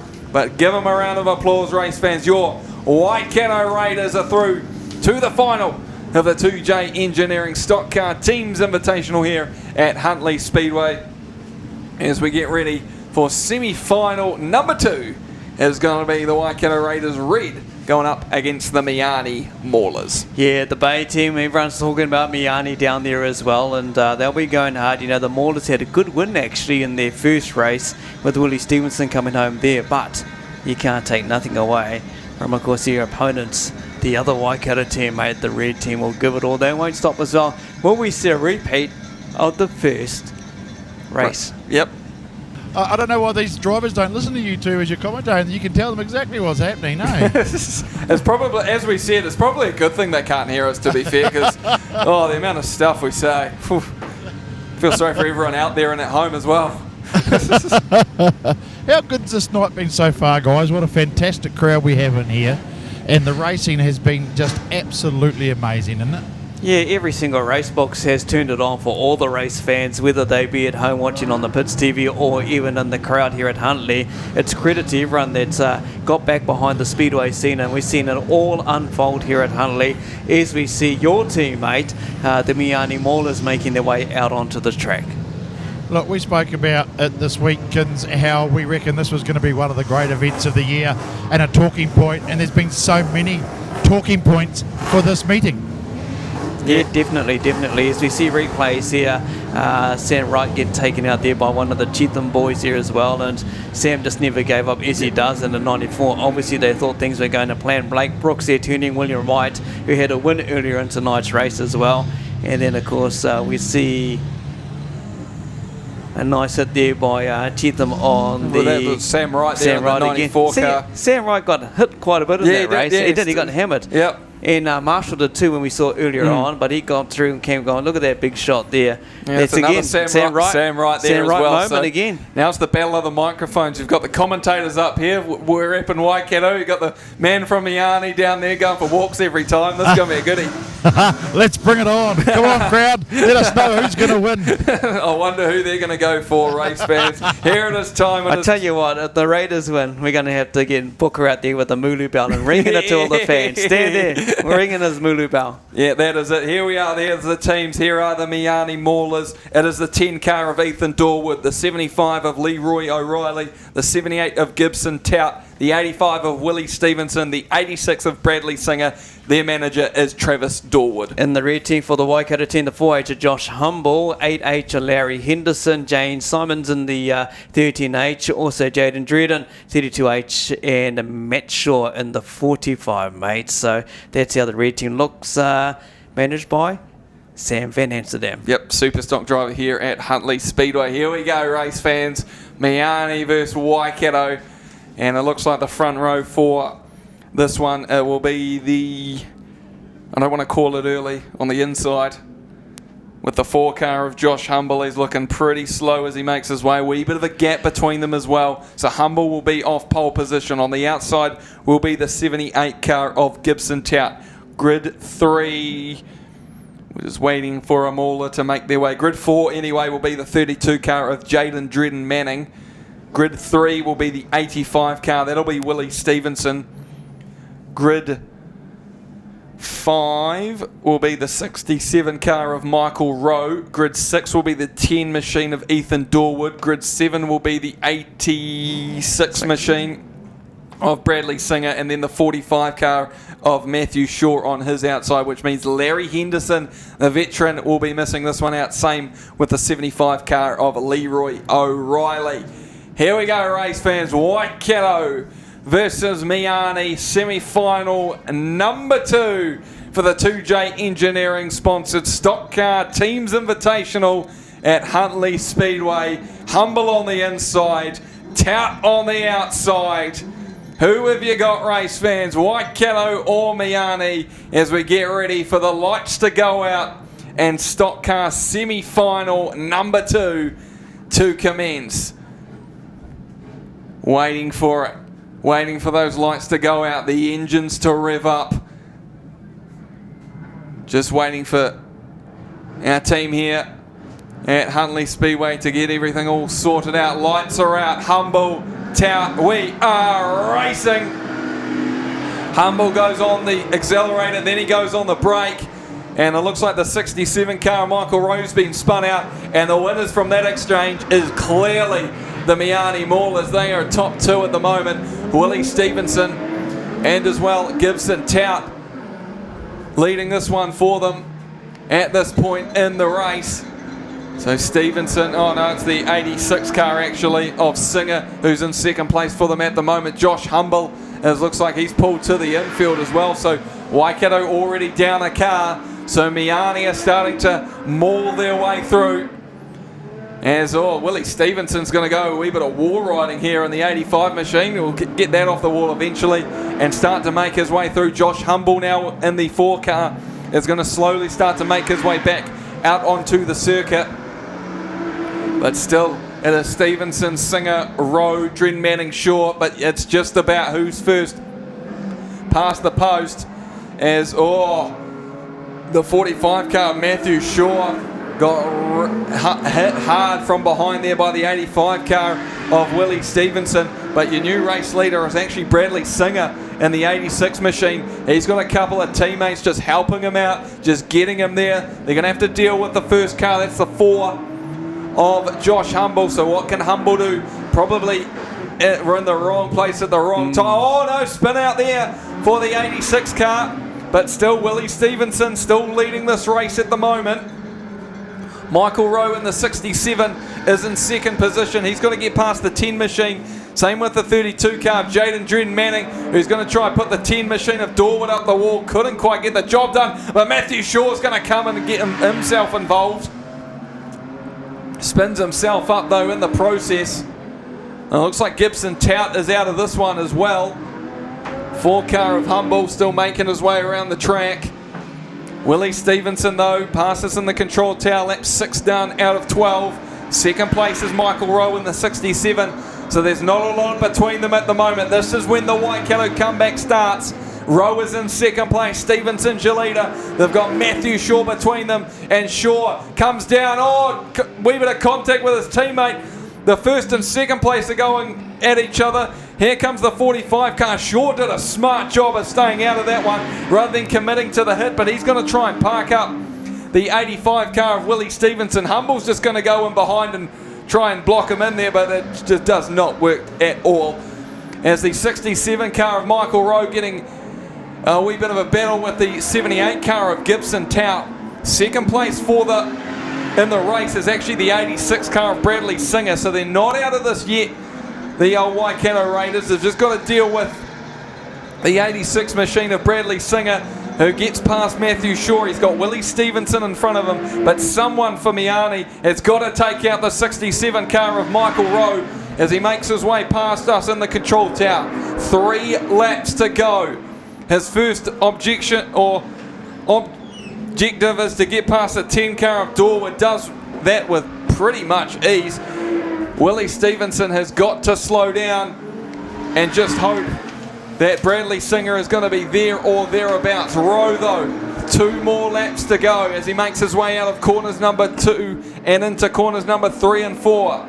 Singer still in second as Jaden Dren Manning and the 10 car of Dorwood just going to get pushed out there to the wall. Matthew Shaw trying to help out Jaden Dren Manning. Looks like Dren Manning couldn't do it for himself, so it looks like Shaw will just try and put the finishing touches on it. It's white flag 1 to go. There's no Miani Maulers in front. It's going to be an all Waikato affair. Oh, is it going? No. I called it early.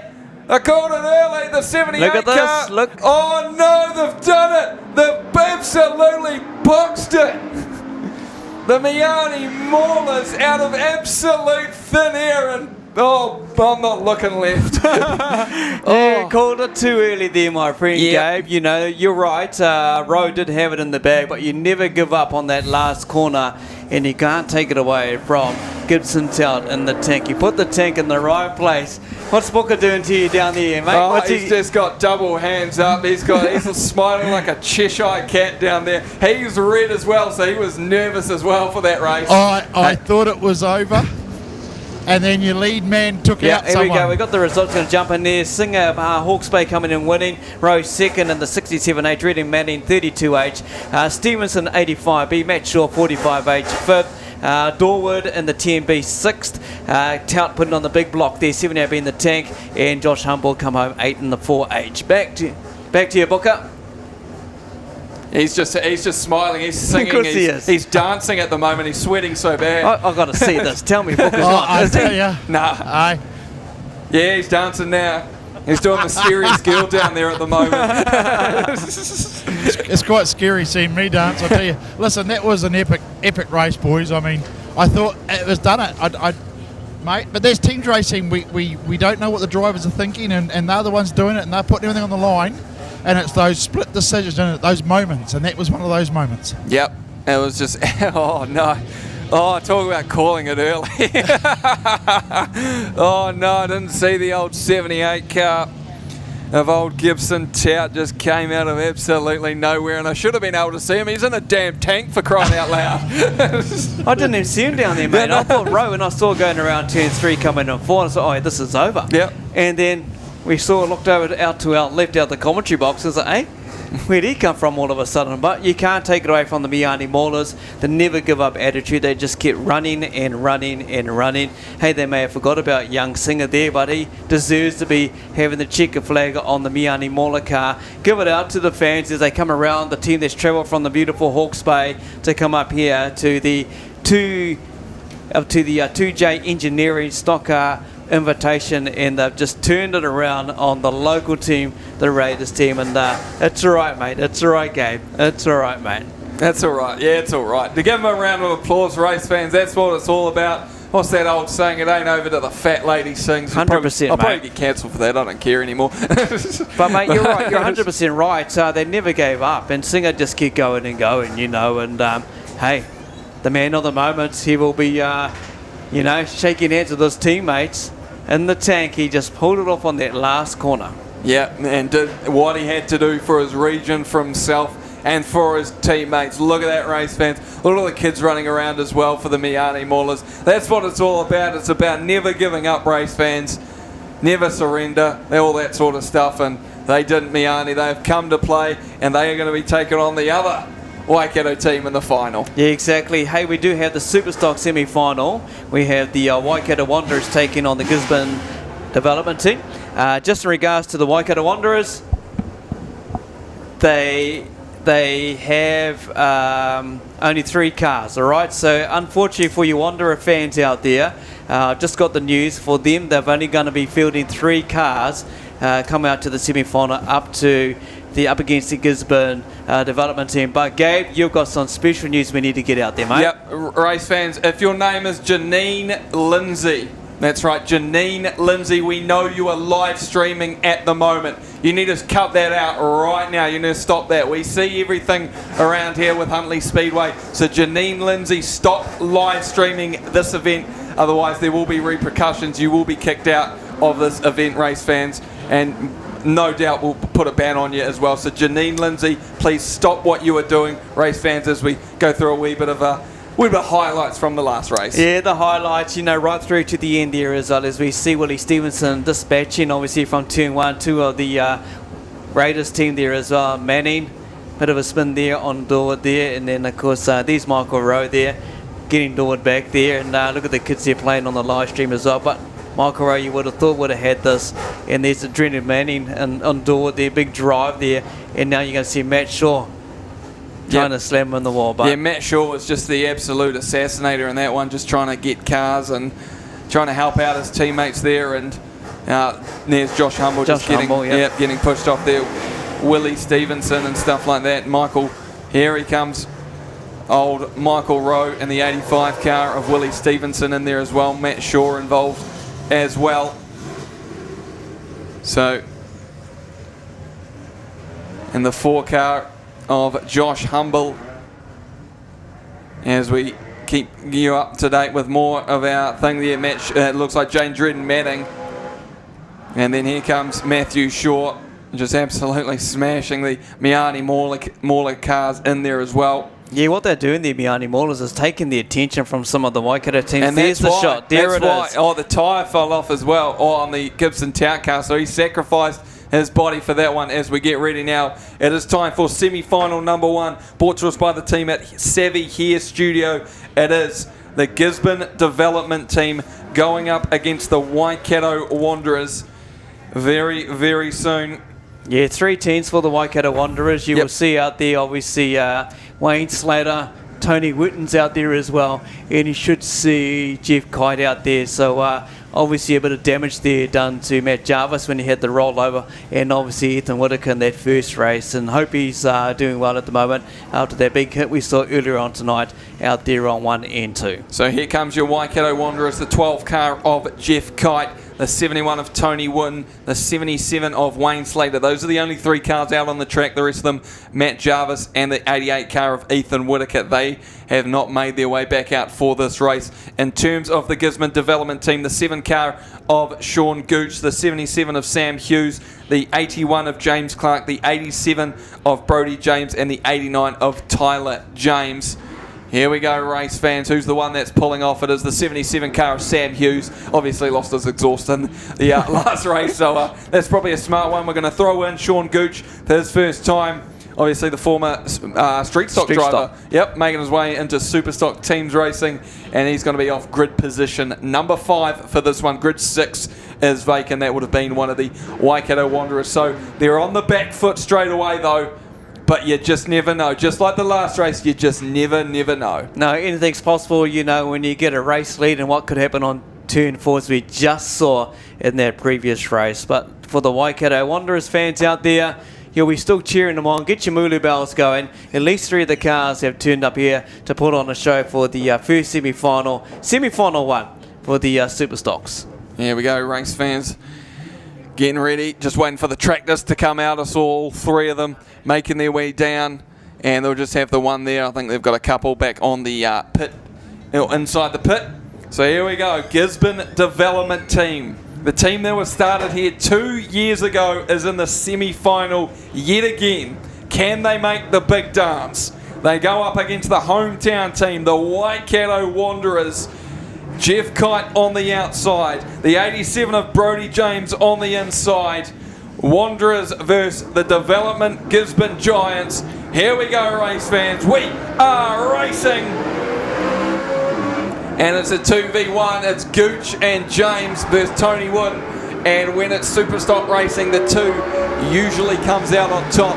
So the 87 car of Brodie James is going to be your race leader, Gooch. He's not going to be afraid to use that bumper, obviously the ex-street stock driver, but Tony Wooden's going to have to go into aggressive driving and hitting mode at the same time. Same with all these Waikato Wanderers, and oh no, the 77 car of Wayne Slater looks like he's just doing the old roundabout there just to get back on the track in a decent position for himself. Obviously went off to the infield, so you've got to come back where you left off the track. Jeff Kite though, he looks like he's going to try and go into blockish kind of racing mode. That's what they've kind of got to do, the Wanderers. They can't go into those generic just blocking or racing modes. They've kind of got to do a bit of both at the same time as Kite goes off to the infield to the grass. But Brodie James still leading this one from Tony Wood. They are on the same lap, race fans. He's just got the 89 car of Tyler James in between him though, and that's gonna be a real hard one to try and get past there. The 2 James boys in there for Wooten as we go. 4 laps gone out of 12, 8 more to go. A wee bit more tame with this one with a 4v3 race. But Wanderers, they're not giving up now. Here comes a wee bit of an opening for Jeff Kite to have a go there at Brodie James. Can he get him into the wall? No. It looks like he's going to have to slow down considerably as the 12 car of Kite. And so does the 89 car of Tyler James. So he's going to have to do the old roundabouts here as the 12 of Jeff Kite went off to the infield. So got to leave into the track where you left it off from. As Tony Wood slowly but surely still on that lead lap with the 87 car of Brodie James. They just need one moment, one opportunity to the Waikato Wanderers to get this victory. But it's looking pretty second hand at this point. 7 laps gone out of 12, 5 more to go. Brodie James has not even been looked at getting touched for this race. He has just stormed off. He's coming up though to Jeff Kite. He's got Tyler James in front of him, and he'll just go past him there. As Tony Wooten now having to try and get past Jeff Kite and Tyler James. Wooten goes down the inside. as James Clark tries to ram him up against the wall. That's not a good sign there for the Waikato Wanderers. Here comes Wayne Slater, all back down to that one. Jeff Kite is going to have to be the man to do it for the Wanderers. He's the one that's going to have to do something to Brodie James. If he can, race fans, this turns this race on its head. Here comes Kite, parked up there on the exit of 4. James is going to ram him from behind. Kite keeps the thing straight. James trying to go wide. Kite's going to try and... Oh, James is beaten for speed as well. Around the outside of him down the front straight. Kite's just got to give up on that one and try yet again. But it's going to be white flag this time by for the 87 car of Brodie James. One more to go. Got a whole gaggle of cars in front of him at this point. Wayne Slater, though, got to slow down. He won't know, though, about who's in the race lead at this point. He'll think he's the lead car for the Waikato Wanderers, but he's going to come out of corners 3 and 4. They have made it to the big dance, race fans. The Gisborne Development Team finally make it to the final of the Pollock Crane Superstock Teams event. Aren't they showing up their actual main team from out of Gisborne, the Giants? You know, they did it a couple of years ago, got to the big show as well, and already we see this development team just getting stronger and stronger. You know, the James boys doing what they do out there. James Clark in the 81G, the borrowed car he's using at the moment. He's only got limited time in the race car as well, race fans. And, you know, take nothing away from Tony Wooten. He just never gave up. He wanted to do it for the local fans here and just keep going and going. As we see the results here, Brodie James winning 87G. Gooch, the street stock driver, first time in the 7G, getting no second. Clark in the 81G, Slater, followed by Wooten. The local cars from, of course, Huntley, and, of course, the 89G of James there coming in at the end. But, yeah, take nothing away from, obviously, the end result there. Good on him. Sean Cooch getting up there as well. Here's a bit of the replay from the race for those watching at home, and already started with the attention on Tony Wooten from James Clark. James Clark in the first turn. That was just the very start of the race. So take nothing away from Tony, who just gave chase. And here he is again, mixing it up with James Clark to get on through the inside. And look at that. Slater's just put him out there wide for Clark to come on through in the 81. As we just see the continuation of the replay coming on through. Look at this big shot. Gooch on Kite. Kite never gave up as well. He was too focused on the 89 car of Tyler James there. And give him a round of applause, race fans. This Gisborne Development Team, as they make their way around the track at the moment. Starting to head around corners number 1 and 2. They are through to the final of the Superstock Teams Invitation here, brought to us by the team at Pollock Grange. That one in association with the team at Savvy here studio. Remember though, the Waikato Wanderers, they will be back though. They will be going up in 3rd versus 4th later on in a couple more races time. But now it's the other one. Yes, the other one, the Palmerston North Panthers will take on the Wanganui Warriors, who will be taking on Gisborne. It's a big race. This will be a big head-to-head race between the Panthers and the Warriors. Both teams been showing they can do what they can do out there on the track, and mate, they won't hold back. And this is all brought to you by Central Metals. Yep, it'll be the Wars versus the Pars. That's the one, the Wars and the Pars. The Wars and the Pars, the old Wanganui Warriors and the Palmerston North Panthers going at it. The old battle of the Lower North Island, two teams going at it, at each other, and looking forward to this one when you've got the likes of Zane Dykstra, Ryan Marshall, Kalen Mooney, Jerry Linklater, Dylan Marshall in there, and then for the Panthers, Myers, Humphreys, James, Ty McCart. Oh, looking forward to this semi-final. The Panthers, the team that if you go up against them, you don't want to lose to them. No, exactly, and the Warriors won't want to do that as well. The Warriors have been riding some confidence over the last few seasons. It's definitely the V. It's been a lot about the up the V, and you can see why they've been forming out there on the track, not only within teams, but also in individual titles right across a lot of the classes that represent the V. So they'll turn up, not just to turn up to make numbers, they'll turn up to put on a big show and do what they need to do against the Panthers to get through to the final up against the Gisborne Development Team. But the Panthers have turned up as well in the same boat. You will see Jack Myers out here, I would guess, race in the semi-final, even though he set out the previous race. But the Panthers have turned up as well. They want to win this and get ready to go up against the Gisborne team. Yeah, exactly. Jack Myers will not be... he will not be missing out this one, I can tell you that. William Humphries won't be, Trent James won't be, so it'll just be a matter of who that other fourth driver is, whether it's Ty McCarthy or even Scott Williams. Scott Williams had a great race in their last race against the Auckland All-Stars where he picked up the race win for them. But looking forward to this one, race fans. Palmy versus Wanganui. And I tell you what, if either team can't win, they're going to absolutely slaughter the other one so they don't win the entire thing as well. So that's what I'm looking forward to. Yeah, Wanganui's definitely going to leave nothing out there on the track. I'm just going to do a quick little shout out here to a young man who's turning 12 years old, Max Ireland.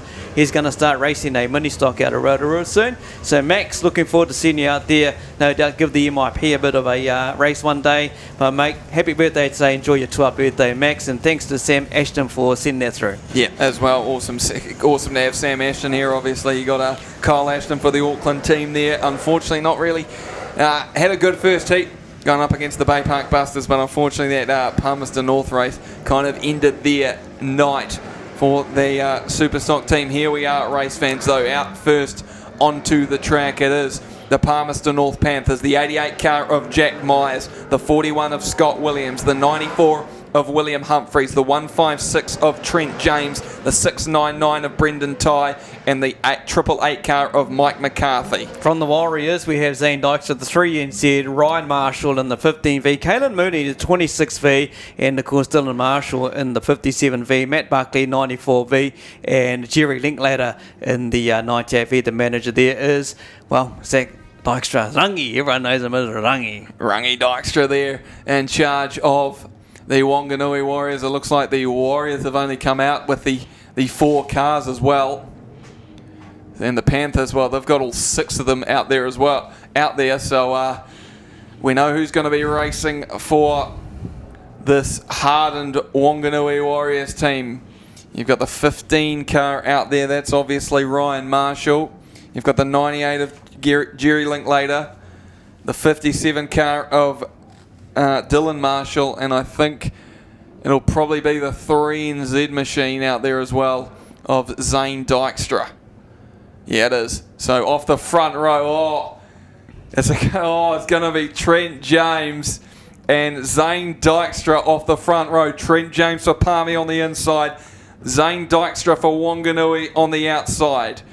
Grid position number 3 will go to the Wanganui Warriors. That'll be the 57 car of Dylan Marshall. As we wait for Palmy to sort themselves out, they'll be the next 2 cars out on the track. This is going to be a big one up the front there. Of course, Trent James, formerly a 56V, 56V up there, formerly from Wanganui, obviously racing there under the V for some time, and now he's contracted to Palmy. So, yeah, Trent, we are ready for this, obviously, and we'll see what happens on turn 1. Like you say, Dykstra's the 3NZ on the outside, but look what's behind him. Dylan Marshall in the 57V Gabe. This is going to be intense. And who we thought was going to race, we can see him right now moving on to the infield. I'm shocked at those two. I'm shocked at those two. So William Humphries and Jack Myers are sitting this one out. So they've got Ty McCarthy, Williams and James going up against Dykstra, Marshall and Linklater. That's what's good about this event. Yep. Is we get to see these young ones get a go at it. And this is that opportunity. This is the chance in a semi-final. As you can see, veterans from the Panthers parked on the infield. We thought they would have been out there, Humphries and Myers. But why not give these young ones that opportunity? They've been shown a bit of speed tonight. The hunger for teens, mate. Let's see what they can do out there and leave it on the track. Yep. The probably the reasoning for it is you know what they're going to do. Essentially, Myers and Humphries on the infield. Let's see what these guys do when we put them under a wee bit of pressure. Will they turn into the diamond that you wish, or will they turn into the lump of coal? More than not, they turn into the diamond. Here we go, race fans. Panthers Warriors. We are racing straight to the infield. Does Zane Dykstra and Trent James in the 156 car, but out front, I think it's that 888 car. It is of Mike McCarthy who leads this one at the moment. In second place is there's a couple of Wanganui cars going early on Trent James. So Trent James is obviously He's the target. Yeah, he's the target pretty much for this team, as it looks like the first runner for the Warriors is going to be the 57 car of Dylan Marshall. It looks like Williams and potentially Ty up there. Williams and the 15 car of Ryan Marshall having a nice wee tie up there on corners number 3 and 4. Scott Williams has already got a right front flat tyre on the 41 machine. That's why he's going left and right all of a sudden. Looks like Linklater and the 669 car of Ty logged together over there on corner number 1 and 2. But your race leader is still the 888 car of Mike McCarthy. He's got the 156 machine of Trent James in front of him as they start to make their way up to a couple. Oh, another teammate. Oh no, it's Jerry Linklater. So Linklater, he's got a right front flat tyre in there as well. Trent James going to try and move him to the side. It just creates a wee bit of a diversion as here comes the big hit there by Marshall on the 888 car of McCarthy. Puts him in the wall. Does the 15 of Ryan Marshall. And McCarthy is looking pretty second hand from that one. Still going hard there. Oh, we've got a contact there between the 3NZ and the 669 car of Ty. Looked like that carried on to the infield, but will keep racing nonetheless. Your new race leader, though, is the 57 car of Dylan Marshall for the Wanganui Warriors. Just slowing down, making sure he's got some teammates with him as I get looks like poleaxed into the wall there on corners number 3 and 4 by the 41 car of Scott Williams. So it looks like Palmy might potentially get this lead back, but the 888 car actually, I'm just trying to find them on the track. The 15 machine, oh, we might have one potentially up and over. Trent James is trying to get Linklater over. These two are stuck though, right in front of us in the commentary box. So they're not going to be moving that much anyways. Your new race leader is actually going to be the 15V car of Ryan Marshall. So it's just replacing one Marshall with the next, and he's got a couple of laps buffer at the moment. Ryan Marshall, the only one really fast circulating at this point. Everyone else has stopped and stuck where they are. As Marshall comes out of corners number 4, gets past the 41 car of Scott Williams. 8 laps gone, 4 more to go.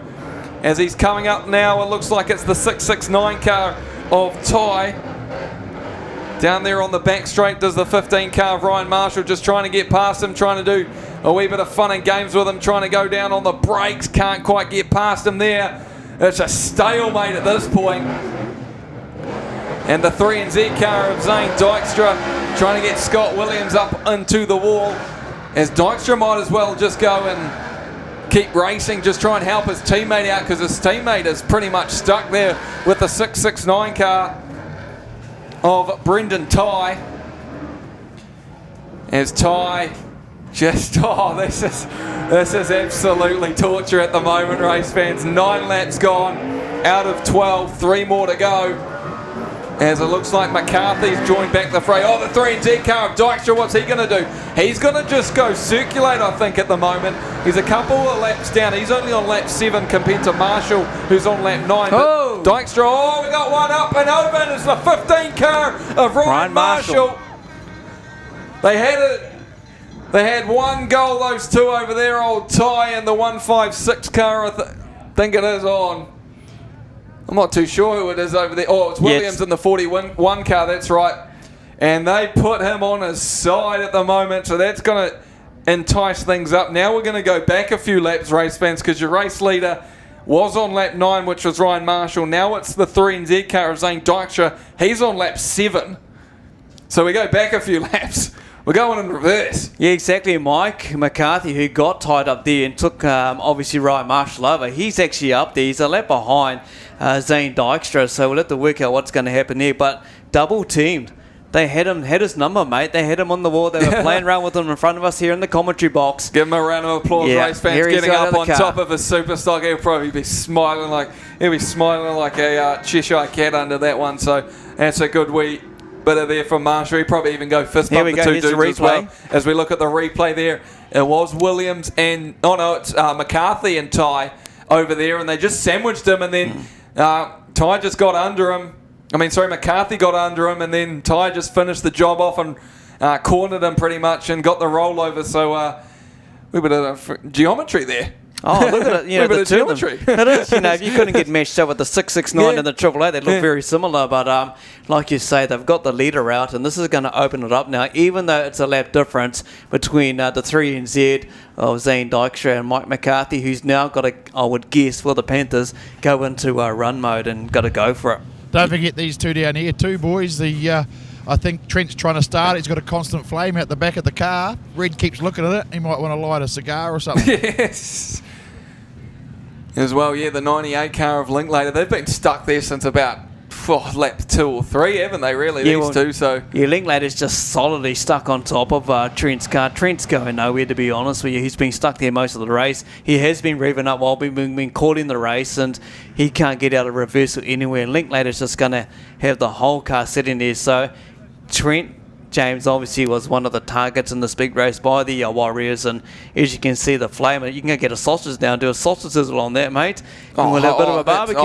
I was disappointed that we didn't have mini stocks tonight. I was looking forward to another sausage sizzle from old Regan Les Cheminon's team down there, so hopefully even they're in the crowd tonight enjoying themselves.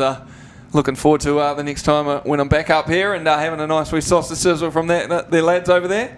Yeah, exactly. Hey, just got to repeat once again, the KHE vehicle I made mention of earlier on, the KHE 681, those lights are still on and are starting to go a bit dim up there, they tell me. So whoever owns the car, KHE 681, the lights are flickering, slightly going to go off, and someone's going to have to try and give you a jump start, or you're going to be walking home. Yeah, you're going to be walking home probably at this rate at the moment.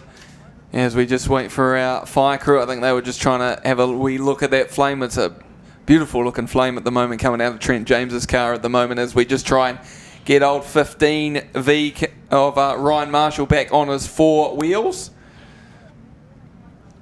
Look at the shot on the stream there as well. Look, now we flicked over to Marshall, but yeah.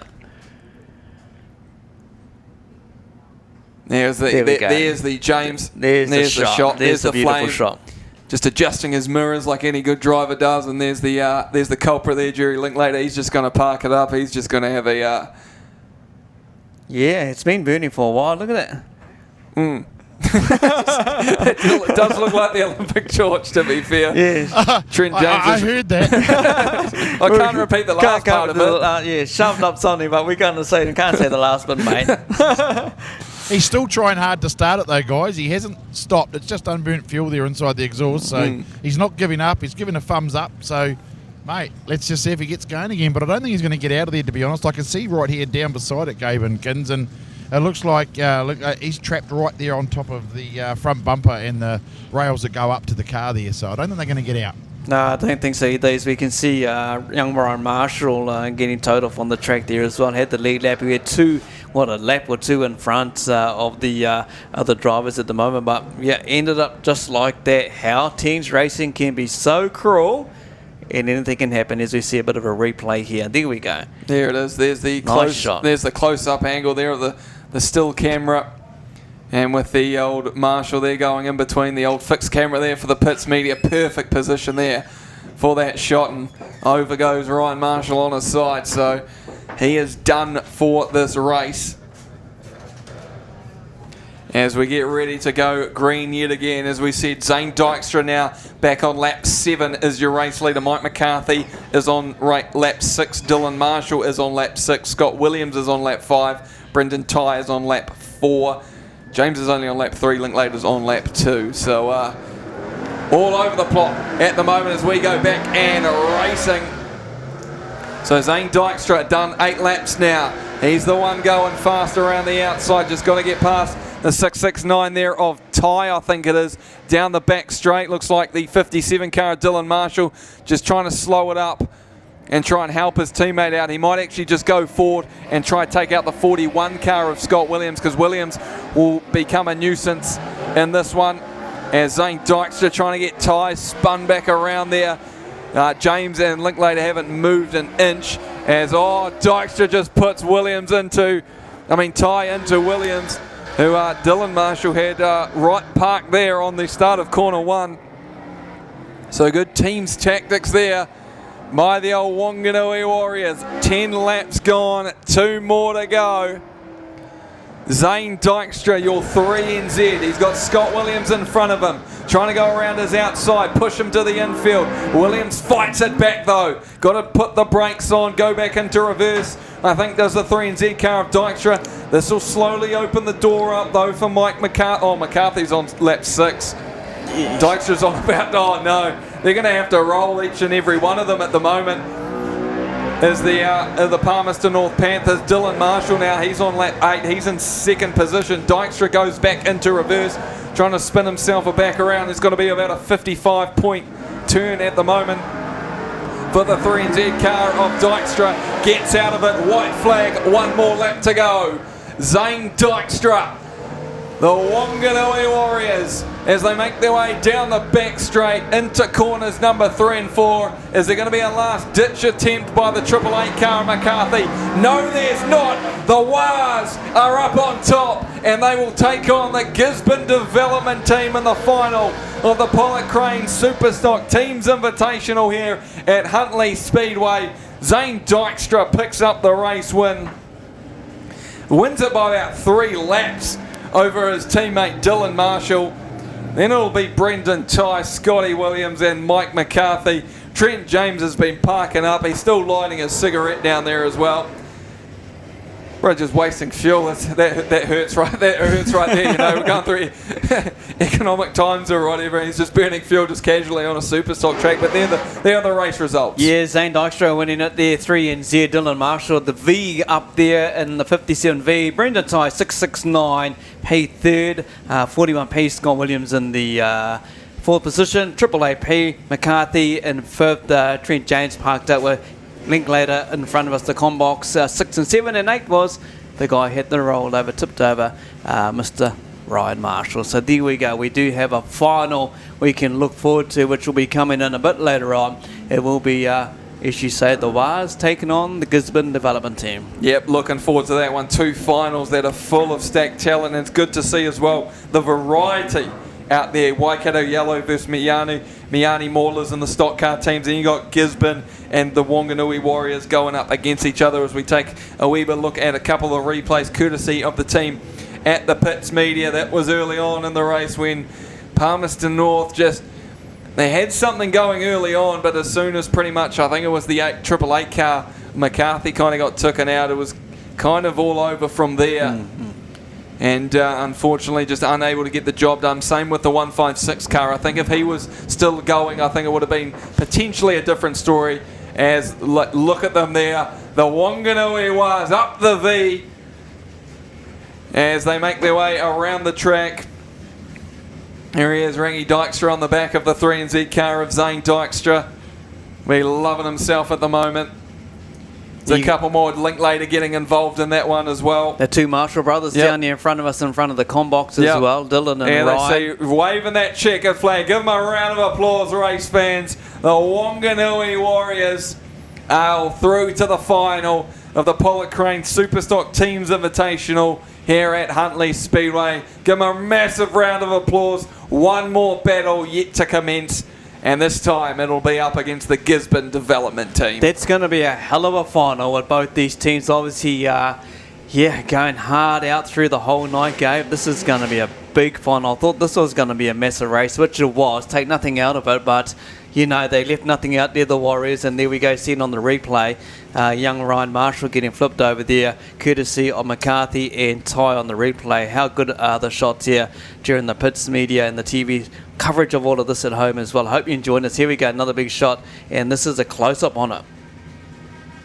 Yeah, big close-up as well. Palmerston, he had nowhere to go. He was always going to go forward. He was always going to go forward unless he pretty much backed himself into the oncoming traffic. There we go. That was coming as well. There was Scott, young Williams there. Scott Williams coming on through, so he would have got hammered there as well. But, yeah, young man had nowhere to go. So you see the winner of the race, tying up here with Brendan Ty. Tying up with Brendan Ty, excuse the pun there, but young Dykstra, look at him, just pushing the 669 around and just averting the 2 cars that have been hooked up most of the race into the 2 Palmy guys. Come together there, Williams and Ty. Yep, as well, race fans. Just remember, Palmy, They look absolutely stuffed at the moment. They've still got a 3rd v 4th Superstock teams race coming up against, it'll be against the Waikato Wanderers there, and that'll be for 3rd and 4th position for the evening tonight. As well, I think it's time for a wee bit of golden oldies. I think we'll try and let these guys just sort themselves out with Linklater and James down there in the on the track. I think Red's going to put a wee bit of water as we'll play. Yeah, well, I think we'll do that. We'll give myself a wee bit of a voice break. We'll play a couple of ads for you. We'll be back very shortly. It doesn't matter how hard the job is, we suck it up and get it done. No matter how dirty our hands have to get, we suck it up and get it done. Suck it up, suck it up, suck it up. Out for suck's sake, suck it up, suck it up, suck it up. Out for suck's sake, suck it up. Suck it up and get it done with suckitup.co.nz. Double coin tyres at Mag & Turbo from just $89. Everyday tyres for everyday use on small to medium cars from just $89 per tyre, fitted, balanced and ready to drive away. Plus remember, all Mag & Turbo customers receive free puncture repairs and free rotation and balancing every 10,000 Ks for the lifetime of their tyres. So for the very best deals in town on everyday double coin tyres, backed up with the best after sales service around, get down to the number 1 Mag & Turbo Tyre and Service Centre.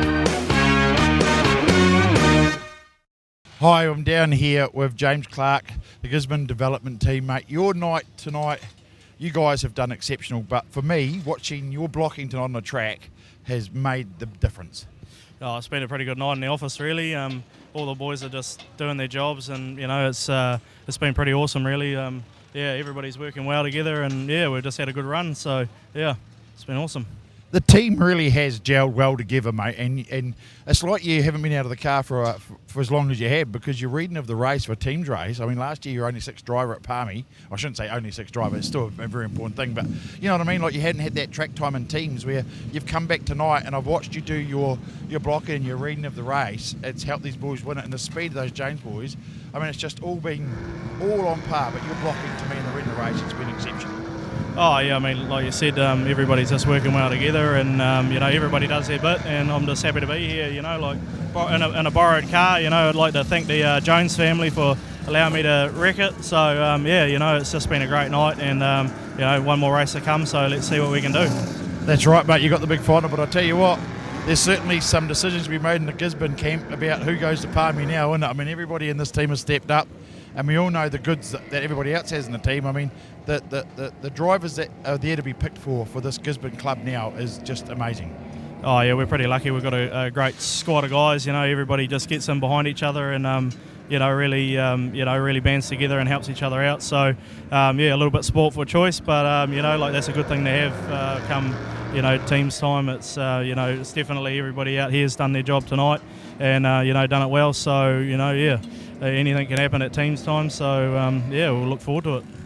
That's awesome. I wish you guys all the best for the final, and good luck, and we'll see if we're talking to you guys at the end. Yeah, no worries. Thank you, mate. Thank you. Back up to you guys.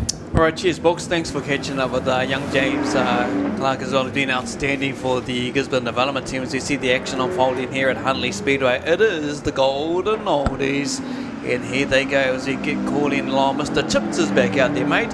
We see the 5M of Kipper Kentwell out there, just cruising around the back straight there as well, followed by the 15 from out of Palmerston North. They showed a bit of pace earlier on, Malcolm Clawson, followed by the local car, the 78H of Lindsay Swell there in the main freight car, but looking like the glory cars of yesteryear game. Yeah, it's still got quite a bit of pace, to be fair. When you think of old sort of cars, you don't think they've got that old speed to them, but these ones, certainly the drivers definitely got their foot flat down on that accelerator out there, some of them.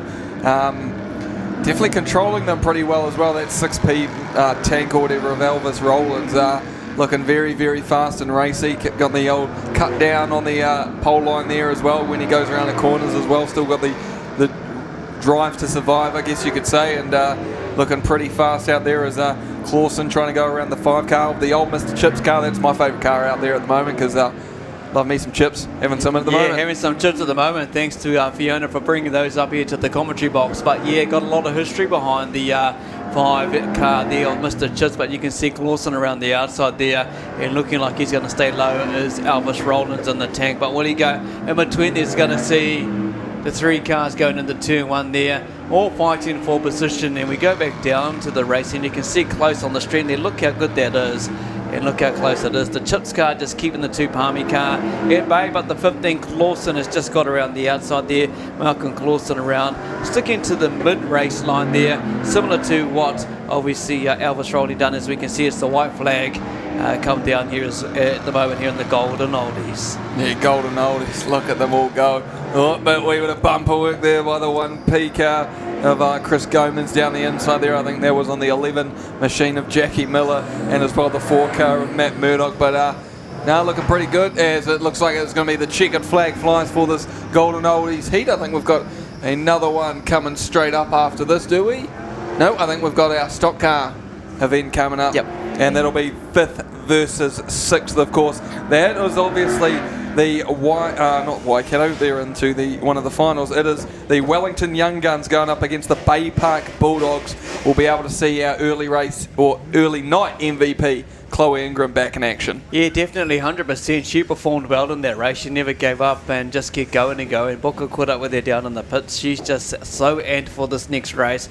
And for the team travelling from out of the capital city, Wellington, they will be looking forward to getting maybe a win over the Bay Park Bulldogs as well. So that's race 19 on your race program calendar. But give it up.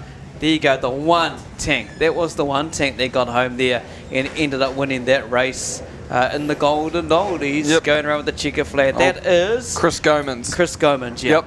Chris Gomans there in the old school looking tank there at the moment. Good to see those tanks still a thing in stock car, even old school racing as well. Even the stock car, you know, you got the 78 car Gibson Tout, obviously for the Maulers in the final a bit later on. It's good to see tanks still around because they can do some damage. Oh, definitely. The tanks have actually shown up tonight in the Golden Oldies race. And when you take a look at the dominance of Elvis Rollins in the first earlier heats in the Golden Oldies, he stuck around and did another race, got 2 checker flags. He's going to take back the Palmy. But look at that, the 1P is your winner there. And got to give it up to Gomans there as well. The tanks have been on show in the Golden. Look on the top of the roof there. Look at that. There's a little picture of a little tank. The tank, yeah. Tank. Is a wing, yeah. Tank on the tank. Tank on the tank. It looks pretty cool. But hey, it's all about building up now for the bigger race, which we've talked about, is the Bulldogs and the Young Guns. Yep, the Wellington Young Guns there, obviously MVP for them in that one, obviously. And their first race coming up was Ben Ellis. 3rd v 4th in the stock car teams a wee bit later on is Waikato Red versus Auckland.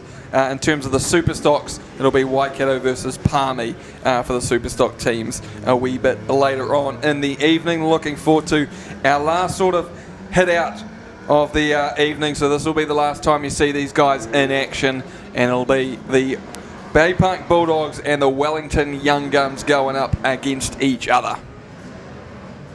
As we see birthday boy just coming around the turn 3-4, that is Bryce Carter in the tank, the 26M as well. So there's a few people out here tonight celebrating birthdays of all ages, just coming to Speedway. Why? Come and enjoy Speedway on your birthday, I mean, you know, and everyone says, what are you going to do for your birthday, mate? Going to go to Speedway. Especially, what an event. You got Superstock and stock car teams going up against each other. So now we've got Wellington versus Bay Park. Then we've got a Superstock all-in at the moment, still scheduled for. Then we've got the stock car teams 3rd v 4th. That's obviously the Waikato Raiders red team going up against the Auckland Alley Cats. And then it'll be the Superstock teams 3rd v 4th, which will be obviously the Waikato Wanderers going up against the Palmerston North Panthers. Then the stock car teams 1st v 2nd, that's Waikato Yellow versus Miani. I think we've got a Golden Oldies race in between there as well. And then we've got the big one, Gisborne versus Wanganui, in the last race of the evening. 25 races. That's what it is. And it looks like, where is the 31 car of Sam Parker going? He was waiting for a net. He thought a net was up high. Nope. Starts way back down there, buddy. Gonna have to do the old spinneroonie. The old Booker team 5 time. Yeah, that's right. As he makes his way back around the infield there. And now he probably won't go straight to the position he'll wait on. No, exactly. He's not going to go parking down the back there. So you can see him just coming off the concrete part on the infield there. And now he's then just on the stopped. brake. And he's on on the the brake. Now he's going forward. And now Annette's getting frustrated now. And fair enough too. Here he goes, the 31 car of Sam Parker. So your Wellington Young Guns will be the 10 of Ben Ellis, the 21 of Tim Parker, the 31 of Sam Parker, the 62 of Darren Gray, and the 64W of Jamie Hargreaves. Manager is Hilton Parker. Yeah, representing, you can see the MVP, we call her, that's Chloe Ingram in the 31 coming out as well. We should have Ash Henstock in there in the 87M. There's the 26 making his entrance into the race, the tank of Bryce Carter, birthday boy. And who else have we got out there? Gabe, I can't quite see down there. I see the 94's gone on the inside there. Yeah, the 94's gone on the inside as well. And the 10W, Ben Ellis, is not racing in this one. So it's the 87 machine of Ash Henstock, the 915 of Hadley Dixon, the 31 of Chloe Ingram, and I think it's the 26 machine, of Bryce Carter there for the Bulldogs. In terms of Wellington, it'll be the 31 of Sam Parker, the 21 of Tim Parker, the 64 of Darren Gray, and the 64 car of Jamie Hargreaves. So those are your drivers out on the track, 5th versus 6th. Nobody wants to go home with the wooden spoon, so they'll be fighting each other to the death for this one. Bay Park versus Wellington, Young Guns versus Bulldogs. We are racing. And the 31 car of Sam Parker gets off to a flying start over the 915 car of Hadley Dixon. Oh, big hit there in the wall involving the 64 car of Jamie Hargreaves and the 26 of Bryce Carter. Looks like the 64 of Hargreaves got off second best. Chloe Ingram now finally getting away from her captor at the moment. That was the 62 machine of Darren Gray as they start to make their way around the outside. The 31 car of Sam Parker from Wellington leads this one as the 26 machine of Bryce Carter in second place at the moment. Hadley Dixon just trying to find out where he's gone. Oh no, he's just passed us in the control. Oh, there he is. He's right by us in the control tower, just on the outside wall of it. But Carter is still in second position. So, and then Wellington has got the 64 car, Jamie Hargreaves. Then it'll be Dixon from Ingram. So, as Dixon it looks like Dixon's actually gone full block mode at this point, so letting cars by him left, right and centre, but still your race leader is that 31 car of Sam Parker, making his way down the back straight. He's going to come up to the 915 car of Hadley Dixon. He'll be chomping at the bit to put on a big hit on him as a 31 car of Parker will try and go right up his rear end. Dixon tries to match him for pace at the moment and just try and slow down the 31 car of Parker. Puts Dixon towards the wall, but so does the 31 car of Parker. Dixon tried to jam him up in there, couldn't quite get the job done. So now Sam Parker goes off into the mighty Waikato sky, or the distance, and Dixon will try yet again, as it looks like the 87 car of Ash Henstock is parked up there on corners number 4 as well. But still, Chloe Ingram in second place. The two 31s are your leaders for each individual team. Here comes, it looks like the 26 car of Bryce Carter putting the 64 machine of Hargreaves up onto the wall. But Chloe Ingram slowly catching up. She's got a bit of pace in that machine as they start to make their way down the back straight.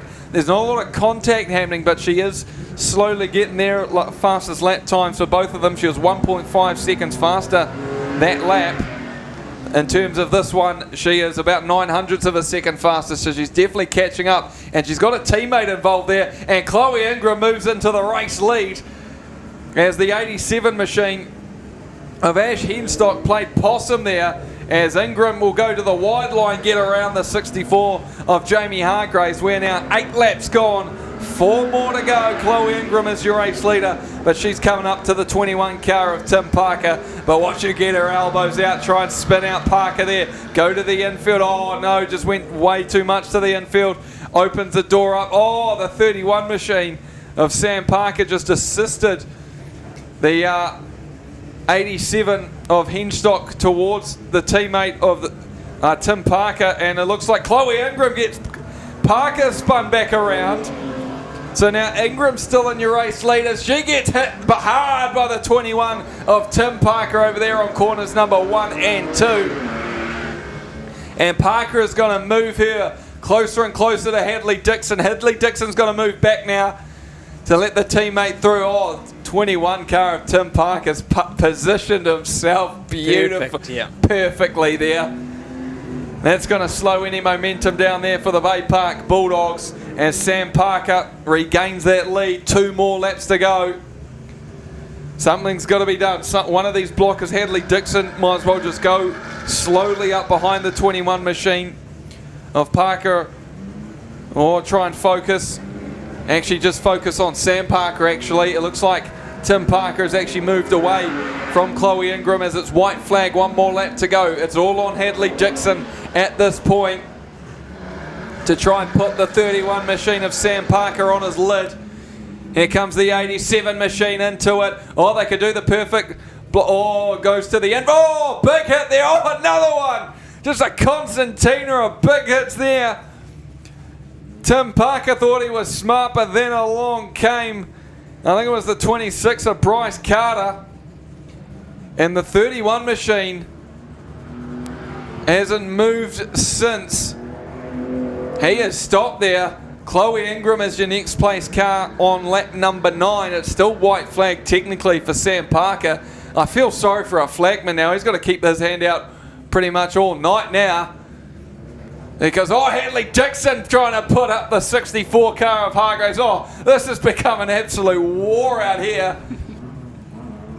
In terms of third position, because the 231 cars have stayed still, they were your race leaders. The next place car is 21 of Tim Parker. He's on lap 9 though. Ash Henstock is the next Bulldog. She's on lap 7. So they're going to have to put the 21 car of Parker up on the wall as Henstock, wee bit of smoke coming from the back end of that machine. Bryce Carter's done about 5 laps as well. So, putting the 21 machine there, trying to park him up. 87 of Henstock. It doesn't matter if you're fast. You just got to keep on going. She's now 8 laps done. My respect still to the flagman down there. He's still got his white flag out. And he's got to, because, the 31 machine of Sam Parker is technically still on the white flag. He almost made it to the end. In terms of this, if it stays like this, Bulldogs will keep going. Tell Ash to keep going. Ash Henstock in the 87 machine. There's only 2 circulating. The 21 car of Parker though. But guess what? Once Henstock gets past Parker, Henstock's going to be fully in the race lead. In front of Parker, gets past Parker. Here we go. Couple more to go. 2 more laps to go for Ash Henstock, the Bulldogs. This would be magnificent for them if they can get past this one. Henstock, smoke coming out that left rear tyre. They're both on lap number 10. They've got to focus on the 21 car, does the Bulldogs. The 87 machine of Ash Henstock, white flag, 1 more to go for the Bulldogs. Can anyone stop Ash Henstock? This has been the longest race we've had all night, and there's been absolutely no red lights. But Ash Henstock, I'm not going to call this one early, is going to make your way through corners number 3 and 4 and pick up the race win for the Bay Park Bulldogs. That is stock car racing and its absolute hilariousness. When was the last time you seen cars stop? They were on the lead lap. The 231s is an example in this race of Sam Parker, Chloe Ingram, and then of course we saw the 21, Sam's brother Tim parked up there as well. And you can't take nothing away from Ash. She just kept going and going. And look, we can see her on the infield there. This Bay Park team, 2 MVPs of both races. Both of them have been the females on the team. How awesome is that to see? The Bulldogs will finish 5th place in the stock car team's invitation, brought to us by the team at 2J Engineering. And as well, here's the here's the result. Here's the order of the 8. Ash Henstock, obviously 87 in first. Tim Parker in the 21W, his brother there, Sam Parker, in 31W. Jay Hargraves in the 64, Chloe Ingram 31 N915. Hamish, Hadley Dixon and Bryce Carter 26M and Darren Gray 62W. As we head on down to the inside on the pit, it looks like Book's got another interview with one of the Dykstra boys. 3NZ, Yep. Okay, we're down here with Zane Dykstra, 3NZ V. Mate, how good was that final race? There was a bit of passion in that one, I think. A bit of passion, yeah, you could say a little bit of passion. No, it was a bloody good race. Panthers put on a pretty strong team, and yeah, we just come out on top, so I'm wrapped.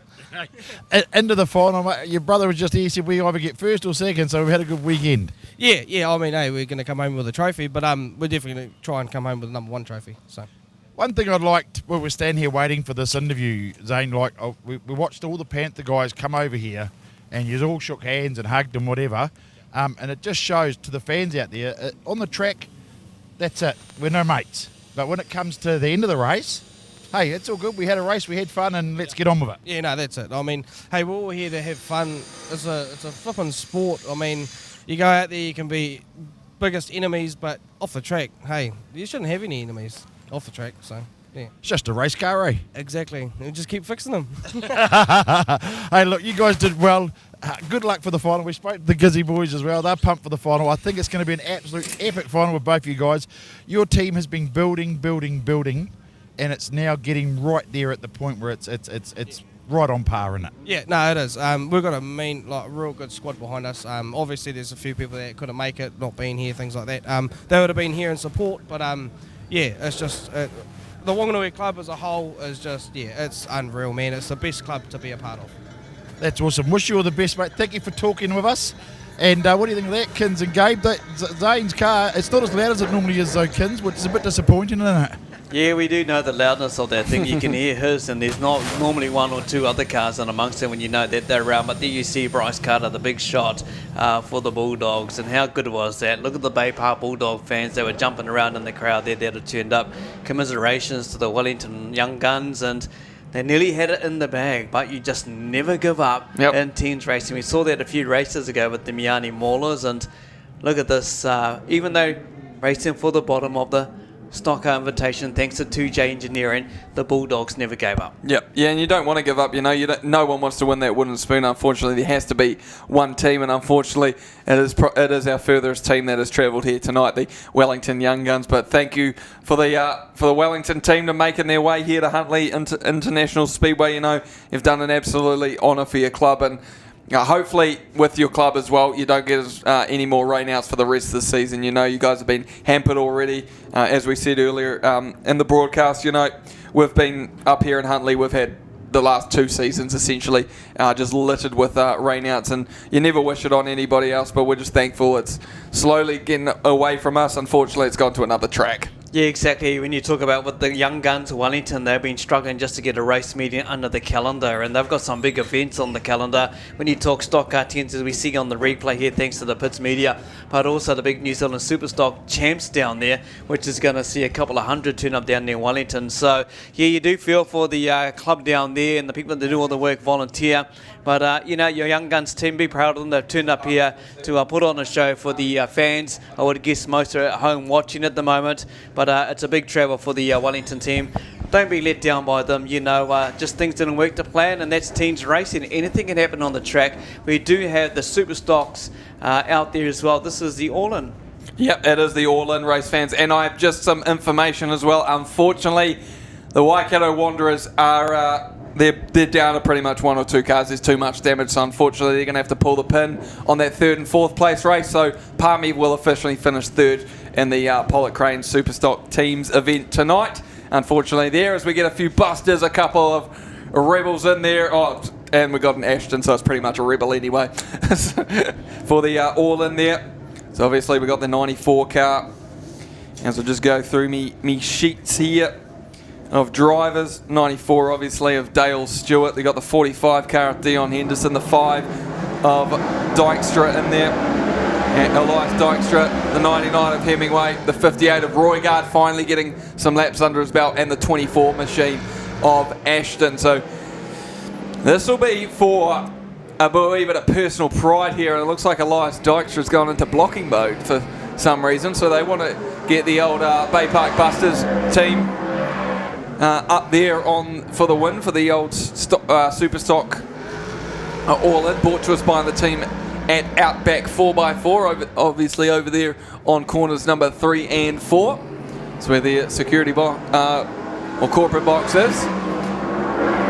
And he's just going through. Dale Stewart leading this one from Hemingway. Only a couple of car lengths in it at the moment. Looks like Roygaard's actually made his way up into second place. He has. As they go through into corners number 3 and 4. Ashton up into 4th position, just behind Hemingway. And then it'll be Dion Henderson in the 45 machine with Elias Dykstra still on the grass. Just the 5 cars running at this point. Dale Stewart, though, from the Rotorua Rebels, still leading this one. Stefan Roygaard in second position from Todd Hemingway. They'll want to win this one. Couple of the Bay Park Busters boys, you know, obviously the main sponsor for this Superstock event is Pollock Cranes. That's one of their main sponsors for the Bay Park Busters, so they'll want to make sure that they've still got it. But the 94 car of Dale Stewart doing 16.83s. Next fastest is Kyle Ashton with 16.992 from Henderson, 16.995. Then both the Bay Park Busters are doing 17.2s. So Stewart just slowly edging his way around. Here comes Ashton on the 58 car of Roygaard. Wee bit of bumper rubbing there between the two of them. Obviously Roygaard in his first season back as part of the Busters there, obviously was part of the Key Kings for a number of seasons now. As Ashton just going around Roygaard there. Fastest lap for that one, the 16.458 for Todd Hemingway. There's 2 more laps to go for this all-in race. I guess just the 10 laps, or the 12 laps actually for this one, so we've still got 4 more laps to go. Here comes Dykstra, is actually putting them off, and there goes Todd Hemingway. There's that Bay Park Busters teamwork that I was talking about I knew that would be used in this race, trying to get their own man across the line. As Hemingway, he might have a few problems there. I think he's got some problems with that right rear tyre, he does. As checkered flag flies actually, and Kyle Ashton wins the race. The sole all-star, mate. Yeah, the solo all-star. He's got an A on his car. He pretty much represents goes to every track. He's pretty much an NI, North Island car. Yeah, he travels around a lot. The Ashton family are massive in Speedway, and credit to them as well. And look at that, never gave up. Like we've seen all night, Kyle Ashton in the 24A, Todd Hemingway 99M, Stephen Roygaard 58M, Dion Henderson in the 45R, Dale Stewart, who was leading most of that race in the 94R until this guy, Elias Dykstra, came out on the 5M and played a bit of block roll, and that's just Superstocks. Played a wee bit of block roll indeed there for that one. So now we're up to race 21. This is stock car teams action, 3rd versus 4th. The podium place is on the line, and Auckland, they faced one Waikato team in the semi-final. They've got to go up against the other one now. Yeah, exactly. The the Auckland up against the red, is it the red team? Yeah, the red team. Red team. So yeah, it's going to be a big one. We're looking forward to it, mate. And who's going to go for the Auckland fans? There's Auckland fans out there. Where's all the Auckland fans? You know, it'd be good to hear from you out there in the crowd and listen to you do a bit of a roar. There they go. All right, this is going to be quite big for the Waikato Red fans out there. Where's the locals? Let's hear you out there in the crowd. There we go. Yeah, got the horns going. Got the horns going. The old faithful, the old horns going there as Red put some more moisture on the track out there as well. Getting some people, some rides in that the water truck as well. So Red doing a fantastic job and looking after the Speedway. Look at the track at the moment. Perfect for Superstock and stock car racing out there. Yeah, it's a wee bit ruddy in the middle parts of the track.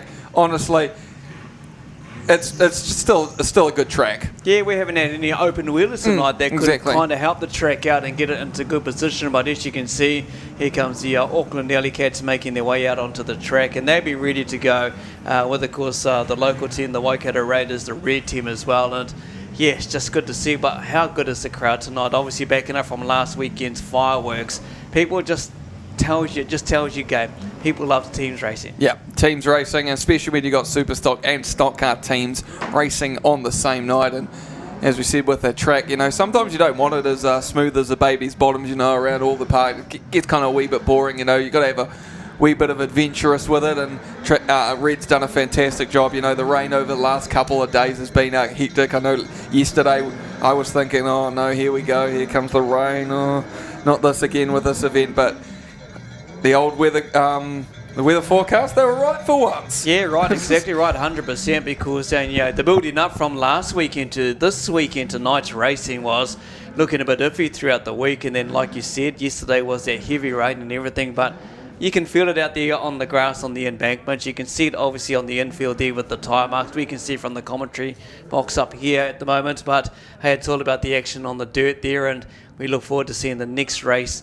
come out for you now. And look, that's not far away. It's only minutes away, not even that, might be even seconds. Yeah, exactly. It's just gone on 10:30, so I'm not going to get out of here by midnight. I'm not going to get home by about 2 o'clock anyway, so that's all good. That's all good. As we get ready for the third v fourth place in the 2J Engineering Stock Car Teams Invitational. It is Auckland versus Waikato Red. There is 5 Aucklanders on the track. There is 4 for Waikato Red.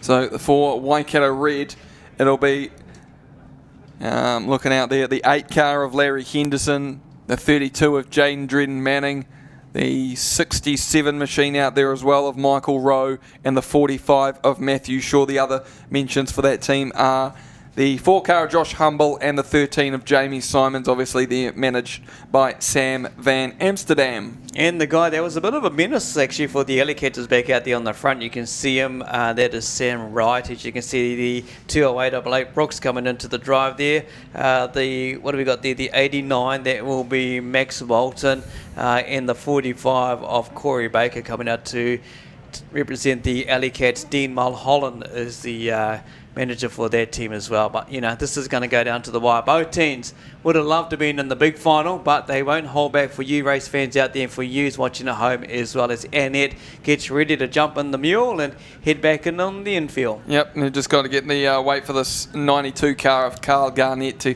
make his way in between here. So here we go. Another instalment of Waikato versus Auckland. It's Waikato Red versus the Auckland Alleycats. 3rd versus 4th in the 2J Engineering sponsored Stock Car Teams Invitational. We are racing.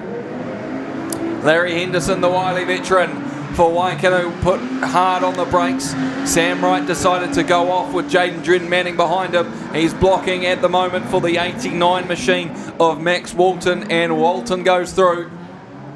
Jaden Dredden Manning, the 67 car of Michael Rowe almost walloped the 94 machine of Sam Wright as Jaden Dredden Manning spins off there, and it looks like Michael Rowe's going to actually pull off to the infield.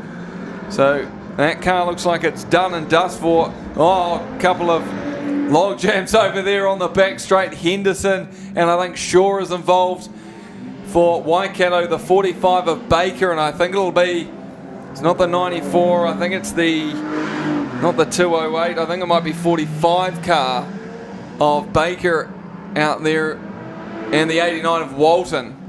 So Sam Wright's actually your race leader for the Auckland team, the 94 car. Leading this one as he passes me in the commentary box now. He's done 3 laps out of 12. As they make their way through corners number 1 and 2, Larry Henderson looks like he hasn't moved too far. Matthew Shaw is slowly trying to do something, spin himself back around. There he goes. He's just going to go the old donut way and gets himself back out there. The 67 car of Michael Rowe's pretty much come to a flying stop. Jane Dredden Manning is starting to harass the 45 car of Corey Baker. Baker just gets put to the infield as Jane Dredden Manning. The 45 car of Shaw gets involved in that one. So that's going to open the door. Oh, wee bit of contact there. Sam Wright leading the race. Didn't have to do that, but he made sure he did on the 45 car of Matthew Shaw on corners number 1 and 2. And Auckland at this point are running away with it. Lap number 6, they are 1st and 2nd. Jane Dredden Manning is the lead Waikato car, and he's on lap number 4. The rest of them are on lap number 1. That's the difference at the moment in this race at this point. And it looks like our Raiders red team might become a wee bit unstuck in this one. 7 laps gone, 5 more to go for our race leaders. As Jaden Dredden Manning and Corey Baker still having a go at each other over there on corners number 1 and 2. Jaden Dredden Manning goes to the inside as Baker just slowly gets himself there. The 89 car of Walton and the 8 of Henderson have finally started moving again. They're just playing with each other at this point. As Henderson just trying to get past him, as it looks like Jaden Dredden Manning still focused on that 45 car of Baker. Sam Wright now 9 laps gone out of 12. Couple more to go. The Auckland Alley Cats. And it looks like they're going to easily take this one at this point, unless an absolute Christmas miracle happens. As Sam Wright, 10 laps gone out of 12, so 2 more to go. For the Alley Cats, Jaden Dredden Manning parked up there on corners number 3. As the lone car still moving now for Waikato. It looks like it's the 8 of Larry Henderson. And Sam Wright's just going to barge his way through that one. White flag, 1 more lap to go. The Auckland Alley Cats have annihilated the Waikato Raiders red team in this one. They are going to finish 3rd position in the 2J Engineering sponsored Stockcar Teams Invitational. Sam Wright takes the race win. Auckland will finish in 3rd position. A demolition, one would say, in Stockcar Teams racing. Mate, the Auckland Alley Cats done it with ease when you had those 2 right, and obviously Brooks out there just running. No one was even looking at, even interested in even locking them or touching them, and things just fell apart for the Raiders red team. And look at what happened. What's the big lap difference there? 5 laps difference between the 2 winners and Jaden Dredden Manning. Oh, a bit of contact afterwards there. Sam Wright's clearly past the checkered flag, and they're still going at it. So it won't change the result, because even if you did get rid of Sam Wright, Brooks still would have finished in 2nd place from Auckland. So there's no need to do any of that sort of stuff downstairs. So that'll be that done and dusted for that. So Sam Wright takes the race win from Blake Brooks, from Jaden Dredden Manning in the 32 machine, from Corey Baker in the 45. Then it's Max Walton in the 89 from Larry Henderson, Michael Rowe and Matthew Shaw in the 45 machine. That's your race result for race number 21 on our program. And we aren't doing race number 22, which means now is it time for stock cars first versus second. Just looking out on the dummy grid. It does look like it from behind us here, Gabe. Yep. So, yeah, they're already set, ready to go. They've been told, obviously, the Wanderers have pulled out from their race. Couldn't get enough cars ready, and we know to shake the boys' hands from Palmy and says, you can have that one, guys, and had that win for 3rd and 4th. So we'll get straight into it. This is going to be the stock big one. Yep, got the big one. We got a big book smiling down there. He's still dancing away. He's got one more Waikato team to beat. Oh, we'll see what I'm not going to call nothing yet like you fellas call them early, I tell you. Well, why not? Who do you reckon's going to win, Book? No bias involved as well, obviously. I know who I want to win, but mate, going by how the racing is tonight and how good it is, I mean, this has been an absolute spectacle tonight. I think people next year, we're not going to get anyone else in here next year, because after seeing what's happened here this year for this team's men, it's just absolutely epic. And to have a final with Waikato, the home team there, and of course, for me, having my maulers there, I'm telling you, this is it. I'm so pumped, it's ridiculous. Yep. Looking forward to it here as we look at a fair wee bit of replays there from the last race. The demolition from the Alley Cats on the Waikato Raiders red team. Yeah, Baker just taking Dredden Manning into the infield. Mind you, Dredden might have done that all himself with just a heavy foot. As we can see too, here comes the Raiders team rolling on out. Gabe, this will be the big final between the Miani Maulers and the Raiders, the yellow team. Yep, the Waikato Raiders team. It is stacked full of talent, that's for sure. You could probably take a couple of the Raiders red team, put them in the yellow team. That would probably be the Raiders team, to be fair. It is, I would say, the more experienced of the two teams, and they have made their way to the final. and they want to take this trophy home. Obviously, Waikato won this thing last time we had it, and they'll be wanting to go back to back. There's Clinton Cheatham there, slowly making his way through. We've still got the Auckland Alley Cats making their way off the track at this point. Blake Brooks, Brad Philpott's out there, hasn't really been racing that much as old Brad Philpott out there, as the horn's still going. We've got the Waikato faithful still here as well. Can I just say as well, guys, that you know, win or lose, a team that wins this and takes it out the final, they deserve it, you know. Yep. So I will give just as big accolations to the Waikato team as I will the Maulers, because these guys put their bodies and their cars on the line for us to sit here and watch. And, you know, to whoever wins, good luck and well done, and they deserve it. Yeah, exactly, that's for sure. You know, it's all about what happens on this race right now. You got 5 of the Waikato, or 6 of the Raiders out there at the moment, representing the yellow side. Still waiting on the Miani Maulers. Here they come now, coming from behind us. Yep. It's got to do those little belt checks, you know, little tyre nut tightens and all that sort of carry on what happens with stock cars, you know. Make sure everyone's safe. And they're coming for war. Definitely racing for first and second, thanks to the big sponsorship from 2J Engineering. That's been a massive sponsor for tonight's Stockcar Team's invitation, taking nothing away from the Polo Cranes as well for their Superstock team sponsorship as well. We still got Golden Oldies, then we got the big one in the Superstocks, but the focus is on this final now, thanks again to 2J Engineering. Yep, and here comes the Maulers out onto the track, the battleground as you would call it, being led out by the 75 car of Leroy O'Reilly. Mr. Birthday Boy himself made his way into a final of a stock car teams event. The 10 of Ethan Dorwood, the 85 of Willie Stevenson, waiting for the rest of them. And I got the 86 car out there as well of Bradley Singer. He's parked up there by the pit entry there, or the enter to the track. So that might be it, Gail. Looking at the gate, looking like it could close. I think they're going to have to try and do something with the 3-minute bell here. So for the Miani Maulers, otherwise they're going to be down to about 3 cars from the get-go. So you're better off trying to call something on it early, as Red's down there at the moment, just making sure everything's all good to go. So we just wait on the 86 car of Bradley Singer. Manager for this one is Travis Dorwood. So no Gibson Tout out there. Obviously the tank that's had its day, and they only bought 5 cars.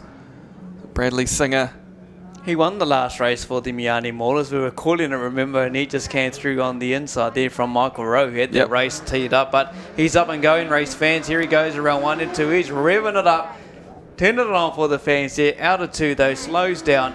Here he goes, ready to go. Just making sure he can get the thing all going again. It's one thing to get it started when you're just on a couple of, what would say, hot laps around the track, but it's another thing when you're in that race mode and you just, you know, oil just comes in and then it just floods it. But off the front row, on the inside, it'll be the 85 car of Willie Stevenson for the Maulers. On the outside for Waikato, it'll be the 361 car of Clinton Cheatham. Grid 3 for Waikato will be the 99 of William White. Grid 4 for Miani will be the 75 car of Leroy O'Reilly. Grid 5 for Miani will be the 86 machine of Bradley Singer. Grid 6 for Waikato will be the 24 of Brad Philpott. Of Grid 7 will be the 16 of James Marshall. Grid 8 will be the 10 of Ethan Dorwood. Out for Waikato is the 97 car of Casey Cheatham and the 19 of Ashley Morton. This is the big team, race fans. They've brought the big boys out for the final as Waikato. Who's going to take it out for the 2J Engineering Stock Car Teams Invitational? It is Waikato Raiders Red going up against the Miani Maulers. Stevenson, Cheatham, front row. Battle lines are drawn. Cheatham as we are racing. And Stevenson gets to the start.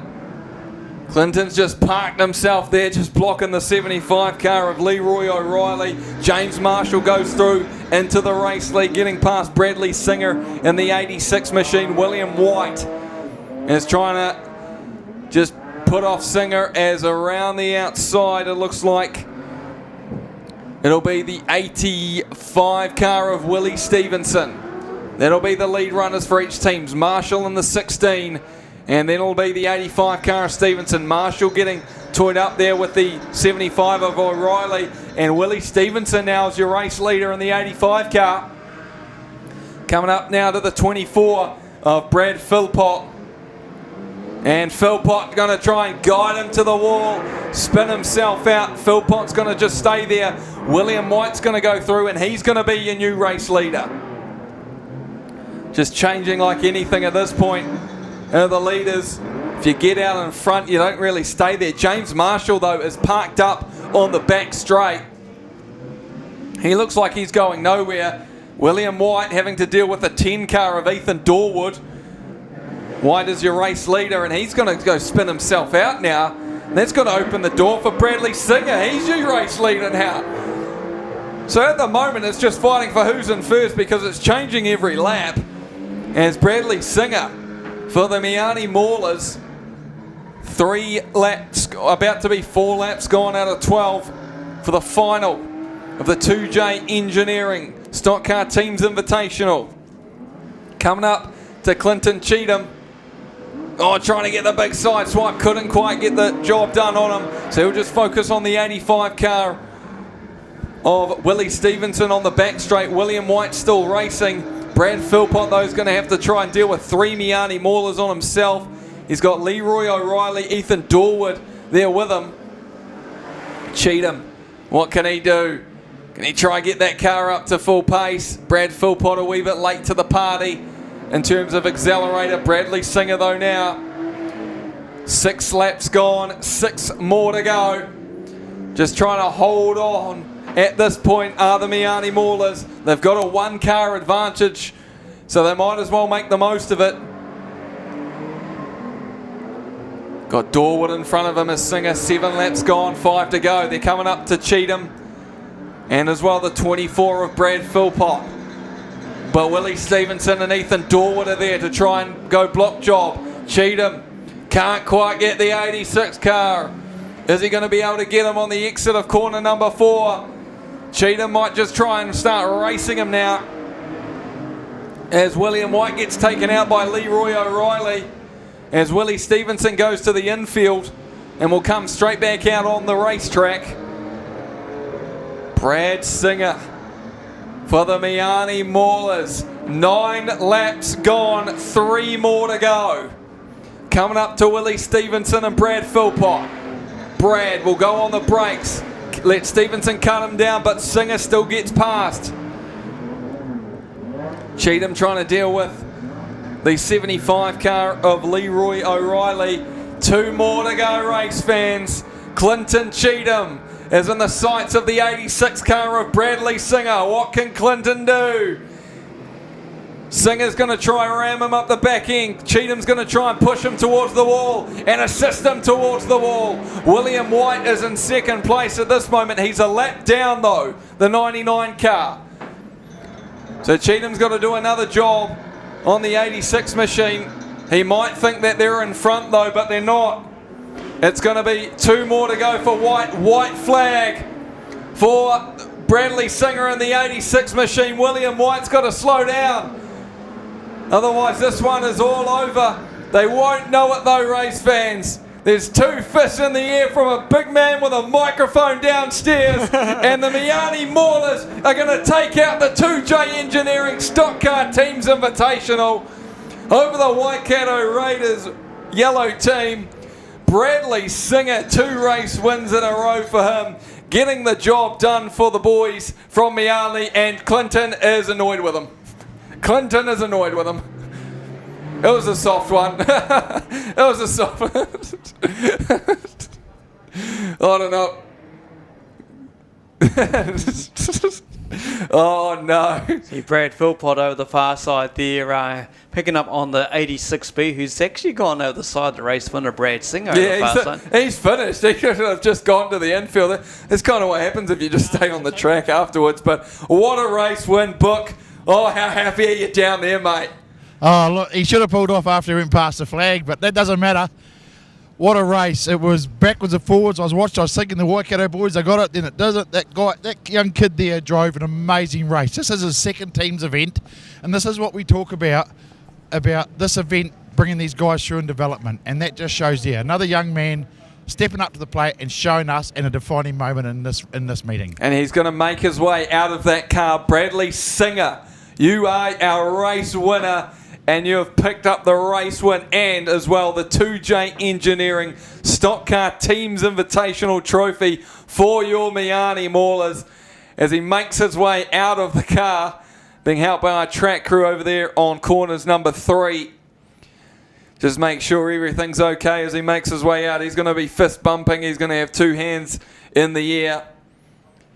This one is pretty much done and dusted. As we look at the replay, there it was Clinton Cheatham and Brad Philpott fully assisting, and I don't think Clinton actually wanted to do that one. That's why he told Philpott with his arms to back out of it, but kind of committed already, so it's all good. There he is, 2 hands in the air. He is your race winner, and there are your Miani Maulers, the 2J Engineering Stock Car Teams Invitational Champions. Go get on one of your boys. That should be the race done and dusted. We don't need to do any more. There's about 6 laps gap between the next one. Bradley Singer, only as Booker said, second team's event, and he picks up the race win and the team's invitational for his Miani Maulers. How's Booker looking like down there, mate? Look down to your left-hand side. What's he looking like? Bro, he's lost about 10 kilos. He's started dancing. He's doing the Mississippi Shuffle. He's doing everything at the moment, so he's loving himself right now. Like I said, whoever won it deserved it, and they drove well and they deserved it. Yeah. And listen, Waikato gave it everything, and they deserved to be in the final. Yeah, Miani definitely deserved that one when you look at the whole outskirts of things, and it could have gone so differently, in that semi-final, that's what this is all about. And what Booker has forgotten about is he much really wants us to play a song that he always loves playing. No. It's that Come On the Bay. You know how it goes. I don't know if Jason's got that one on his playlist, to be fair. Come On the Bay. He'll be loving it. He'll be lapping it up. But, well deserved, like Booker said out there, to every person in their car tonight that sacrificed themselves in the machinery and the team's racing. We still have the big final on the Superstocks to come as well. And that is going to be a huge race. So looking forward to that. Got the golden oldies. Are they going to come out? They are lined up at the moment. We are just almost about to hit 11 o'clock. So a lot of families, obviously you can see, have dispersed. Fair enough, it is a wee bit of a late night here at Huntley Speedway for this event. You got to take your hat off to those that have stayed, though, for this late event. They're getting a great spectacle in front of them. They're getting their money's worth with this Huntley Family Speedway. And we can't thank the fans enough for staying and enjoying this great event. Good on you, fans. Well done. Yeah, exactly. We would be doing the probably the presentation afterwards, but I think just because given how late it is as well, we might just leave that for the club rooms and try and do all that stuff in there after the race meeting.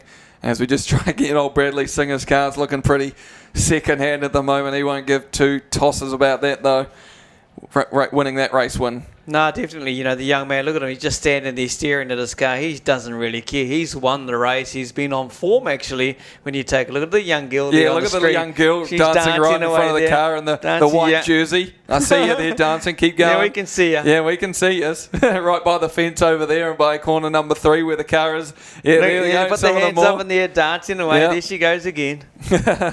Got some cameramen over there as well. Our crew doing a fantastic job over there on corner number 3, just trying to get Singer's car out of the way. As we've got some golden oldies, and then it is the big one. It is the Gisborne development team going up against the Wanganui Warriors for the last race of the program tonight, race fans. Prize giving is going to be on the infield, so we've just been told from the powers that would be that the prize giving will happen on the infield. So for fans who want to hang around, especially from Miani, you will see your team there get the winner's trophy. Obviously, you will see the Waikato team. Yep, the Waikato team will be on there. They'll finish second, and as well the Auckland Alley Cats will try and have a wee bit of a talk to them. I'm sure Booker and yourself might go down for that one. I'm just going to chill out here, to be fair. I'm not going for a walk, mate. I'm too old. Well, Booker, he'll be doing cartwheels down there, mate. He'll be doing cartwheels heading down to catch up with his boys from out of Miani there, the Hawke's Bay. They will be loving this at the moment. Wouldn't be surprised. He's already rung up a few back down there in the beautiful Hawke's Bay and tell them, hey, the boys have done it. We just see a couple of cars here just driving off from the infield there while they're addressing the Bradley Singer car. The Golden Oldies, they're still parked up out there, so they'll be coming down. And here comes the victory lap as well for the Miani Maulers. Give them a round of applause, race fans.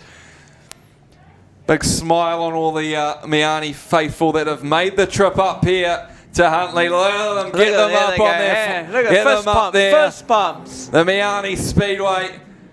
There'll be one happy Sons of Guns, good on them. Congratulations to the team of the 10B of Ethan Dorwood, the 75 of Leroy O'Reilly, the 78 of Gibson Tout, the 85 of Willie Stevenson, the 86 of Bradley Singer, and your team manager, Travis Dorwood. Congratulations.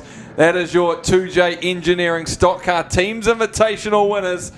And just like that with stock car teams, only 2 of the cars can make it around. Yeah, exactly. Let's give it up for them out there on turn 1, turn 2.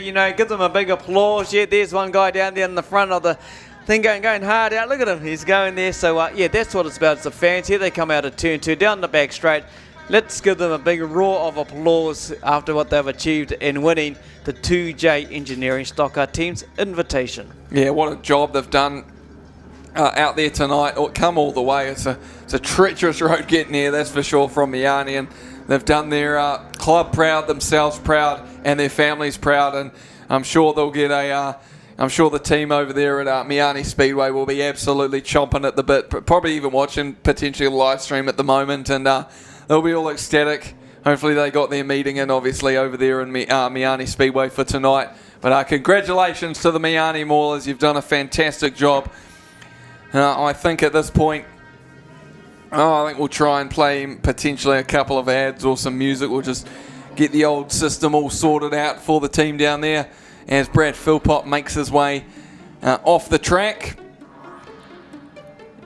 As Miani Maulers, they're very, very happy.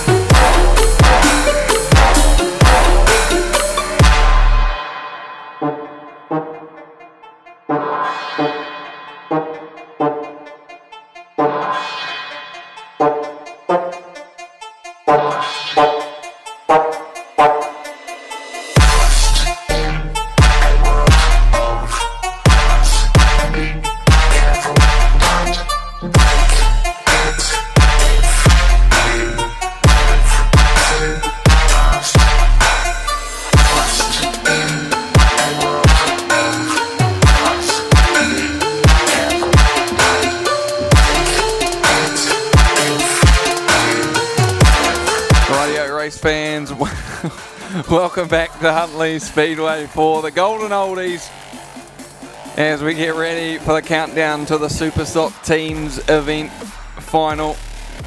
As we get ready for as we just got some Golden Oldies doing a couple of laps. Oi, oi, oi, it's getting past Jason's lunch or dinner time, so he's a wee bit hungry at the moment as we get ready for some Golden Oldies. It's way past their bedtime. I'm surprised we haven't lost half of them, to be fair. We're all up at 7 o'clock or 6 o'clock in the morning anyway, so as the lights go green as we go racing, the 15 car of Malcolm Clausen gets off to the best start out there at the moment. Peter Andrew out there as well as Lindsay Swell in the 76 car. The 79 all the way from Christchurch of Andrew Ross in there as well as our Golden Oldies go around for one last time. Yeah, been exciting racing by the Golden Oldies. As you say, they put on a big show. The classic cars, listen to the roar of the real V8 out there from back in the yesteryear. When you take a look at some of these cars, we're talking like 70s, 80s, might be even a lot earlier, not too sure. But hey, they're out there having fun as they do. And big lead there by the 15 out there in front as well. And good to see the Golden Oldies out there with their last race tonight, Gabe. Bro, the 15 car of Clausen is absolutely smashing them out there at the moment. He's the whole front straight in front at this point over the 1H car of Peter Andrew, the only Huntley car out there, as well as Lindsay Swale and Jackie Miller in there for the Huntley Club.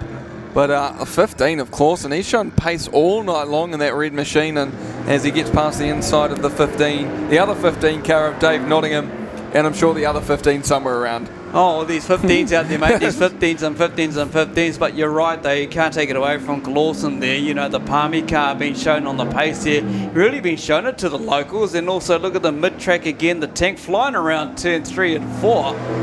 It's like, what's that thing on? Yeah, he's had a couple of wins, Elvis Rollins. Yeah, Elvis Rollins. He's just loving that outside line, just going between the inside of the 15 car of Nottingham, and then he's just going to go straight back to his outside line, trying to get past the 76 car of Lindsay Swale around corners number 3 and 4. Got good racecraft at the moment from the 6P car of Rollins. Old Elvis there, he's doing the old boogie, he's doing the old shimmy down there on the track, and getting past Lindsay Swale there in the 76 car. He's got to get past the other tank though.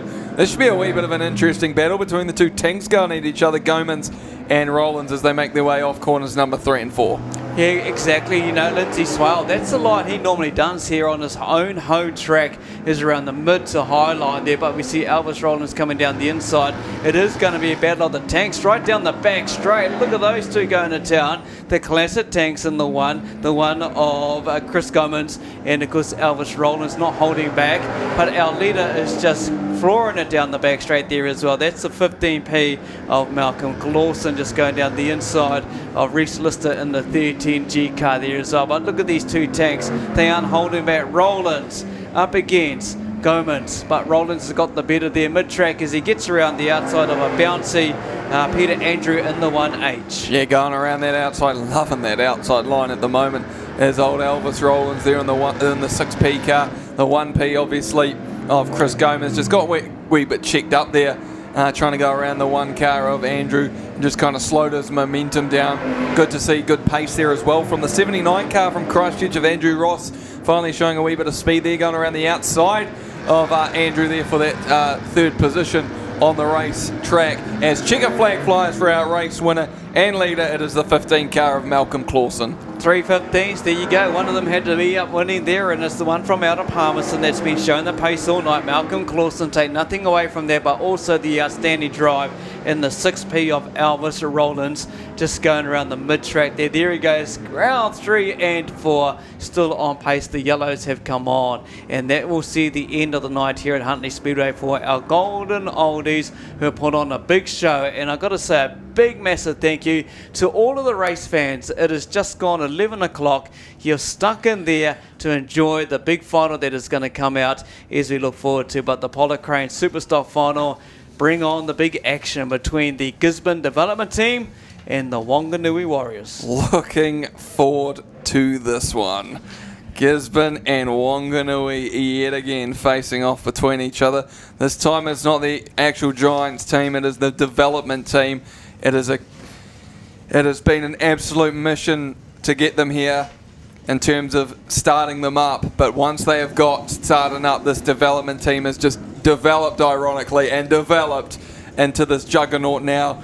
And yeah, it's good to see them finally make that final step. I remember a couple seasons ago they actually went up against the Gisborne Giants in the semi-final. Unfortunately lost that one to the Giants, who eventually lost to the Auckland All-Stars last time we had this event. Give them a round of applause though, race fans, the 15 car of Malcolm Clawson.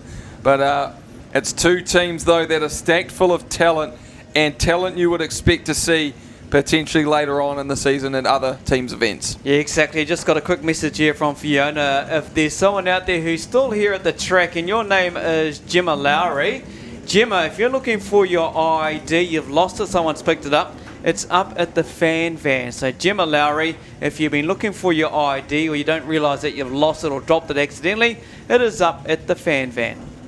Yeah, make sure you got that one, because you'll need that one for a wee bit later on, as we're going to be leaving here in the late hours of the night here at Huntly Speedway. So here it is, the moment you have all been waiting. Oh yeah, we've still got another one of those things to give away, don't we? Oh, we'll do that. Might do it next week or something. I'll see what happens. Yeah, we'll sort it out. I'm pretty sure Mike and the team as well had some hats to give away, but we've got some camera people up there at the Repco Huntly thing, so we'll make sure next meeting we'll try and give away some more free stuff. You know, Mike at the team at Repco Huntly do a fantastic job around the Speedway, and their support is just unwavering. Yeah, exactly. Like many of the sponsors that you see around the track here at Huntly Speedway. A big thank you to each and one of you all. Big massive thank you to all of your sponsorship and everything that's been part of that. It's all over on the program as well. So a massive thanks to everyone that's been associated with this track. We do have a club meeting back next Saturday on the 23rd as we see the Gisborne development team go out onto the track. It's the James brothers. Yep, the James brothers leading the charge out, representing the mighty G from the east coast of the North Island. Looking to put a trophy in the cabinet for the first time for the development team. They're guaranteed a trophy.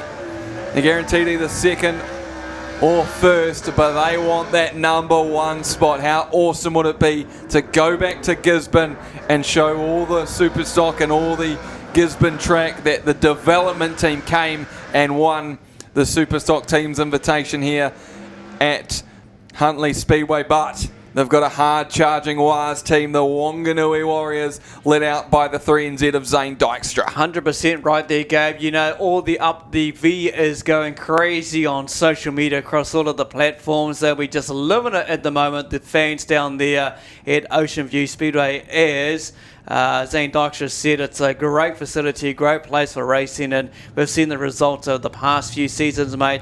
The V has been up there, and take nothing away from this final. Both teams are going to go hammer and tongs at it because they want to be at the prize giving, which will be on the infield. That will take place after this. But who is it going to be, race fans? Who are you cheering on? Who's your pick out there? Who's your Pitkins? Come on. Oh, you're going to put me on a spot. We'll let the race fans do it, eh? Let's go to the race fans. Right. I'm going for the Gisborne development team. Stuff it all. Stuff it all. Hey guys, what do we think of a new Annette here with the pink thing here doing the grids, hey? Annette's changed. No, we're not doing that. That's not a nice looking Annette. Where's the other one? Yes. All right, for you Gisborne development fans out there, who's got the big round of applause and loud noise for the Gisborne fans? Yeah, there's a few of them out there. Any other? Up the V, up the Waz, the Wanganui Warriors. Yeah, there's a few more points. The rest of them all gone to sleep, mate. It's up to 11 o'clock. No. Alrighty, on the inside, the cars for the Warriors. The 57V machine is Dylan Marshall. The 3NZ of Zane Dykstra. The 98V of Gary Linklater, and the 15 of Ryan Marshall for the Gisborne development team. The 81 of James Clark. The 87 of Brody James. The 7 of Sean Gooch. And the 77 of Sam Hughes. That means Tyler James is not racing in this one. Here we go, race fans. The big boys are out to play with their big toys. It is the Wanganui Warriors going up against the Gisborne Giants development team. The Silver Bullets versus Up the Wires, and we are racing. And out of the 8 cars on the track, only 6 are going forward at the moment. As it is Marshall, the 57V car, Dylan Marshall, leading it out from the 87G of Brodie James. Now all the games and the fun begin as James trying to get past the 57 of Marshall. In third place is the other Marshall brother, it's Ryan. So Brodie's got to do something pretty quickly here for his Gisborne development team. They make their way around corners number 1 and 2. Oh, the 15 car of Marshall almost got spat out the back door there. Oh, here comes Brodie James. He's just going to go straight through them all. And he's your new race leader only by about a car length, because here comes the 15 of Marshall trying to bang him in there. Oh, the 57. Oh, gets him spun around. Brodie James is just fighting off the 2 Marshall boys. Here comes James Clark, though, for a wee bit of assistance. The 87 though of James going to go into reverse, quickly back into acceleration, and he is still your race leader. So the Gisborne team, they've got Zane Dykstra for the Warriors parked up there on corner 4, but there's Brodie James, 3 laps gone out of 12. He's got some help with him. He's got the 80. Oh, Sean Gooch just rolled himself. Oh, Sean Gooch, this isn't Street Stock son anymore. Just went over the front end of the 98 car of Linklater, and he's on his roof. I don't know why he even tried to do that, to be honest. He just should have kept going and going and going and just get there and keep going for the team. But like you say, a Street Stocker, his first time into the team, and that's not a Street Stock incident though. But, you know, look at your replay. Here we go, mate. Look at the instant replay. There's Linklater and Sam Hughes. Gooch just comes on, and then over she goes. And he'll be thinking, dope. Yeah, totally. But, you know, there's a bit of damage to the front left of Linklater's car there as well. That wheel is just folded from what we could see there. But 9 laps to go. It's looking like Brodie James in front there at the moment. And we still got 9 to go, Gabe. Yeah, Brodie James over there on corners number 3. He's at the start of it. He's got a blocker in front of him, the 81 car of James Clark. But they've lost the 7 of Gooch. Linklater, not too sure if he's going to be still going, but he might just park up the 77 car of Sam Hughes. So it's a 3v2 sort of battle there, and then look to attack potentially later on in the race. Yeah, 3NZ, Dykstra hasn't really moved from their position out there on turn 4 as well. So yeah, this is going down to the wire. Obviously leading the race was Dylan Marshall in the 57V prior to getting spun up over there on turn 2, and he's now facing towards the wall there, but on the towards the lower end of the track. But we'll get it sorted out. Looks like the car's just been rolled over there by young Gooch's car, Sean Gooch, and he won't want to remember that one. You know, he won't want to remember that one, and they'll let him know back down there in the pit, some of his family and friends and everything like that. But, you know, he's given it his all.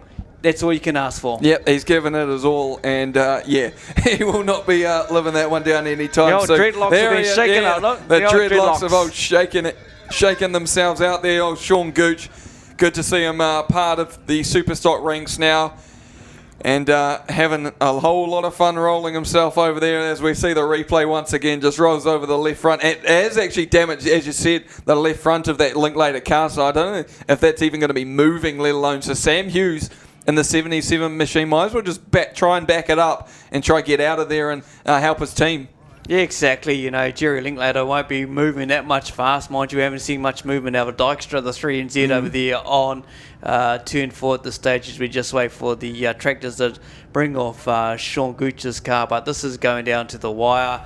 We just got to see when we get the green lights again, Gabe, how many cars will still keep going in this race. And don't get too after this, the prize giving will continue, and we will have it down there on the infield. Yeah, we'll try and get it done as well as fast as possible for the race fans as well. I just interrupt, guys. I just could hear down here, we saw Zane sitting in turn 4 there for a couple of laps, but when the reds came on, I couldn't hear his car, but we now hear it fired up, so he might be up and running again. Yeah, so he might be all good to go. Hopefully Sam Hughes is still all good to go. I'm not sure.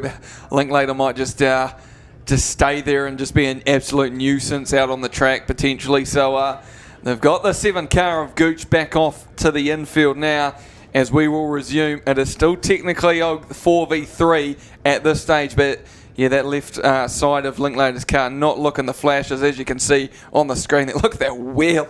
It's bent in it like anything. Yeah, totally. You know, may possibly be able to use that some way to another in his advantage for the Vs out there, but you won't know. We'll have to see what is going to happen there with Sam Hughes in the 77G. Like you say, all he's got to do is reverse and then try and get back out there on the track and do his block roll for Brodie James. It does take into a point as well, like he might actually be genuinely stuck in there as well, because Linklater might be so close to the wall because Gooch actually gave him that wee bit of a nudge and stuff like that. So all that to play for. It looks like all the tractors have stopped slowly moving. Well, I thought they had. Now they're just doing old circles and roundabouts on the infield at the moment. Lights are gone out. We're back and racing. 9 laps to go. Linklater, he's still moving that machine. Your race leader is Brodie James, though. 4 laps gone. 8 more to go as they come up. It looks like the 3 and Z. Another rollover. And this one is the 77 car of Sam Hughes. So now it's going to be 4v2 out there. Yeah, Dylan Marshall getting right up there. Obviously Sam Hughes, and that's what I was talking about, that lower front, once that is broken down. I don't know what Sam Hughes was doing there. He didn't need to do that, and he went to get there. You could see he was on a bit of an angle on the top on Linklater. Obviously, the next coming through, Wanganui car, Marshall, just gave him that little nudge, and he went over. Yeah, exactly. And now it's down to 4v2, and this is really, really big stuff now for the Gisborne Giants development team. Just like that, Superstock, Stockcar teams racing. It just turns on its head so quickly as we got a replay thanks to the pits media. As you said, just Marshall just put him up and over. Beautiful move. Yeah, beautiful. It was simple as, you know. And yeah, you're right. The development team now, race fans out there, have got a tough ask to do. And look, we did see, as Booker said to us, Zane Dykstra is up and going again. And he can be a menace out there. He's got nothing to lose. He'll go straight in the block roll and just see how the Wanganui cars pan out now, because, like you say, they're down to 2. And this is going to be a tough ask for James Clark to block now for Brodie James. Look, Brodie James has been running hot all night in the car. Mind you, been doing a good job. As Booker interviewed James Clark, he's been on form. So he's in a borrowed car. We're just going to have to see what happens, race fans, and see how this unfolds. But you would think advantage is to the Warriors. Yep, they might be. Ryan Marshall is actually on the same lap, the 15V car, and I can see him just right in front of us. I think that's him there.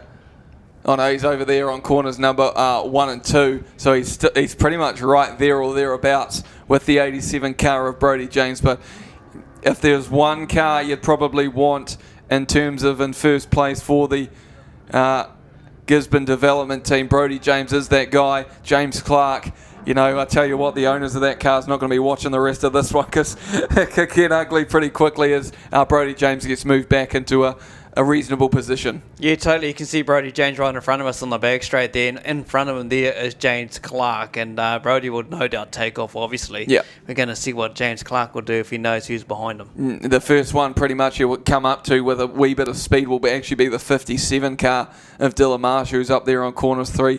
Linklater, he'll still be going, but he ain't going to be. He's going to be an assistance or to just try and get any of the cars moved.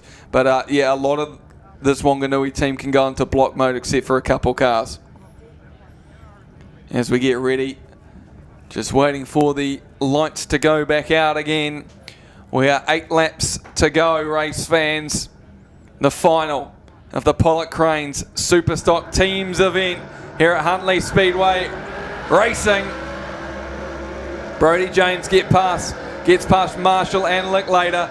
The other Marshall, though, Ryan Marshall. Here comes James Clark, though. If he can do a big hit there, he might just try and slow down. James Clark, he's got the front bonnet pretty much up there, so he's going to be in full block mode because he won't be able to see as well, having to deal with the 3 and Z car of Zane Dykstra and the 15 of Ryan Marshall. He's doing a fantastic job, though, at the moment of dealing with these 2 Wanganui boys. Oh, just better not try and get him over, though.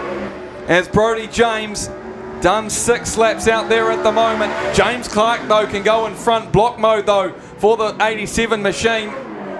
He's better off just going slow at this point, waiting for his teammate to come by.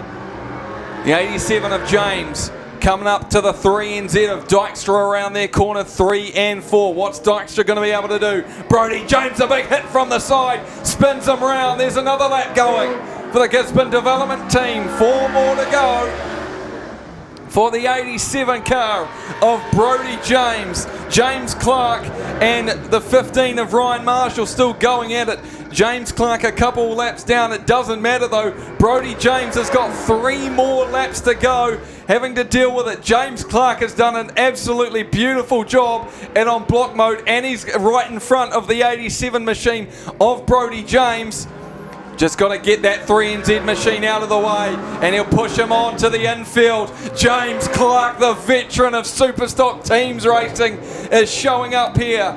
This lap coming by will be white flag for the 87 of Brodie James as he makes his way through corners number 3 and 4. White flag, 1 more lap to go. Brodie James, he's got James Clark in front of him. The development team for the Gisborne Giants are making their way down the back straight. They've got 1 more car to handle. It's the 3NZ of Dykstra. Clark's going to try and ram him up the rear end. He's going to take the block, but the Gisborne Giants development team is going to take out the Pollock Cranes Superstock Teams event. Brodie James and James Clark, the 2-man machine. James Clark, we spoke about it, what he can bring to a team's race. He can turn anything on a dime. He can go in the block, he can get the car in the right place at the right time. That is taking nothing away from Brodie James that just ran all race. You know, they were down and out there through the start and mid part of that race, but can't take nothing away from those 2 drivers out there. Outstanding. Gisborne will be celebrating, but that's taking nothing away also from the Wanganui Warriors. They just never gave up. Yep, and Books down there, what did you reckon about that one, Books? I tell you, James Clark for me is the standout for the whole meeting. Yep. He has put that team through his blocking all night. Yep. Outstanding display of teams race blocking. And those young boys, they don't know one pedal, don't they?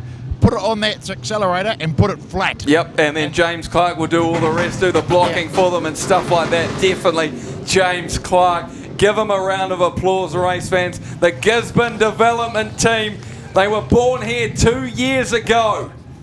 When we needed a couple more teams for the event, they have stayed strong, and the Silver Bullets are finally your Pollock Cranes Superstock Teams event champions, the Gisborne development team. Mate, I'm overwhelmed with this section. It's been a hell of a night here tonight. I hope race fans out there have enjoyed an awesome night. Look, it's nearly 11:30. Safe travels home if you're going to be heading home, but if you're going to stay around, stick around. The prize giving will be done very soon on the infield for the 3 podium places in the 2J Engineering Stockcar Teams Invitation, and also the Pollock Cranes Superstock Teams Racing as well. But look at them, give them a round of applause to your Gisborne development team there. Well done to them. Great effort for winning the championship tonight as well. Yep, congratulations. Get up off your feet, race fans. Give them a round of applause. The development team have done it here at Huntly Speedway. This is why this event is so awesome. As we got the team down there at the moment, got some great camera angles there of James Clark. There's the official race results. Brodie James takes the race win from Ryan Marshall. James Clark in third from Zane Dykstra, and Sean Gooch was obviously a DNF. Dylan Marshall, Sam Hughes, and Jerry Linklater up there in 8th position. But what a race fans. There it is, your Pollock Crane Superstock Teams Invitational.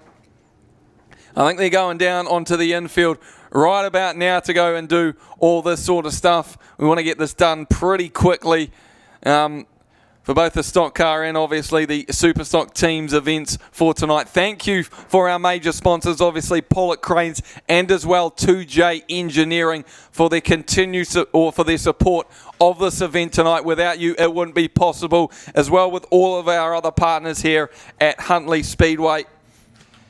As we'll just go through them at the moment.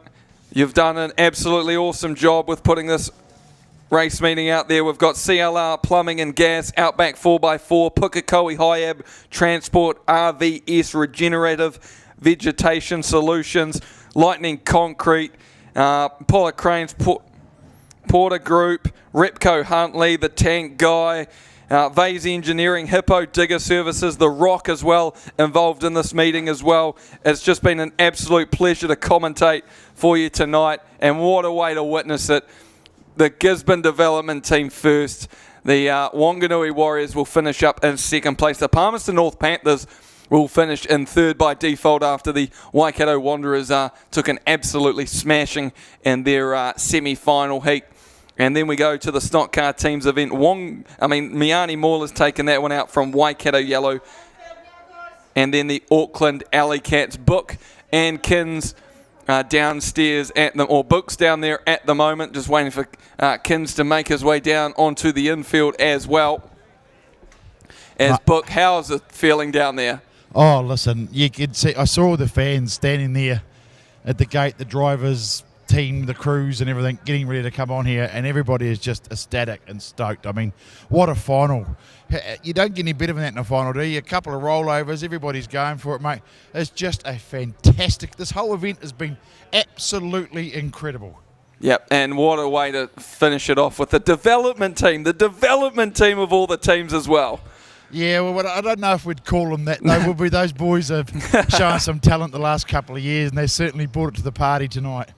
Yeah, that is for sure, as we just wait for the rest of the teams to make their way out onto the track as well. I think we've got the Palmy guys over there. We'll let you head over and go talk to some of the Gisborne team. Yeah, we'll see if we can find someone from that Gizzy team and just see how excited they really are, eh? And here we go, get James, the blocker. We spoke to him before. I'm sure he'll be happy along to come with a camera. Look at a smile on his face. Oh, he doesn't really have a smile at the moment as we try and get all this sorted out. Mate, Jay, I've said to you about your blocking. You just did it again. You got your boys across the line. What a fantastic race. There was two of you left, but you made it happen, made it work. How excited and pumped are you right now? Oh, mate, words can't even describe. Unreal from the whole team, man. Yeah, grouse. It's awesome, and I mean, we'll get this man over here too. I mean, the excitement, you guys have done it. They call you development team, but let's face it, you guys are full of talent. You're not development, you're real racers, and you showed everyone tonight, and you took it away with the dub. Yeah, no, it's good. These boys are, we're like brothers, man. It's unreal. Like, we've all got each other's back 100%, and sucked I had to sit that final out, but I had a bit of a sort of head knock in the semi. But fuck, man, those boys are unreal. Look, you can't play with the head knocks, mate. You'd made the right decision at the end of the day. You can't mess with that stuff. But, mate, that brother of yours, that drive, and how about this fella on the brakes? I mean, he's just another level, both of them. Brody's unreal. Fuck, he's just got no fear. Balls to the wall. He's like that in his individual racing. So hopefully you see us all at Palmy now. That's the next one. We'll see, mate. Hey, enjoy the moment now, though. That's for sure. 100%. What do you think about that, Gabe? Those boys are excited. Sorry about the language, people, but that's what happens with the excitement plus. I was going to say that was the first thing I was going to say. They're excited. Apologies, everyone. Apologies. Yeah, apologies for the language, race fans. You know, you got Speedway guys racing in heavy machinery, that's going to happen. It's bound to happen. Yeah, there you go. The winning car for the Maulers just struggling to get out there. That's the Singer car, the 86 B there as well. You can see parked up next to the other Maulers there. But, man, everyone down there is excited. They are happy. You see the Polar Cranes big truck out there as well as part of the sponsorship for the Superstock teams. You also see the 2J Engineering truck there as well. And, mate, they're just celebrating in style. Why not enjoy what's down there? And we're going to go back to Booker down here. He's got young Singer with him right now. Yes, young Bradley, their second teams meeting. You drove that final like an experienced teams racer of years. How good was that for you? Oh, mate, I got told to do one thing and that was go, and I just done that, and yeah, paid off. The car was absolutely on fire. It was spitting a bit of oil at the moment, but it was on fire for you. Yeah, I personally didn't think it was going that fast myself, but when you talk to everyone else, it was flying, so I'm happy. So what lesson did we learn from that race, mate? When you go get the checkered flag in a teams race, you pull off to the infield. Yeah, and watch for the checkered flag too. Oh, you hadn't seen it? Oh, well, that's all I like. You still were going for it, so good on you. Hey, enjoy your win tonight, and for a man that's only his second time doing a teams meeting, you did outstanding. Well done. Sweet, thank you. I just want to say a quick thanks to all the team. The crew that we had is amazing. We had 2 pretty bad cars after Heat 2, and we all chipped in, and it was massive. We got those 2 cars back out for that final, and yeah, it was massive. So thanks to the Maulers crew and Travie and all the boys. Yeah, we paid off on the track. Awesome, Brad. Go and enjoy it with your mates. 100%. Well done, mate. What do you think of that, Kins and Gabe? I mean, these guys are all pumped and excited, man. Well, we called it during the week, Booker. There were going to be some individuals that would just stand out tonight, and we've seen a few of them as well. We spoke about young Chloe Ingram earlier on with the Bulldogs. She was outstanding for her team. But then again, you got the young Bradley Singer there as well, who just did his job. Like you said, he's excited for the Maulers. Then I don't know who you're going to pick in the Gisborne team as well. You got one of the James boys just driving, but then of course James Clark did his blocking role. But yeah, this event definitely brought out a couple of the I would guess future stars of teens racings. And when you take a look at it, you would think overall, good luck with the selectors trying to pick the big teams when they go and represent and get right into the big one, which we talk about, which is always in Palmy. Yeah, looking forward to it. As I said earlier in the night, mate, we definitely got to get this Gisborne development team into Palmy. The more teams, the merrier, as far as I'm concerned. And I think this team has just demonstrated why it should be there. And look forward to having more development teams, to be fair, coming to this event. Hopefully we get the Mustangs as well, maybe even another Palmy team involved in this one. Just keep growing the teams, and the more the merrier, as I say. Oh, definitely. Everyone's talking about the big show down there, February in Palmerston North, and hey, they deserve to be in there. They got to get a shot now, and you might see them at the Auckland Team National somewhere along the line. But okay, Kins, I'm going to interrupt you there, mate. We're going to get into the proceedings here once Fiona comes back here. So I'm sort of gonna. I hope I get the names and everything right for the teams. I haven't really got all the results here. But we're going to start, everybody. I'd like to welcome everyone. I'd like to say a big thanks to Pollock Cranes for sponsoring our event here for the Superstocks, and 2J Engineering for turning around and sponsoring the Stockcar teams. It's been a great event. Thank you to those sponsors. It can't be done without them, and to the track crew and everybody here. What a fantastic job, and the crowd, everybody involved has had a great night. We'd like to thank you all. But let's get into it. So we're doing... where's Petrol? Is he here somewhere? Come up and present this for us for the stock cars. There he is. 4th place is the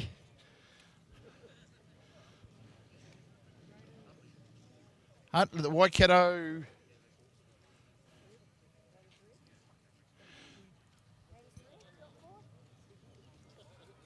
people are trying to tell me. Kins, who got 4th?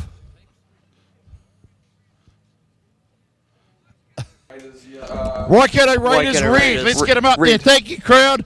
I appreciate you need to be down here with me. Yeah, Waikato Raiders red. Box. Waikato Raiders red. Can we get you up here, please, for 4th place? Well done. Big hand for them, please. Are they coming up? They've left it absolutely hanging, Book. They left Where you have hanging they gone, there, mate. mate? They've gone. Come out here. They've gone. They left you hanging. I think we'll just move on to 3rd position, I think. I don't think the Waikato Raiders red are here, so... Let's go to 3rd, eh? Yeah, mate. Auckland Alley Cats. So Auckland Alley Cats come up for 3rd place. Big hand for the Auckland Alley Cats, please, people. What a fantastic job. Here they come now. Come up here and collect your... from Petrol.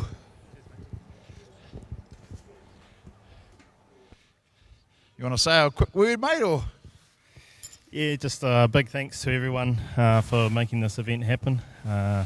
Massive shout out to all the track crew and stuff. I know it hasn't been the easiest weekend for everyone, but put on a good show, and the boys pulled together well at the end. It did, and it takes a lot, teams racing, and it's not just a quick overnight thing. You come here, you're fully committed, and to go away with 3rd is nothing to cry about, mate. It's a great event, great achievement. Yeah, absolutely. Everyone here's got good gear these days, so to be on the podium's a good effort from the boys, and bleeding a few new fellas in. So it bodes well for a good season for us. Awesome. We wish you all the best for the rest of the season, eh? Awesome. You're right there, guy. You want to say a word as well, mate? So first of all, thank you to our crew and management from behind the scenes. As everyone knows, in teams racing gets won behind the scenes, and without them, we wouldn't be here. And our sponsors, I had them on the top of my head, but now they're gone. DNA is one of our sponsors. Safe Store Storage, Brooksy Race Fuels. Come on, boys, help me out. Auckland Towing, Tyrewise, and Bold Signage. So I hope that was everyone, and cheers for a good night, and cheers to the other guys on the podium. Thank you very much. Awesome, mate. 2J for sponsoring the event. Thank you very much, mate. You're a fucking legend. Awesome. So, mate, again, we apologise for the language, but they're excited, they're glad, they made a podium. So, yeah, let's give another big hand of applause, or applause of hands, to our Auckland Alley Cats. Awesome. So now we move into second. I watched that race, so I know who first and second is for that. So the other Waikato, are they here? There was only one Waikato team left here. Come up, boys. Come up and collect your trophies off petrol.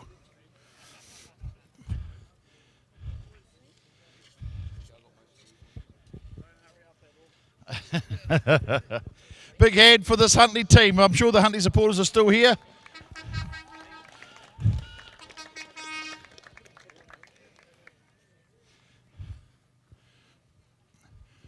Brad, you guys always put it all on the table, mate. But at the end of it, it was a hard race. But you came home with second, which is still nothing. Like we say, all the teams are good and top here. So even to get second, is still an achievement, isn't it? Oh, definitely, mate. Like, to try and go with 3 repeat, it was what our goal was, but to still get second place over it was a good achievement. But the calibre of teams racing that's coming through from all teams, the younger generation, you just can't fault it. Like, I must say, I honestly thought it was the New Zealand champs tonight, because I took some tubings that you'd expect at a big championship, you know, which it is. But by all means, top notch to the Miani Maulers. They were the better team in the race, and for a new team that's coming through, mad respect. Awesome, man. And we'll move over to the next man here. How was that for you? Don't you run away. Come on, Willie. How was that, brother? Oh, blocking sucks. You didn't like that? You like to prefer to run, do you reckon? Yeah, it's way more fun to hit them than take it, eh? Oh, that's good, mate. Will you celebrate tonight and enjoy it? We'll go over here. We'll get this. I'm not going to say a name because I mucked up earlier. I got to have to buy you a box of Coke, aren't I? Yeah, hey, how was that for you? Nah, it was a good meeting, eh? I ended up sitting the last one out, but yeah, the Waikato boys put everything on the line, and yeah, well done to the Miani boys for taking it out on top. You never leave anything on the table, do you? These boys, your guys, they always leave everything on the track. Yeah, 100%. We'll all go to the club rooms, have a beer and have a laugh, and yeah, another meeting next week. That's it. Enjoy your night, mate. Well done. Okay, big hand of a big applause for the Waikato team. Awesome. Well done, guys. And look at that trophy. That's fantastic, isn't it? Okay, now we have the first place. I'm a little bit biased here, Kins, but we'll bring up the Miani Maulers. Let's get a hand for them, people. The winners of your 2J Engineering Stockcar Teams Invitation. Head up there, boys. Enjoy the moment.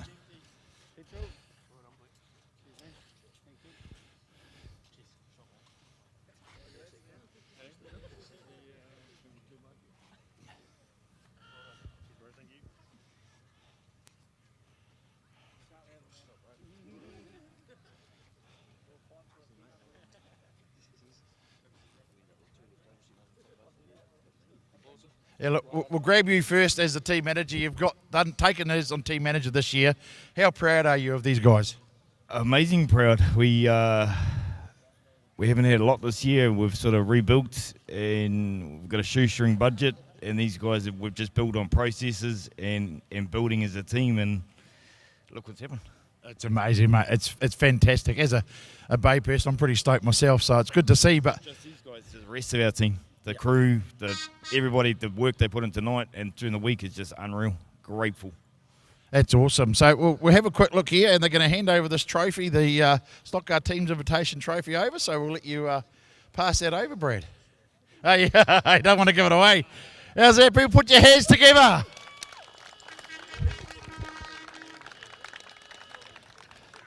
Look at there are your 2024 Stockcar Teams Invitation, 2J Stockcar Teams Invitation champions. I'm sure there'll be a couple of quiet ales drunk tonight. Hey? I'll come over and have a quick word with a couple of these guys. Here we go. We'll take you first, mate. How was that for you? That was awesome. No, that was bloody awesome. The team magic. Magic's the word for the night. Magic. and yourself, I mean, to take that away, I mean, you've been in a few teams race now with the Maulers. It's been a growing team. How's that feel for you? Oh, it's good. Finally see some results and good to finally beat Waikato. yeah. And at the big event too. Oh, well, guys, enjoy your night. Well done. And there we go, people. You're champions.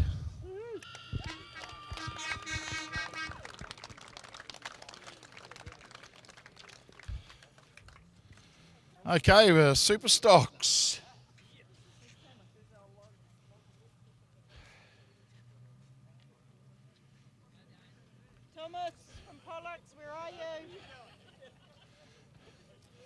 Where's Thomas?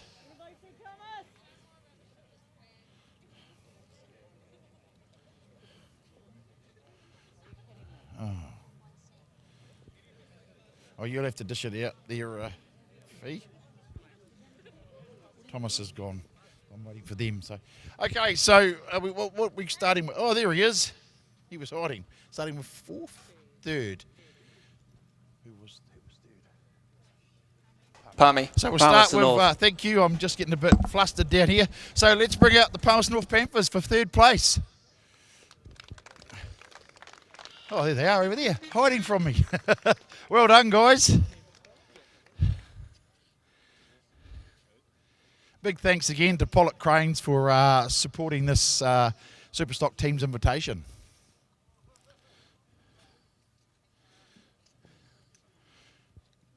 Grab a quick word while he's heading those over. Jack, third place is nothing to sneeze at, mate, with the amount of quality that we have out here. Yeah, no, it was a big night. Just a couple of things didn't quite go away in the semi, which was a bit unfortunate, but the boys, they dug deep and give it their all, we were that close, but that's all it takes, just a couple of little mistakes here and there, and there she goes. But no, we're pumped, we've got another teams meeting and just a local one back home, so we'll regroup for that and hopefully be in a pretty good position come Waitangi weekend. That's the way. You all did a fantastic job. I'd like to talk all ears, but we're getting late and I'm getting in my ear, so I better hurry up. But well done to the Palmerston North Panthers. What a great spectacle you put on. It surprised me to see yourself and William sit out the last one, but it shows the boys are still capable no matter what, aren't they? Yeah, no, it was good to, have the 6 cars and be able to choose through what's going on. It's a bit easy on the drivers too, So, thanks to Huntley for having us and all the sponsors and supporters coming down. It was a good crowd tonight. So, thanks again. Awesome. Thanks, team. Let's give it up for our Palmerston North Panthers, third place. Right, we'll quickly bring in our Wanganui Warriors, who put up a hell of a fight.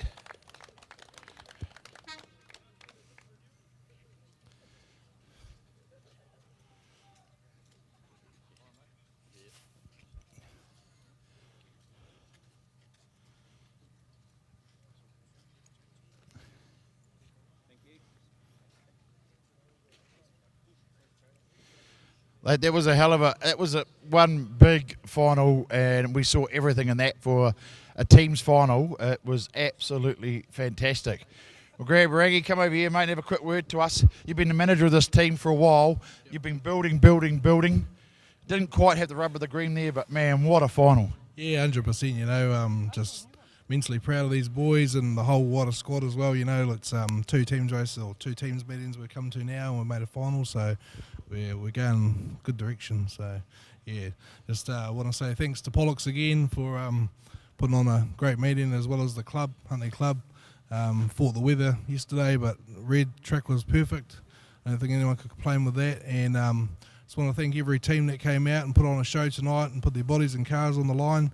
Much appreciated, and congratulations to Gizzy Development Team. Bloody awesome. Awesome. Okay, well, enjoy it tonight. Have a few quiets, and well done, guys. It was an epic final to watch for us as a spectator, so you put on a hell of a show, and we look forward to seeing you at Palmy. Thanks, guys. Awesome. Wanganui, good people. Okay, so now we're going to move on to our Pollock Cranes Superstock Teams Invitation Champions. These guys have performed all night and put on a show all night, and to take the top step has been absolutely fantastic to see. Let's bring in your Gisborne development team, the Giants. Let's go, boys. Get over here and accept the pies. What a fantastic effort these guys have made and what they've put in, and their crews and everybody. James was blocking like a legend. We'll get this young man here to come over here and talk to us, the winner of the race. He was on fire. What was going through your mind in that, knowing you had those cars to get past and you were down by 2? Yeah, I seen the first one go over and I was like, oh, it could get interesting. And then the second one went over and I was like, oh, our chance is a bit slim from here. But Clarkie managed to do the work, and I just kept on running around, and we ended up getting there in the end. Mate, you come up behind Zane, who's another fast car. What went through your foot? Did you think, oh, no, not this one? Or you think, I'm going to hit him as hard as I can? Yeah, I was kind of like trying to get as much momentum as I can and hit him, and, ended up working in the end. So, yeah, no, credit to Wanganui. They put up a good fight, as well as all the other teams that we versed tonight. Credit to everyone getting here and putting on a good show, I guess, yeah. Awesome. Well, you guys enjoy it because you did a fantastic job. All of you played a part, and you all did an amazing thing. So we'll get the trophy over here from Pollux. He's going to present it to who's going to come grab the trophy. Oldies? Oh, there you go. Look at that. Awesome. There we go. Let's give it up for your Gisborne Giant Development Team.